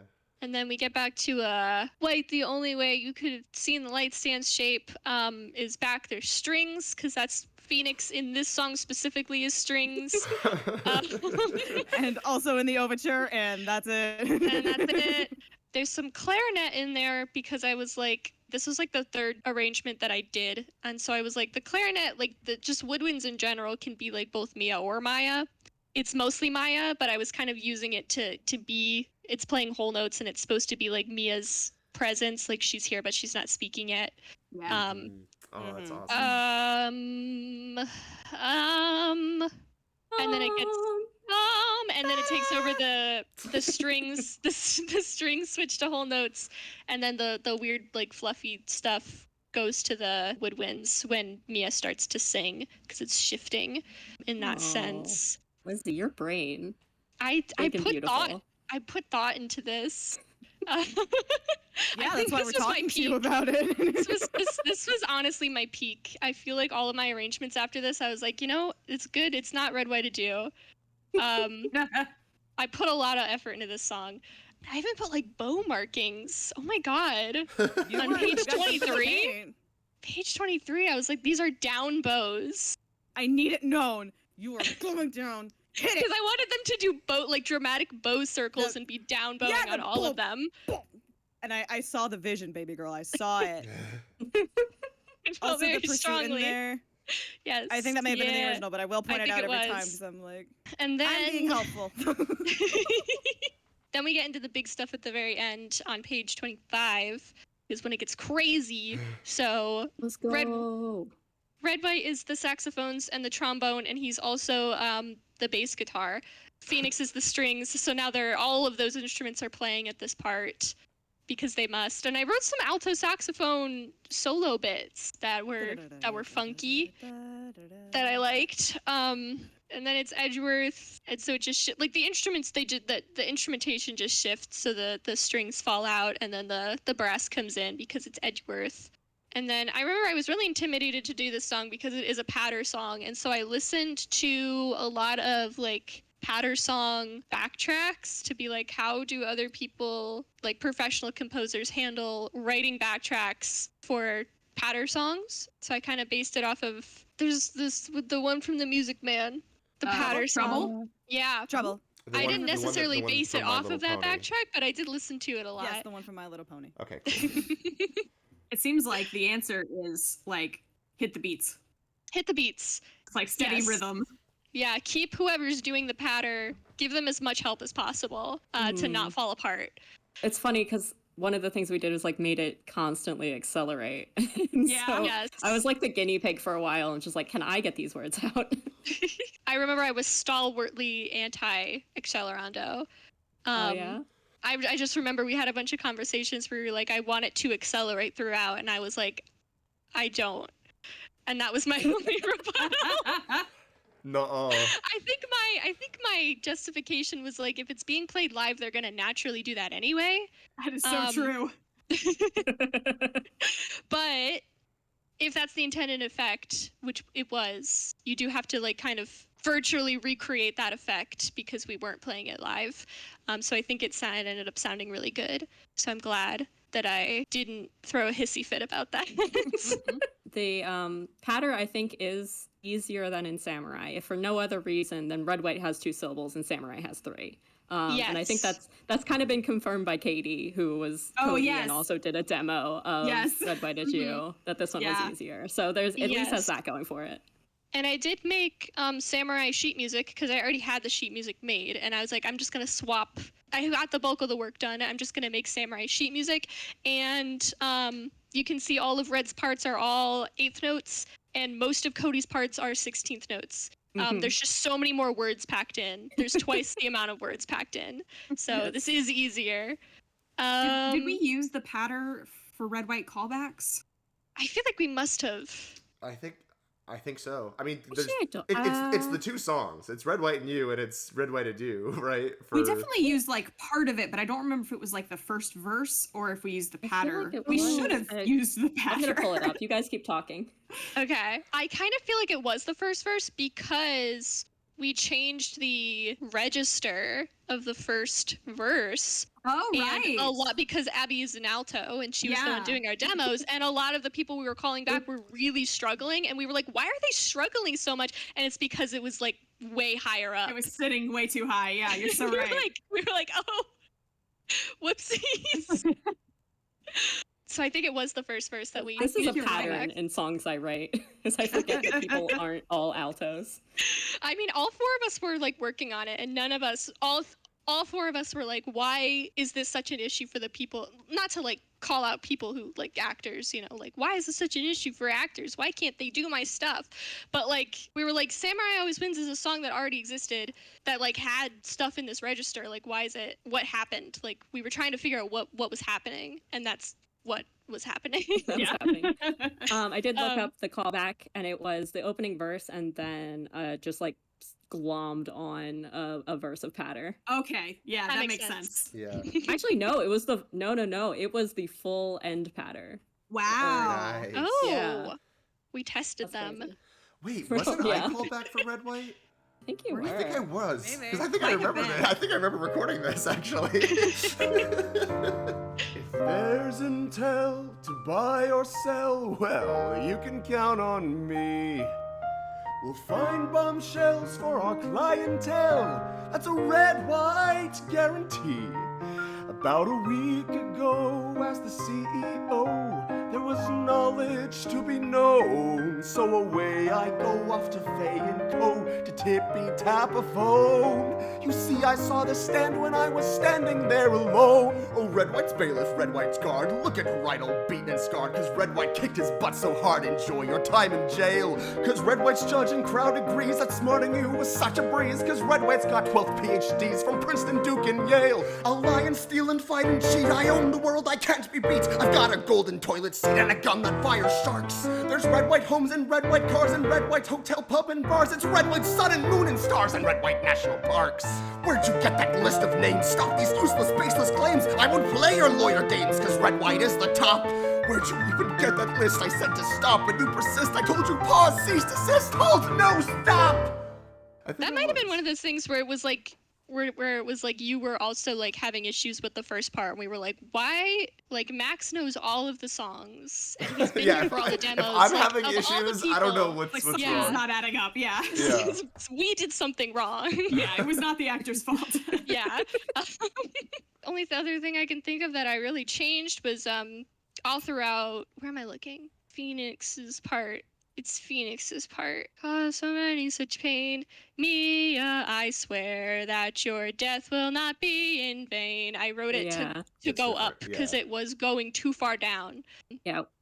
At one point, we went through all of the sheets and figured out what everyone's highest and lowest notes were, and Yeah. we tried to write alternates for any outliers.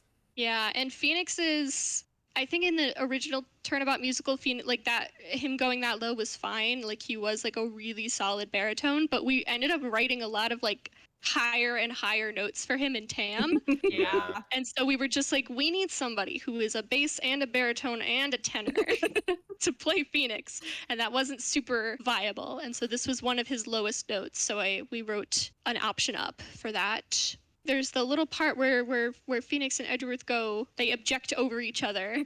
Yeah, Yes, so we kept classic. that. And I had the trumpets play during Edgeworth's objection and the strings play during Phoenix's objection. And you can kind of hear that better in the isolated instrumental track where they're playing there. And then, yeah, things just get crazy and then the song ends. Why is it called Something, Red, White, something. Adieu again? That was, okay, so here's the thing. So I remember this. Red, White, Adieu was a title that Liv came up with for one of her song concepts that she came up with for like a Red, White, and You like thing that she Yeah. was piecing together. There's a few. There And was I like remember- Red, White, and Two. Red, White 2. Red, White, and 2 was Red, White, and You Reprise for a while. Like Yes. that was the name of it. That was. But yeah, Red, White, Adieu was a Red, name that White, she and came up Truth. with. That's a good one. Red, White, and Yes. Truth. Yeah, that was it. And I remember we felt really bad because we ended up using very little of what she wrote because we used a different song Yeah. than Yeah. what she was writing around. And so I remember we were like, at the bare minimum, let's use one of the titles that she made. And that was Red, White, Adieu. And then he does say adieu in the song. So Yeah, I was gonna He say it does. does work a little bit. And it's just to make life hard for anyone trying to actually like rehearse this. I was live. gonna say. Damn right. All apologies to anyone who's like, we're doing Red, White, and You. Wait, what? Which one? Red, White, and You. What? It's what Red White would have wanted. Yeah, just say his name as many times as possible. I think I added up at one point. I think it was about 70 times he says his own name. Yeah. Yeah, that we was put one of our trivia Yeah, we polls put that in we the trivia did. poll. Yeah. All right. All right. Red, White, and You. Reprise. Have I been saying? I do not. Reprise is the noun, reprise is the verb. No, they're both right in Whoa. America. They're also both right. They're both accepted. In So if America, you want to be okay. anal about it. Yeah, I don't know. Reprise. And you know I do. Lyrics by Joel. Reprisey. Let's go. Reprise. Additional lyrics by Abby. Quoted lyrics by Justin Briner because it's based on that song. Music. We gave this music to Justin Briner and Matt Ferda because it is functionally just a section from that. Additional music by Abby and Diana. Quoted music by Sugi Mori and Matthew Toronto. There's a little bit of that at the start. And then Abby did both of the arrangements for it. So this is one of the earliest TAAAM songs because it was literally just a segment of Red, White, and You that we just pitched into a different key and put to the end. Just because we wanted a musical moment of defeating Red, White. Right? It's great. And it's so good. It's a small It's moment. really good. And my feeling is always like you can put this into Turnabout musical vanilla and it'll just work. Just like Absolutely. I don't think anyone's done it, but I think they should. You hear that? People who are doing Turnabout musical in the future. I mean, that's really all it is. We wrote lyrics. Usei, who is Joel's wife, did the first real demo of it. Originally, our first line was like Red, White offers water, then poisons the well or something like that. And then I think Abby wrote the better whisper Red your secrets, he'll promise not to tell. Such a good and, line. And so on. Like Abby fixed it up. And I think that was in your May 2020 notes as well, fixing some of that up. Yeah, go ahead and take it, Abby. Yeah, so this one was fun for me because a lot of them, it was me kind of like ignoring the original orchestration in a way, or like, you know, listening to it and then riffing on my own thing. Whereas this felt a little more like I was doing something new. It's obviously still Red, White, and You, but I was like, it's a new piece. It's something by itself. So this opening, it starts with a little snippet of Decree because this is right when Edgeworth's like, the prosecution rests. Yeah, the prosecution rests. So and then we got the harp for Mia. It's the objection thing. Don't get on my case. And then, you know, we get the opening of the Red, White, You. Dun, dun, dun, dun, dun, dun, dun. What I tried to do here was basically retool the Red, White, and You music to the Objection Song instrumentation as much as possible. So, I mean, in particular, it like has the fiddle and the driving tuba. That's awesome. Yeah, thanks. I don't think I ever really like clocked that before, so that's really cool. And I also I tried to do in the bass line, it's got like the same like dun dun or whatever. What is it in Red, White, and You? Da da da da da. But then it's got these octave jumps that are in the Objection Song, so it's like da da da da da da da da. So yeah, just trying to like mesh them. And the inclusion of the guilty, I believe I added that, and then the little riff at the end, that was like Diana's demo. The "You could wind up dead." Yeah, that was just Diana, just like Diana blowing our on the eyebrows demo. off our face. Yeah.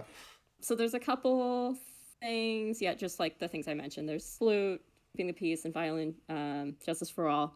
Now, yesterday I texted you guys and I said I found something. Oh, yeah. Yeah, I had forgotten that I had done. And I felt like I just got pranked by me in the past. So I believe it is under where the guilties are. So the guilty. Yeah, okay, so if you look in the trombone, so it's got this part that goes like dun dun dun da da da da dun dun da da da da da. Yeah. Does anyone recognize that? It's okay if you don't. I should. It does sound familiar. It is from the Scent of Fresh Lemons. Let's go! Oh, you motherfucker! Let's go! Yes! Exactly how I felt because I forgot. Oh yeah. So when at the very end when he's doing the you, the instrument goes. So this is really a song about Grossberg taking back his power. Yeah. That's so funny. Oh my god. Now that I know that, this song forever in my brain is now going to be Grossberg's Revenge. Yeah, so that's that. It's song. his Reputation era. We love Grossberg so much, even though he's barely in the show. We He's love him everywhere, so much we but you fucking just don't killed know. him. Grossberg haunts the narrative. He's the real thread that ties it all together. His web connects, Honestly, connects them all. Also, All right. can we talk about, I know we mentioned the lyrics a little bit ago, but I'm going to bring it up again. The line, "Red White takes your very bones to grind into his bread," is the most terrifying shit I've ever heard in my fucking life. Shout out to Joel. That's so hardcore. Yeah. That's so good. Okay, next up, time for the longest song title in the show. _ unnecessary feelings / Yo Nick Maya here. I think this is the one that like Dom used to measure the song box in for the video. Anyway, this is Abby with quoted music by Lizzie and then Matthew and Sarah Toronto. Go for it. So the name, for anyone who doesn't know, obviously Unnecessary Feelings. But Yo Nick Maya here is what Maya says when she first starts calling him Nick instead of Phoenix. So that seemed appropriate for this moment. And I think I didn't actually fact check myself on this one. I believe the triplets are from the Reminiscence class trial theme.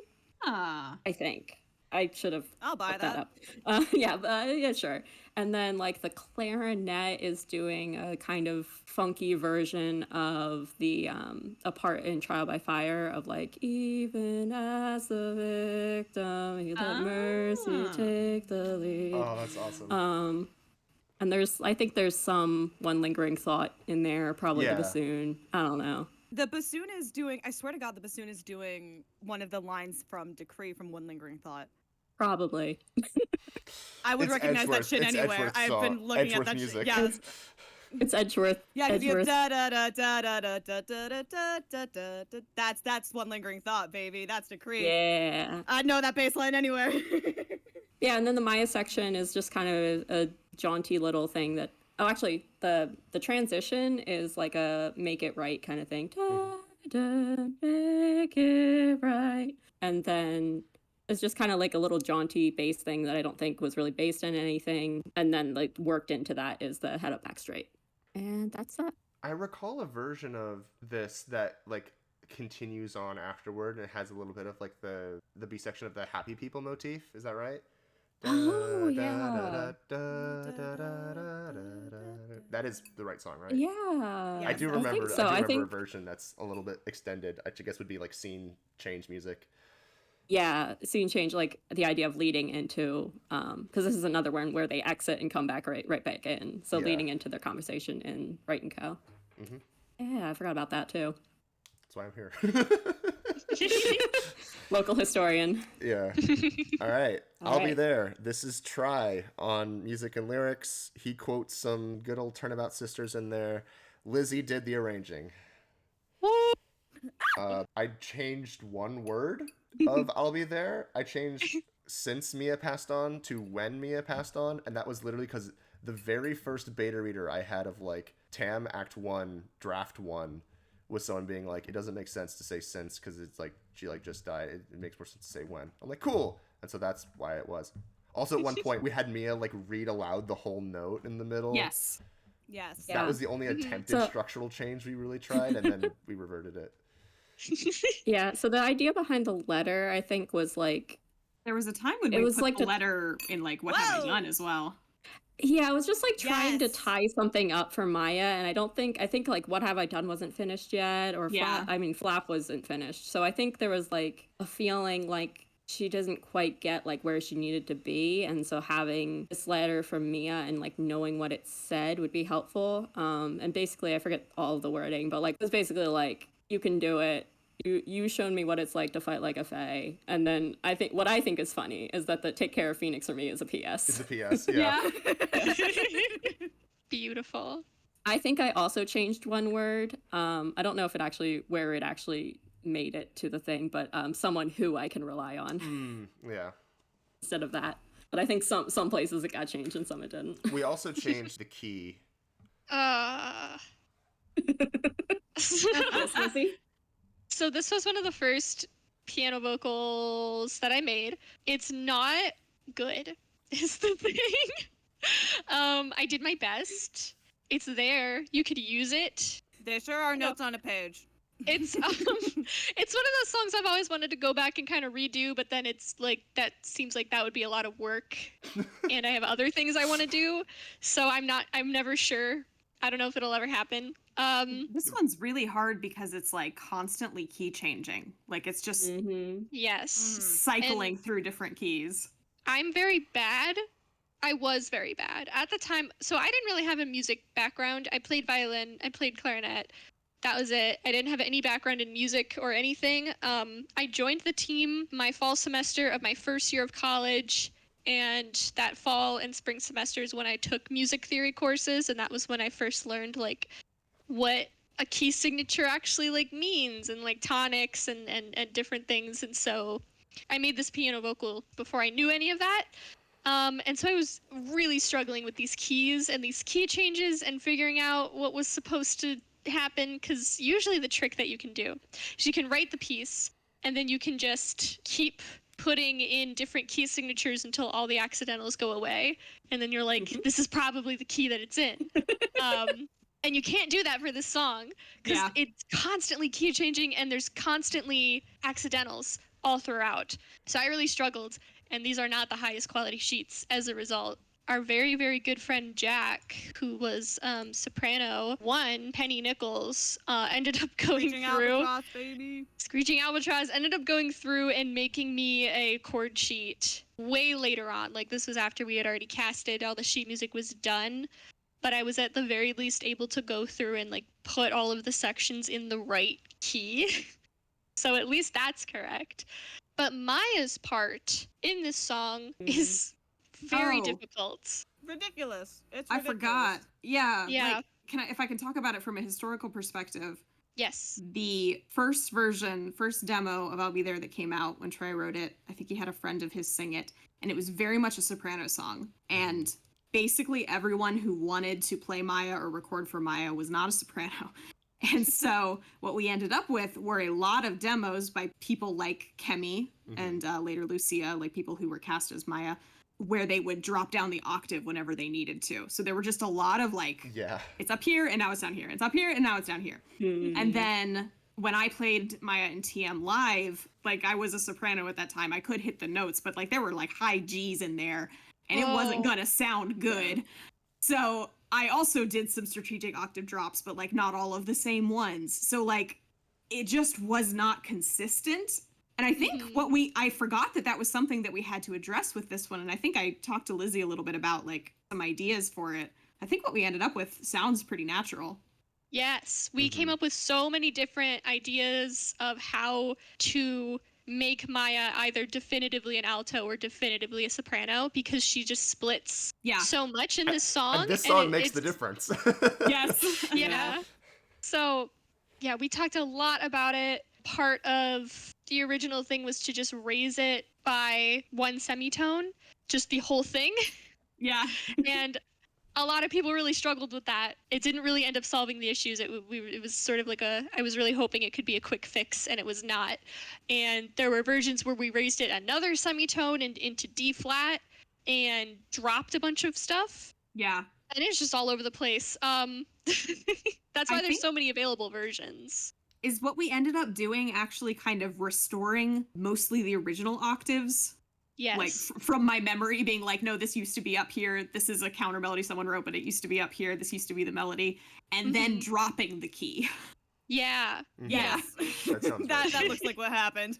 Yeah. And I don't think it's exactly So- the same, but there's like a demo that exists from like '08 still that's like Sarah Toronto doing yeah. like a lower Yes. take. And it's not the exact same key, but it's close Yeah. as this one. Mhm. But yeah, this is the song that made Maya a definitive mezzo soprano. She's kind of a full soprano later on. She's got a couple high notes in different parts in the show. But I don't know. It was super difficult. I remember it was a lot of headaches, and just like we ended up like halfway through auditions adding a second cut. Yeah. We did. And Max talked about it in his update video, That's where he was right. like, if this cut was too hard for you, but you still want to be Maya, we have a new cut you could do, because it was just not working. But I think we ended up with a really good version.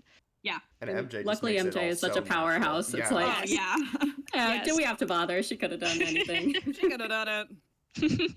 For the orchestration, I tried to mostly keep it as similar to Tries as possible. Like, there's parts that are different. It's not as close as, like, Reawakening is. But I tried to keep a lot of the same elements. There's an accordion. Talk That's about the exciting. accordion now, Lizzie. So I was very neurotypical yet again. And I was like, there's an accordion in one song in this entire show. And I'm not going to use it throughout the way that Try did. I'm just going to kind of put it in like one part as a little reference. So it's got like maybe like 16 measures total in the entire show. And I was like, here's the thing. I need to fundamentally understand the accordion on a molecular level. I need to know this thing biblically, I swear to God. I need to. Accordions, they've got these little chambers inside of them with like sets of reeds. It's a free reed instrument, and you can switch between chambers, and it can give you different like sound qualities. And you can do combinations of different chambers, and those are register switches. And so there's a little on page 5 of the orchestration where the accordion comes in. I put a little register switch icon to tell a live performer what register I want them to be in. And Hey, can you no go to one will page ever 5? care. Yeah, it's on But page 5. That's the kind of attention to detail that we get up to at the MyFateProtectionSquad.com. Ah, yep, there it is. Yep. No one will Nice. ever care about that. I know what it means. Beautiful. And then in other stories, we're like, hey, those trumpets can play the high A flats for. Yeah. Yeah. That's fine. And then Every and then I was song. just like, guys, I mean, they can. They'll just want to kill you, but they can. They can get up there. They'll be Yeah, I mad think, about it though, but they can. What have I done? I actually took the time to look up like the ranges of oboes and clarinets and like where you should write them and Yeah. tried to stick in that. Mhm. Yeah, I mean, My MuseScore will own- tell you. It'll turn the note gray Oh, when yeah, it's like yeah. you're pushing it, and It's red like, when it's please like don't. no. But No. like Yeah. it can't stop Here's you. the thing, though. Here's the thing: is that MuseScore will turn the note red for a. Well, I guess it's because you were writing in concert pitch, and I always forget to do that. Mhm. But like, it'll Yep. turn the note red a whole step before what I have had to play before for trumpet in high school before. So I'm like, I don't trust you, and I know people who aren't cowards. So, so anytime a trumpet plays high, and someone would look at me like they can't play that high, and I'm like, yes, they fucking can. bestie." But for 3.5 hours, Kate. You don't know these people. I made a whole document of instrument resources that I use for like looking up It's what right here, instruments baby. can do and what they And your can't. effort is wasted on us. Yeah, that's okay though. I'm sorry. My sheet music is probably playable. But that was not a goal of all of our sheet music. So Nope. it doesn't matter. Most of it was banger. Secondarily was can you play it, but mostly it was can it banger. So yeah, I think that's all of the big stuff in I'll Be There. I kind of added in a lot more harp because we were like, oh, that's the Mia instrument now. This was one of the last orchestrations that I did. That's It was right. in that group of songs that we didn't alter structurally, but we had like 3 songs left, and we were like, we should probably just bang them out. And so this was one of the last songs that I did. And so by this point, we were like figured out what we were trying to do. Yeah, I think MJ and Ren recorded to the piano vocal arrangement, right? They might have, yeah. so, Don't yeah. know. And then this came in later. I think so. I think this was one of the ones we only had PVs for. I know there was one that they did to the PV. Yeah, not Oh, sure. it was that, and though. it was at least Decree was to the PV, because there was so much Yeah. timing Mhm. around it. Justice for All Reprise was another. Yeah, that was it. Probably Butts. That was one of the last ones too. I don't But yeah, remember. just the very ending of the song. I kept the accordion because it's accordion in the original, but then I added guitar and harp on top because I was like, oh, it's thematic. It's a callback with the accordion, but it's thematic with the harp. That's pretty much it. I think guitar kind of became a like Phoenix Maya relationship. Like, Thanks, Kate. I think that's true. yeah. That started with 'cause- Kate's ukulele demo of Dawn, which we'll get to. Absolutely. And Oh, then we shit, just did kind of it? like Yeah. put it in a couple other places. Yeah. Like it's in What Have Because I we Done? just remembered that the guitar is an instrument that you can use. Yeah. It's really hard to write for a guitar. Because Turnabout in Musical, the original Turnabout notation. Musical does not Yes. use guitar very often at all. Yeah, well, partially because like Try was so keyboard Piano based. focused, yeah. Yeah, and it's really hard to write a good sounding guitar in a notation software because it's just like Right. not like you strum it, you know, it's Yeah. not really, yeah. Mm-hmm. I love you, Gliss markings. I love you, Rolled chords. I love you, unfurled chords. I love you. Let's do it. Okay. All right, Decree of the Prosecutor. Decree of the Prosecutor. Lyrics and music by Matthew Toronto. Additional lyrics By 17 people. by Abby, Joel, Kate, me, Liv, and Arri. And I think those are just the ones credited. Quoted music, Sugimori, Matt Furta, Naoto Tanaka, and Iwadare are all in there, courtesy of Kate, which we'll get to. I think that was Kate. Yeah, probably me. And then PV Yeah, I know, was Lizzie and Kate. Orchestral arrangement was Diana and Kate. Mm-hmm. Yes. So Decree. So Decree. Up until I have the music thoughts. team came on board, we virtually left Decree untouched. So in the pre-Urnsmasher days, the preceding scene was Von Karma being mean to Edgeworth, and then Gumshoe coming in and be like, "Are you all right?" And he's like, "No, leave me alone," like in Turnabout Musical Live. And then it was just pretty much exactly the same as the original, except the line in the middle after the Make It Right reprise, we changed a few times to make it more homosexual. And then Gay, homosexual, gay. and then because we just hadn't thought about it for a while, we were like, yeah, it's Decree, you know, it's Decree. You just leave it. Like that's the song. And then. And then And then. do I begin this part of the story? I don't know who wants I don't to. remember how it begins. part of I the think, story I is think it? it'd be, well, at least What are we what I talking about? remember, what it began was Lizzie came to us and said, "Hey, so here's the problem. I don't like Decree of the Prosecutor." I wrote a really big essay. Oh, I I wrote a remember really big that. essay. Yes. Yes. And I was like, Yes. this is bad. This video. Okay, I have to like think about what I'm gonna say. It's okay. People are I- allowed to have opinions. Like If I can Yeah. put words in your mouth a little bit from what I understand, it's not Okay. that you didn't like Decree, it's that you thought it was better suited for a later point in Edgeworth's journey than where Yes. it's placed in the show. Yeah. So that I makes perfect eventually sense. came to the consensus that if I lived in a perfect world, the world according to Lizzie, I would take Decree of the Prosecutor, I'd pull it out, I would write a completely new Edgeworth solo and put it in where it was, and then I would take Decree, I would move it over into Rise from the Ashes, and that's what Yeah. I wanted. Mm. Yeah. But I was like, I remember when I was first going through just all my Turnabout musical stuff. I watched TM Live, and I also watched the OST live stream, the archived one. I didn't listen to all. I don't remember if there were Samurai songs on there. If there were, I obviously didn't listen to them. Decree is I the definitely Samurai skipped them. finale. Yeah, It is Decree the is same. technically. Yeah, I knew it was the Samurai finale, but I was like, I don't remember why I was like. I think it's because they weren't in TM Live. I was like, I'm Yeah. just gonna skip these. But like the thing was that like I'm never gonna meet these people. I'm never gonna work with these people. It's never gonna matter that I didn't listen to them. Why should I if I don't want to? Technically, you haven't worked with Matt Furta yet. And then I ended up Still in the working with clear. these people, and I was like, shoot, I'm a fake fan. They're gonna find out. Lizzie also notably does know. not like musical theater. Yes, this don't. is I the don't other very really. funny thing about Lizzie is that she does not like You're in a musicals and has musical also theater written like club. several. I am on the e-board of a musical theater club. No, I get you. Like when I got involved with Turnabout Musical in high school, I wasn't a musical theater kid. Like not really.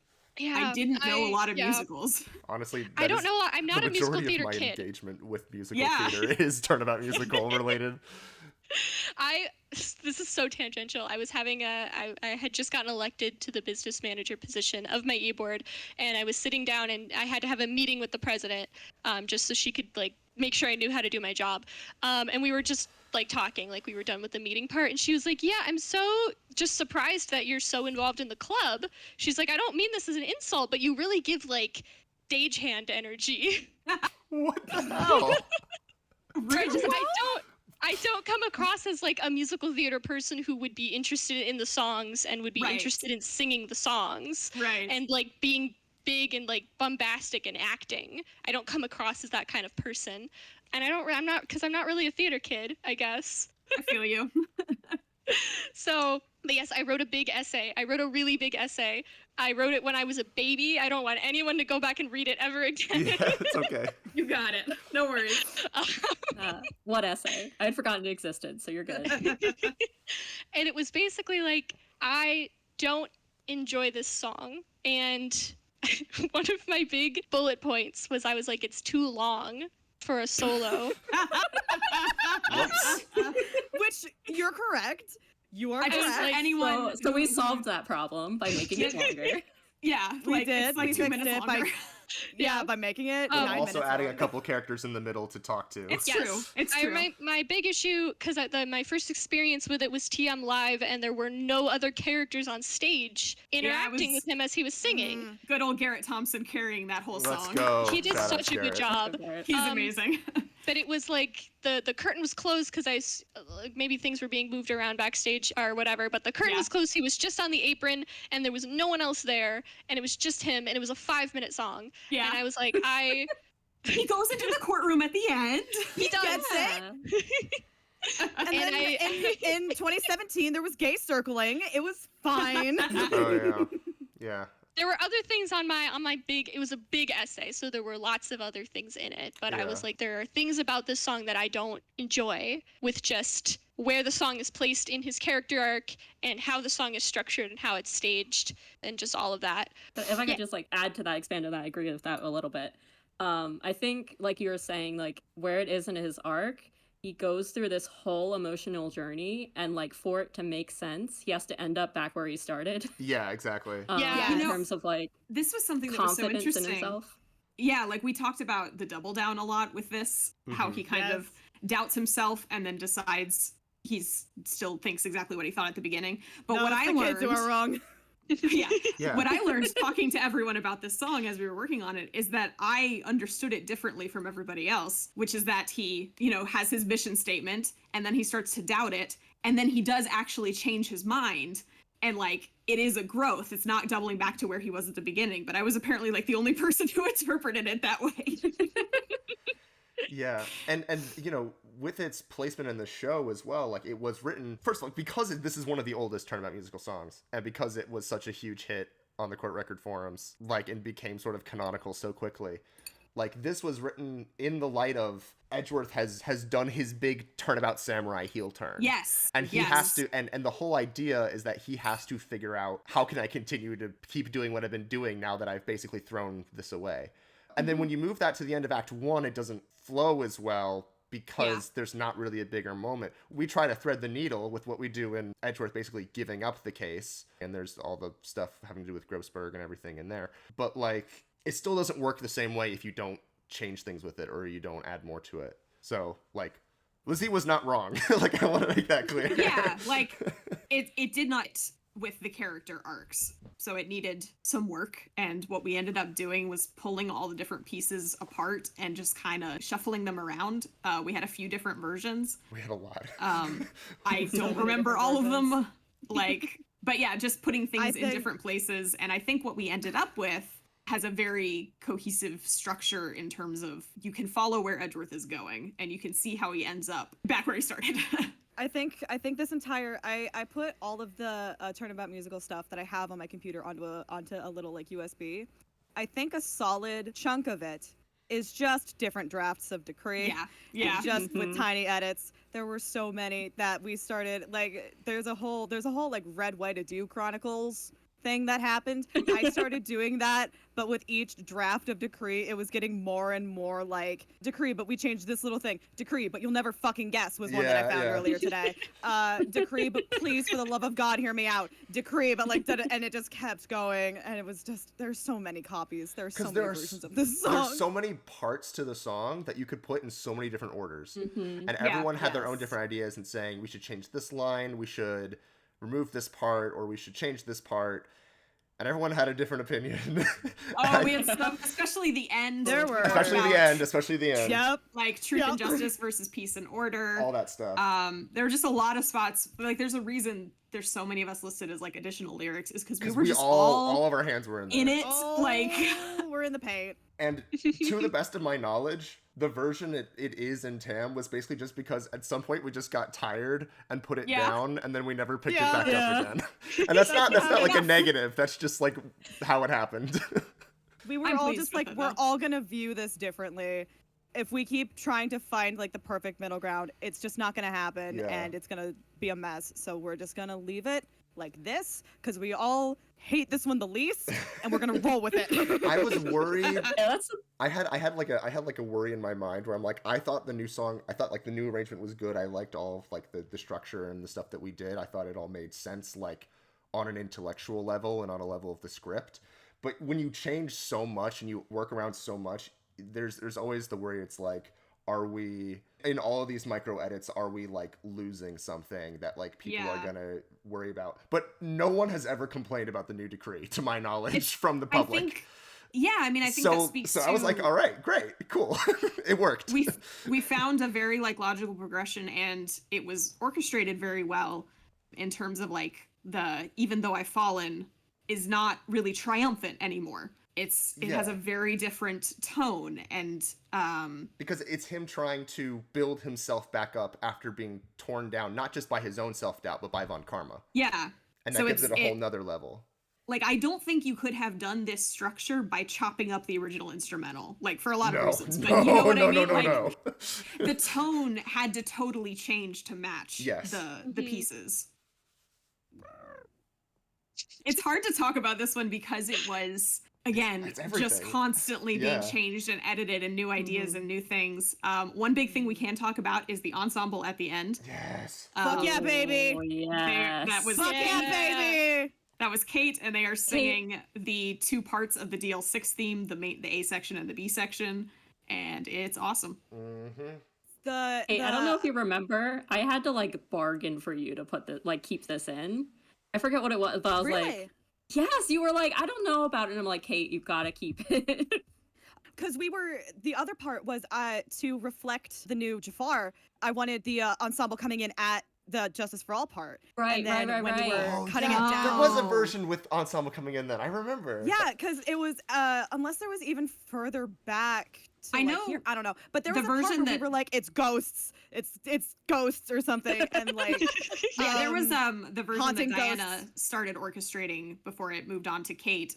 There was a lot more ensemble kind of threaded through the whole song, which I do think would have been cool. It just would have been a different vibe. Oh yeah, wasn't Yeah. there's some like vocal like undertones during like the one lingering thought. I have like Yep, a very yeah, vague stuff like memory that. of that. Yes, but I wanted like the Jafar harmonies coming in, Justice so for that way all when it's reprised. Yeah, Justice for All Justice for all reprise, yes, FYI. reprise, whatever. Yeah. I'm not just like Not the Aladdin character. we brought Aladdin back Yes, in. Yeah. The harmonies that were in Jafar, which I think I also did, I don't remember. Yeah. Either Or you were involved. one, yeah, they were originally in both, and then was taken out of this one until here. And so here, it was just chords through these, and then I was like, I'm gonna put my little fingies in it. And I was the thing with Decree of the Prosecutor is take a shot every time you hear any variation of the DL6 theme, and you will be drunk by the end of minute 6. You will need to go to the hospital by the end of the song. So you have the sopranos, and your hits, da da da da da. And then this originally was so much more complicated. The final because this just has the A and the B section. You know, the da da da da da, and then the which are both DL6. There was a version, and I don't know if I still have it, but there was a version where each line was singing something different in the ensemble, and they were all different motifs. And I don't remember what the other two were, but I remember they existed. I don't think I ever saw that version. It was a really early version, and then I think I was like, I don't think that's gonna work. Speaking of motifs, though, there Oh. are a number. Oh. There are a number that were already in there This is old enough. from the original Decree orchestration. I think. Yeah. I think A there's Great some Revival's the Gumshoe. big Yeah, Great example. Revival is a classic. yeah. Like the way that Yeah. that hits. Yeah. But I think Kate added some Gumshoe. I think I added so much. Kate there added is Gregory's the- theme added so much. Gregory's theme. from Yep. Investigations Gregory's theme. 2. Which no one recognizes. Maybe they will Well, it's- Yeah, maybe they will now. Yeah, maybe they will now. It's Anytime also like there is a yeah. break, there are at least 3 motifs being stacked. Mhm.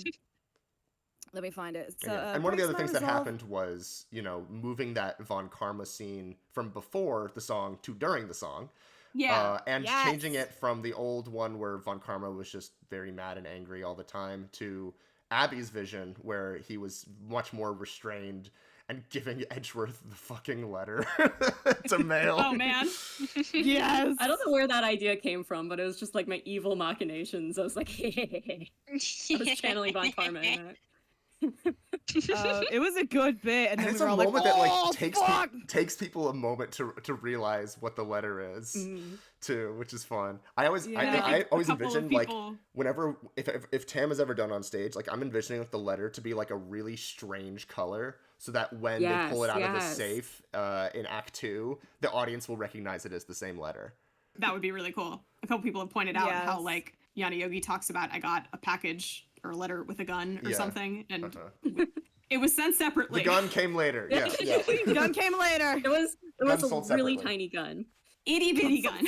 Yeah, I think at Oh! some point our justification was like the show I takes place in found it. America, so like the can instructions find could a just say gun. go buy a gun. Yeah. Yeah.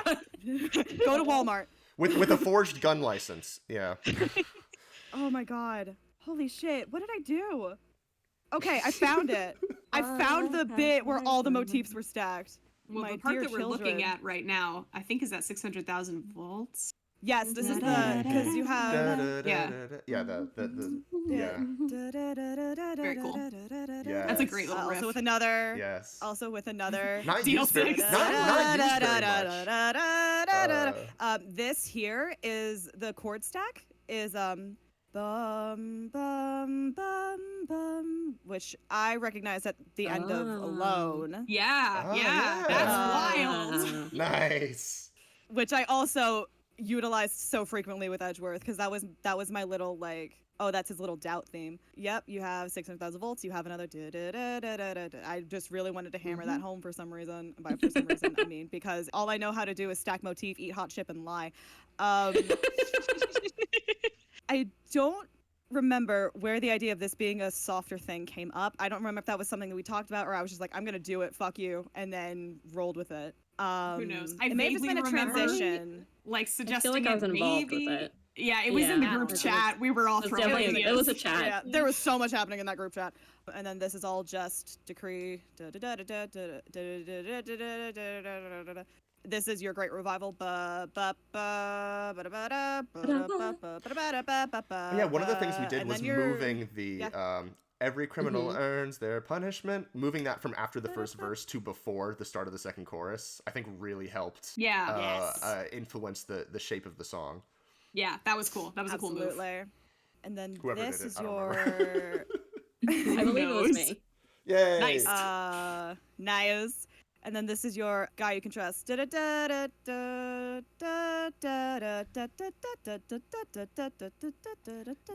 Back into decree. Back into gumshoe. So it's both of the gumshoe themes. And then key change back into decree. And that's pretty much the same underscore from the original Turnabout musical. Yes, Yeah. that picked should up from there. be. Yeah, I think this is one I just literally ripped from Lizzie's. I was like, it's just this. And then your one lingering One thought lingering stuff. thought fills my mind. By I the don't way, think I I changed. can't remember who's. Well, I guess it originally comes from like Alone, the reuse of one lingering thought as like a dominant motif Yeah, for Edgeworth so and I Act think, 2. That like, started with obviously- Alone, and then it kept getting seeded in everywhere. Yeah, it It's obviously started in everywhere. Decree, and then it was put in Alone as part of several Decree reprises, most of which did not make the final cut. Yeah. But that one did. And then, yeah, I guess because it ended up in Alone as well, it became this like Edgeworth doubt motif that I blame exactly Liv, what it was. That's why it was positive, in because Unnecessary Liv, Feelings, Liv because was it was the doubt one who motif. extended it the second time. yes, bringing it back a second time. That was yeah. cool. Mm-hmm. That's why it was in Unnecessary Feelings, because we made it the doubt motif. Yes. Or at least one of Yeah. them, because oh my god, this poor fucking man. This is all the Yeah, the same. one lingering thought, I killed my daddy. Yeah. that will Killed linger. My dad, holy shit. I am going to prison. Oh yeah, that's Um, the lyrics to it. I killed my dad, holy shit. fuck. I don't know, I think the additional and lyrics then- of Decree really help elevate the song. This is what I was This picturing. is, in the no one should go through what I've been through ever. Therefore, my role, my obligation, my responsibility. That's all, Gregory Edgeworth, baby. You have your Yes. DL6, and then you're from Investigation 2, which I think I tried to put more places, and then I was like, it only makes sense to be here, Yeah. and it's gonna go by so fast. It is in one Um, other place that I put it. Oh, is it? Ooh. Hmm Ooh. Secret. What did you do? What did you do, my sweet Arri? Guess we'll find out. Uncupping your face so gently. What did you do? It's a secret. You'll find out later. Whoa. All right. I like that I'm using the piano sheet and not the much more. It's okay. This Well, is it's easier to easier- see. It's easier to look at, I Yeah. think, yeah. There's. We'll go We're through the looking orchestral later. structurally, yeah. Yeah, and then this I think is all the same. That every criminal Or earns is this- their yeah, we punishment. just moved it over there. Your And I really like optionals. how it sounds going into the second chorus. Like, I think the second chorus like hits so much better as a result of It going does. into it It's a from good that. transition. It just feels 'Cause it it feels feeds, like, it feels good to directly me. It feels like it it's like naturally should thematically- do Because as much that. as like the like as much as that is like iconic from the original, like this just hits more going into that. It feels more purposeful. It works really Yeah. well. Yeah, thematically, it's like the turn from doubt to justification. Yes. Yeah. Was Uh, it No, originally for a was- while I we Made changed Out? it. Frankly, I may doubt. Yeah. And then Cases I I think have won, and then we a few and of then us we, were like, no, we kept he doesn't flipping doubt. it back. We kept flipping You it don't back doubt because that by shit. the end he doesn't doubt. No, it's Right. yeah. Yeah, he's like, if I say it, it will be if I say I'm fine, maybe I'll be fine. I mean, we didn't talk about it a lot. Are up to you this gonna point bond 'cause with Maya? It's more of a scripting thing, but like we also went back and forth on how much of a jerk should Edgeworth be. You know, how much should he be involved in the Right, that was a huge all that thing. stuff. How And much so of a this was little- all how part much of those a poor little meow conversations meow too. is there? Yeah. It was a balancing Yes. act. We were like, that took a lot of time is figuring out, is he a poor little meow meow, or is he like, you know, a good antagonist for He's a Act mean 1? man. Yeah. He's an asshole. I'll do what must be done to capture the wicked this is demanded. I've gone above and beyond justice. There's But there's justice like a requires. decree I remember we added evolution that. edit that I think Kate made at one point, and it's funny because every single time it's like a different line, like lines that did not make it into Different TAAAM shit. decree. They're all different lines. I remember it may have been you, Max. I don't know, but being so adamant on like that the word "but justice" requires the extra mile instead of just saying justice. I remember we added that, and I was like, Oh, But- putting that's the a butt good- in. Yeah. putting but the yes, being justice, like, I'm I've reason- gone I'm above and reasoning it beyond at out times, why I but went above. Justice requires. Yeah. Yeah, If being I like, did feel yeah, strongly about I it was- before, I don't anymore. It's there just- was Isn't discussion. that just a way? although I will say this Isn't line. that the way? But Wright tries to moralize, refusing to recognize that I'm not the one who was on Mhm. trial, is probably maybe my favorite line in the song. Like, honestly, like, I think the new line, for many reasons, is, like, way better than the original, and it just feels so good to say and to sing. It's so good. That was also another one that went through some Oh, stages. yeah. I feel like the word "demonize" was in there at least once, and then we were Probably. like, no. But yeah, that's a good line. Then, right! and Why then- can't you understand? Right! You took out the, I think, Kate, you took out the "you fool," and you just said, You fool, you just because I was like, the it needs right. emphasis. Yeah. Right. Yeah. You need to feel that. I'm not a monster. You might count me among the damned. The crime sub. Like, all these are just like tiny Is little new. things that we made piecemeal. I do also prefer. You may find these contradictions, but I want more than mere convictions, because I think, isn't it like swapped in the original? It's like, You may find these contradictions, but I. no, Wait, that's the TAAM No, one. contradictions is What, second. how does the original yeah. go again? And well, you search for fuck. I don't know. While you search for Contradictions, contradictions, thinking, thinking I just want I convictions. just want convictions. Is this one? That's in here. I don't remember anymore. I think at one point it did switch. And then I fight for can't peace. I fight for order. comprehend. That could have gone either way, honestly. I think in the final like did it peace switch to and peace and order. justice? Me too. Mhm. No, it's peace and order. I Is know it? there was Yeah. a take that was peace and justice. I remember because I found it the other day. And Yeah. I'm like, wait, what? Right. We tried to like combo It is it, peace but and no, order. I think it's great because it's like It's a different it's part. not truth and justice yet, but it Yeah. is He's not part of that. He's like, yeah. Yeah. It's, and then it goes into like the guilty convictions shit in Act 2. Yeah. Mhm. So that Which I think is probably why we were like, it should be this. And also because it's good, so that all families to stop criminalization. I will pursue incarceration. for security. Is that new? No, that's the same. I think the only part we changed at the end Stop here is about the courtroom criminalization. purgatory, Okay. which we I'll buy changed to end this purgatory. I'll fight you until but to end this Surface. purgatory. Yeah, which instead I- of courtroom Same, purgatory. not I am, glory, but which because I of- think I pushed for that one because like. I mean, this He's courtroom like, "I feel purgatory sounds cool, but I yucky." don't think it really means anything, or like, Yeah, or what yeah, it like, what it's it wasn't supposed to need mean is fight not for clear. that. Yeah. Yeah, what are you fighting Yeah. for when you're fighting for courtroom purgatory? But to end this purgatory is To great. end this He's like, state "I of feel this yucky, I emotional don't-" like confusion that he's Yeah. in. Yeah, Yeah. Can't catch me. And then I think And then that's it. so And then, we'll of course, meet at the again. end- So like resolving himself to be like, yes, we will. yeah. Oh, that's right. Instead it was of and in the also original, we will wasn't meet. it? Yeah. And then hashtag Team the High other- Note. Yep, we got the high G. Always go for it. Always go for it. Always go for the high G. Oh god, the orchestration. What do I remember? I remember bits and pieces. So we have your piano intro because we were like, the piano needs to be very demure, very mindful. Such words did not exist in 2021. Yeah, the word demure did not exist in Date 2021. the video. Sure. Edgeworth was having a brat summer, but He was now- having a brat summer. He was having a hot girl summer, okay? This case takes place in August. Shut up. This is The first instrument change comes in Von Karma into the strings. It I hits. will once again mention that Very I 600 orchestrate. cable.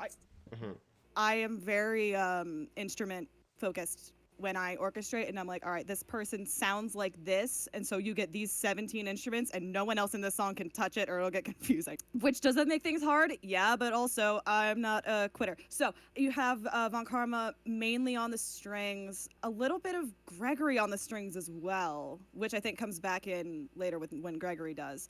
But I have the viola, the cello, viola and cello, that's the word, doing your Gregory DL6 shit, and then your 600,000 on the piano because that's nice and menacing. back to piano, very demure brat girl summer. And then on the resolve moment, on yes, I'll do what, that's when the band finally fucking comes in, because he's like, yes, mission statement, let's go. Probably if we play louder, they'll think we're more confident. Which was my mentality basically for this whole, that's why like everyone's in. I'm like, this man needs to drown out the voices. All right, we need to go. We need to make the sound as confident as possible. And so just everyone's in on the melody. I can't believe he mails the letter dramatically. He mails the letter dramatically. Why did we? That feels like something I would have written. I think that is something you wrote, because that was there when I got there. That's dumb. The stage direction in TAAAM, especially like 3.5, is so fucking funny. But staunchly I'll listen to the, I think I tried to put the flute on the melody as much as possible, and the trumpet on the melody as much as possible, and that high B natural pop, let's go. If we play higher, they'll think we're confident. Where's the switch? And then you have the trumpets and the piano doing your brass, of course, on Great Revival with their strings, because that's #dramatique. Trombone for me became Gumshoe.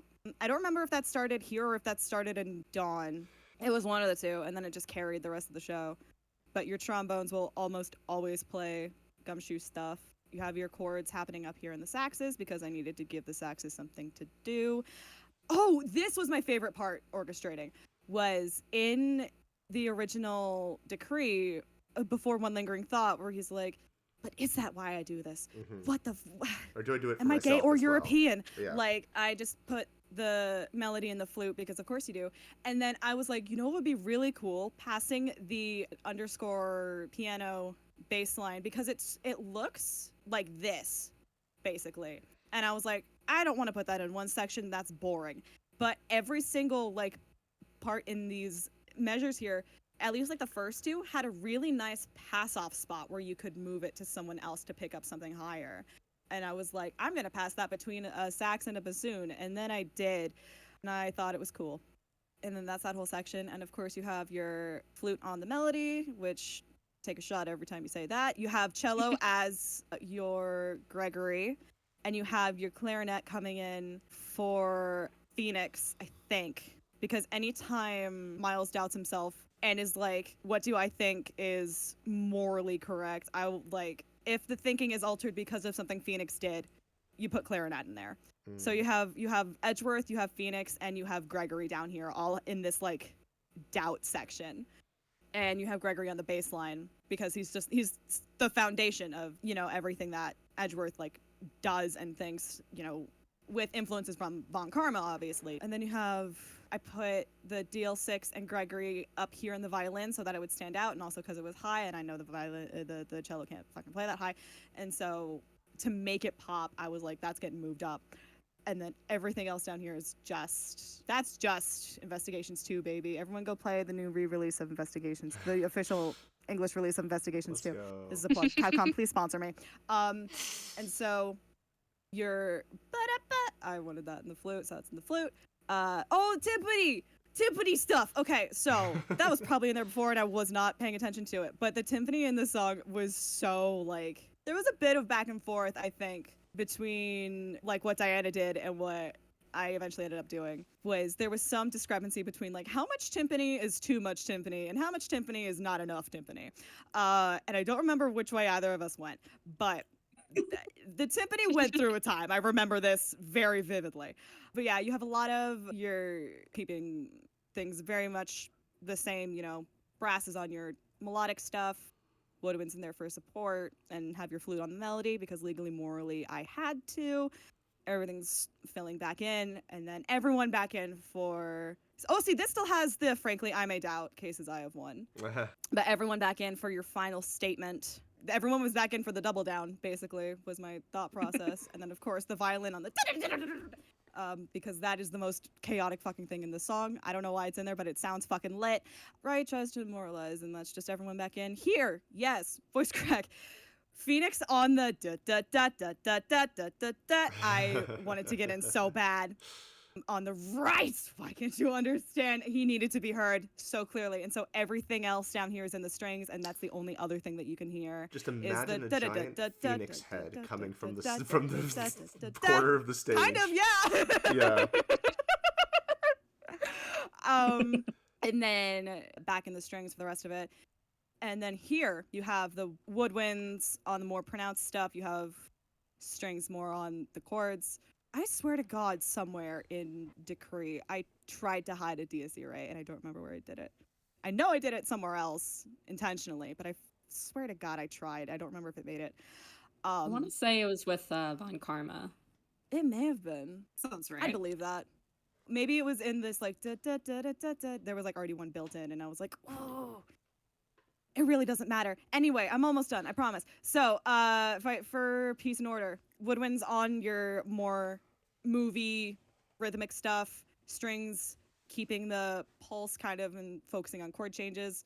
Violin one on the melody, trumpet one, I think, on the melody, or very close to it. Oh, this was the pop-up that everyone was like, trumpets can't play that high, and I said, yes, they can. On this B flat, on this trumpet, on this A flat. I was getting fought so hard on that. I was like, you put that high B flat back in. You have everyone who can play high and blasting is playing high and playing blasting. Oh, yes, you have the clarinet on the DL6 because someone has to be playing it at all times. Legally, it's in the contract.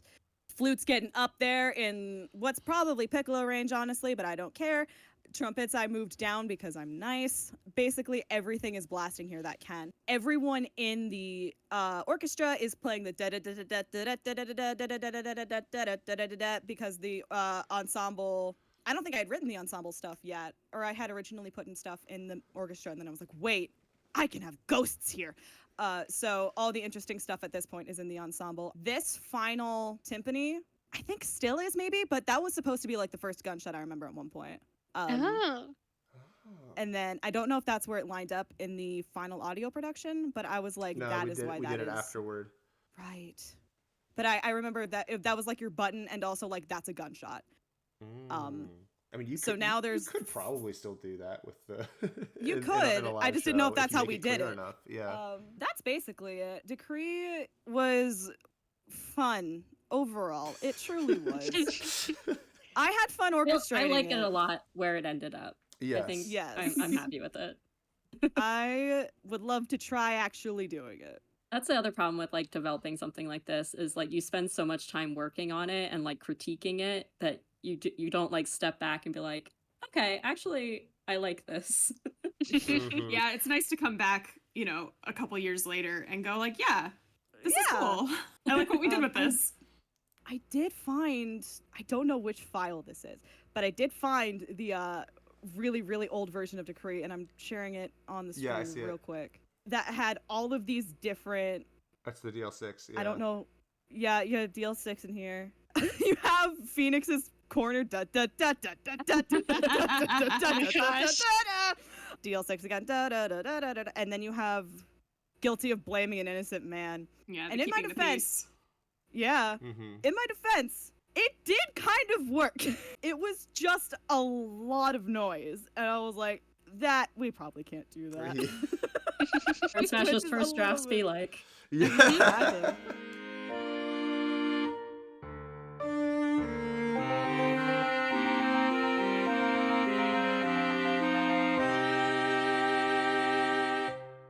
I think we're about to wrap up, right? Yeah. Well, Yeah. We've been going Unless you wanna talk for about there is almost 6 hours. 5 hours. there is the Act 1 credits music.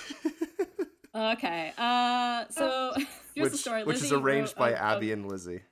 Yeah, we had a conversation where we were like, waltzes sound really good. Putting things in 3/4, 6/8 sounds really good. And I was like, that's my favorite time signature. So I took a bunch of TM songs and I put them into 6/8 because I thought it sounded neat. For And some then we were reason like, that the guilty convictions, da, da, da, da, da. I think it's like And, where the emphasis is on the syllables. That always Yeah. sat right for me. Anyway. and one lingering thought, put them together into one thing. It was great. It didn't end up in the final cut because it didn't make sense, but I also did revealing testimony, but in 6/8. And I love it, but it didn't work for the credits music. But yeah, we needed credits music. We realized we didn't have a dedicated credits music track for our scroll. And so we had that. I had a couple of songs thrown in there, and Abby added the other half of them. We put them together. What have you got? He found the really, A really he found the wonderful really medley. cute Oh sound yeah, fonts that made it sound like the game music. yeah. I looked up a bootleg Ace Attorney sound font pack. It was free. Yeah. And it was just like, most of the sound fonts were not very high quality. I picked out a couple that were good. And I think we used 4 of them. I think we did 4 voices. And yeah, I think it turned out really cute. Yeah, it's a great little medley. Some of it was inspired by a very old like a cappella demo that Joel made for the Overture. Like some of the stuff which ending with "What have I done?" What have I done? Yeah. Mhm. Both credits music does that because the second one has the Yes, exactly. Yeah. It has that theme, too. funny. Yeah, I like Revealing Testimony in 6/8. It sounds so good. We'll put it in the video here. Yeah, put it here. Okay. That was a lot of thoughts and a lot of great memories and Easter eggs and fascinating insights into the music writing process for TAAAM. And we'll pick it up on another day with the music of Act 2, starting with that. So, see you guys then. Thanks for watching.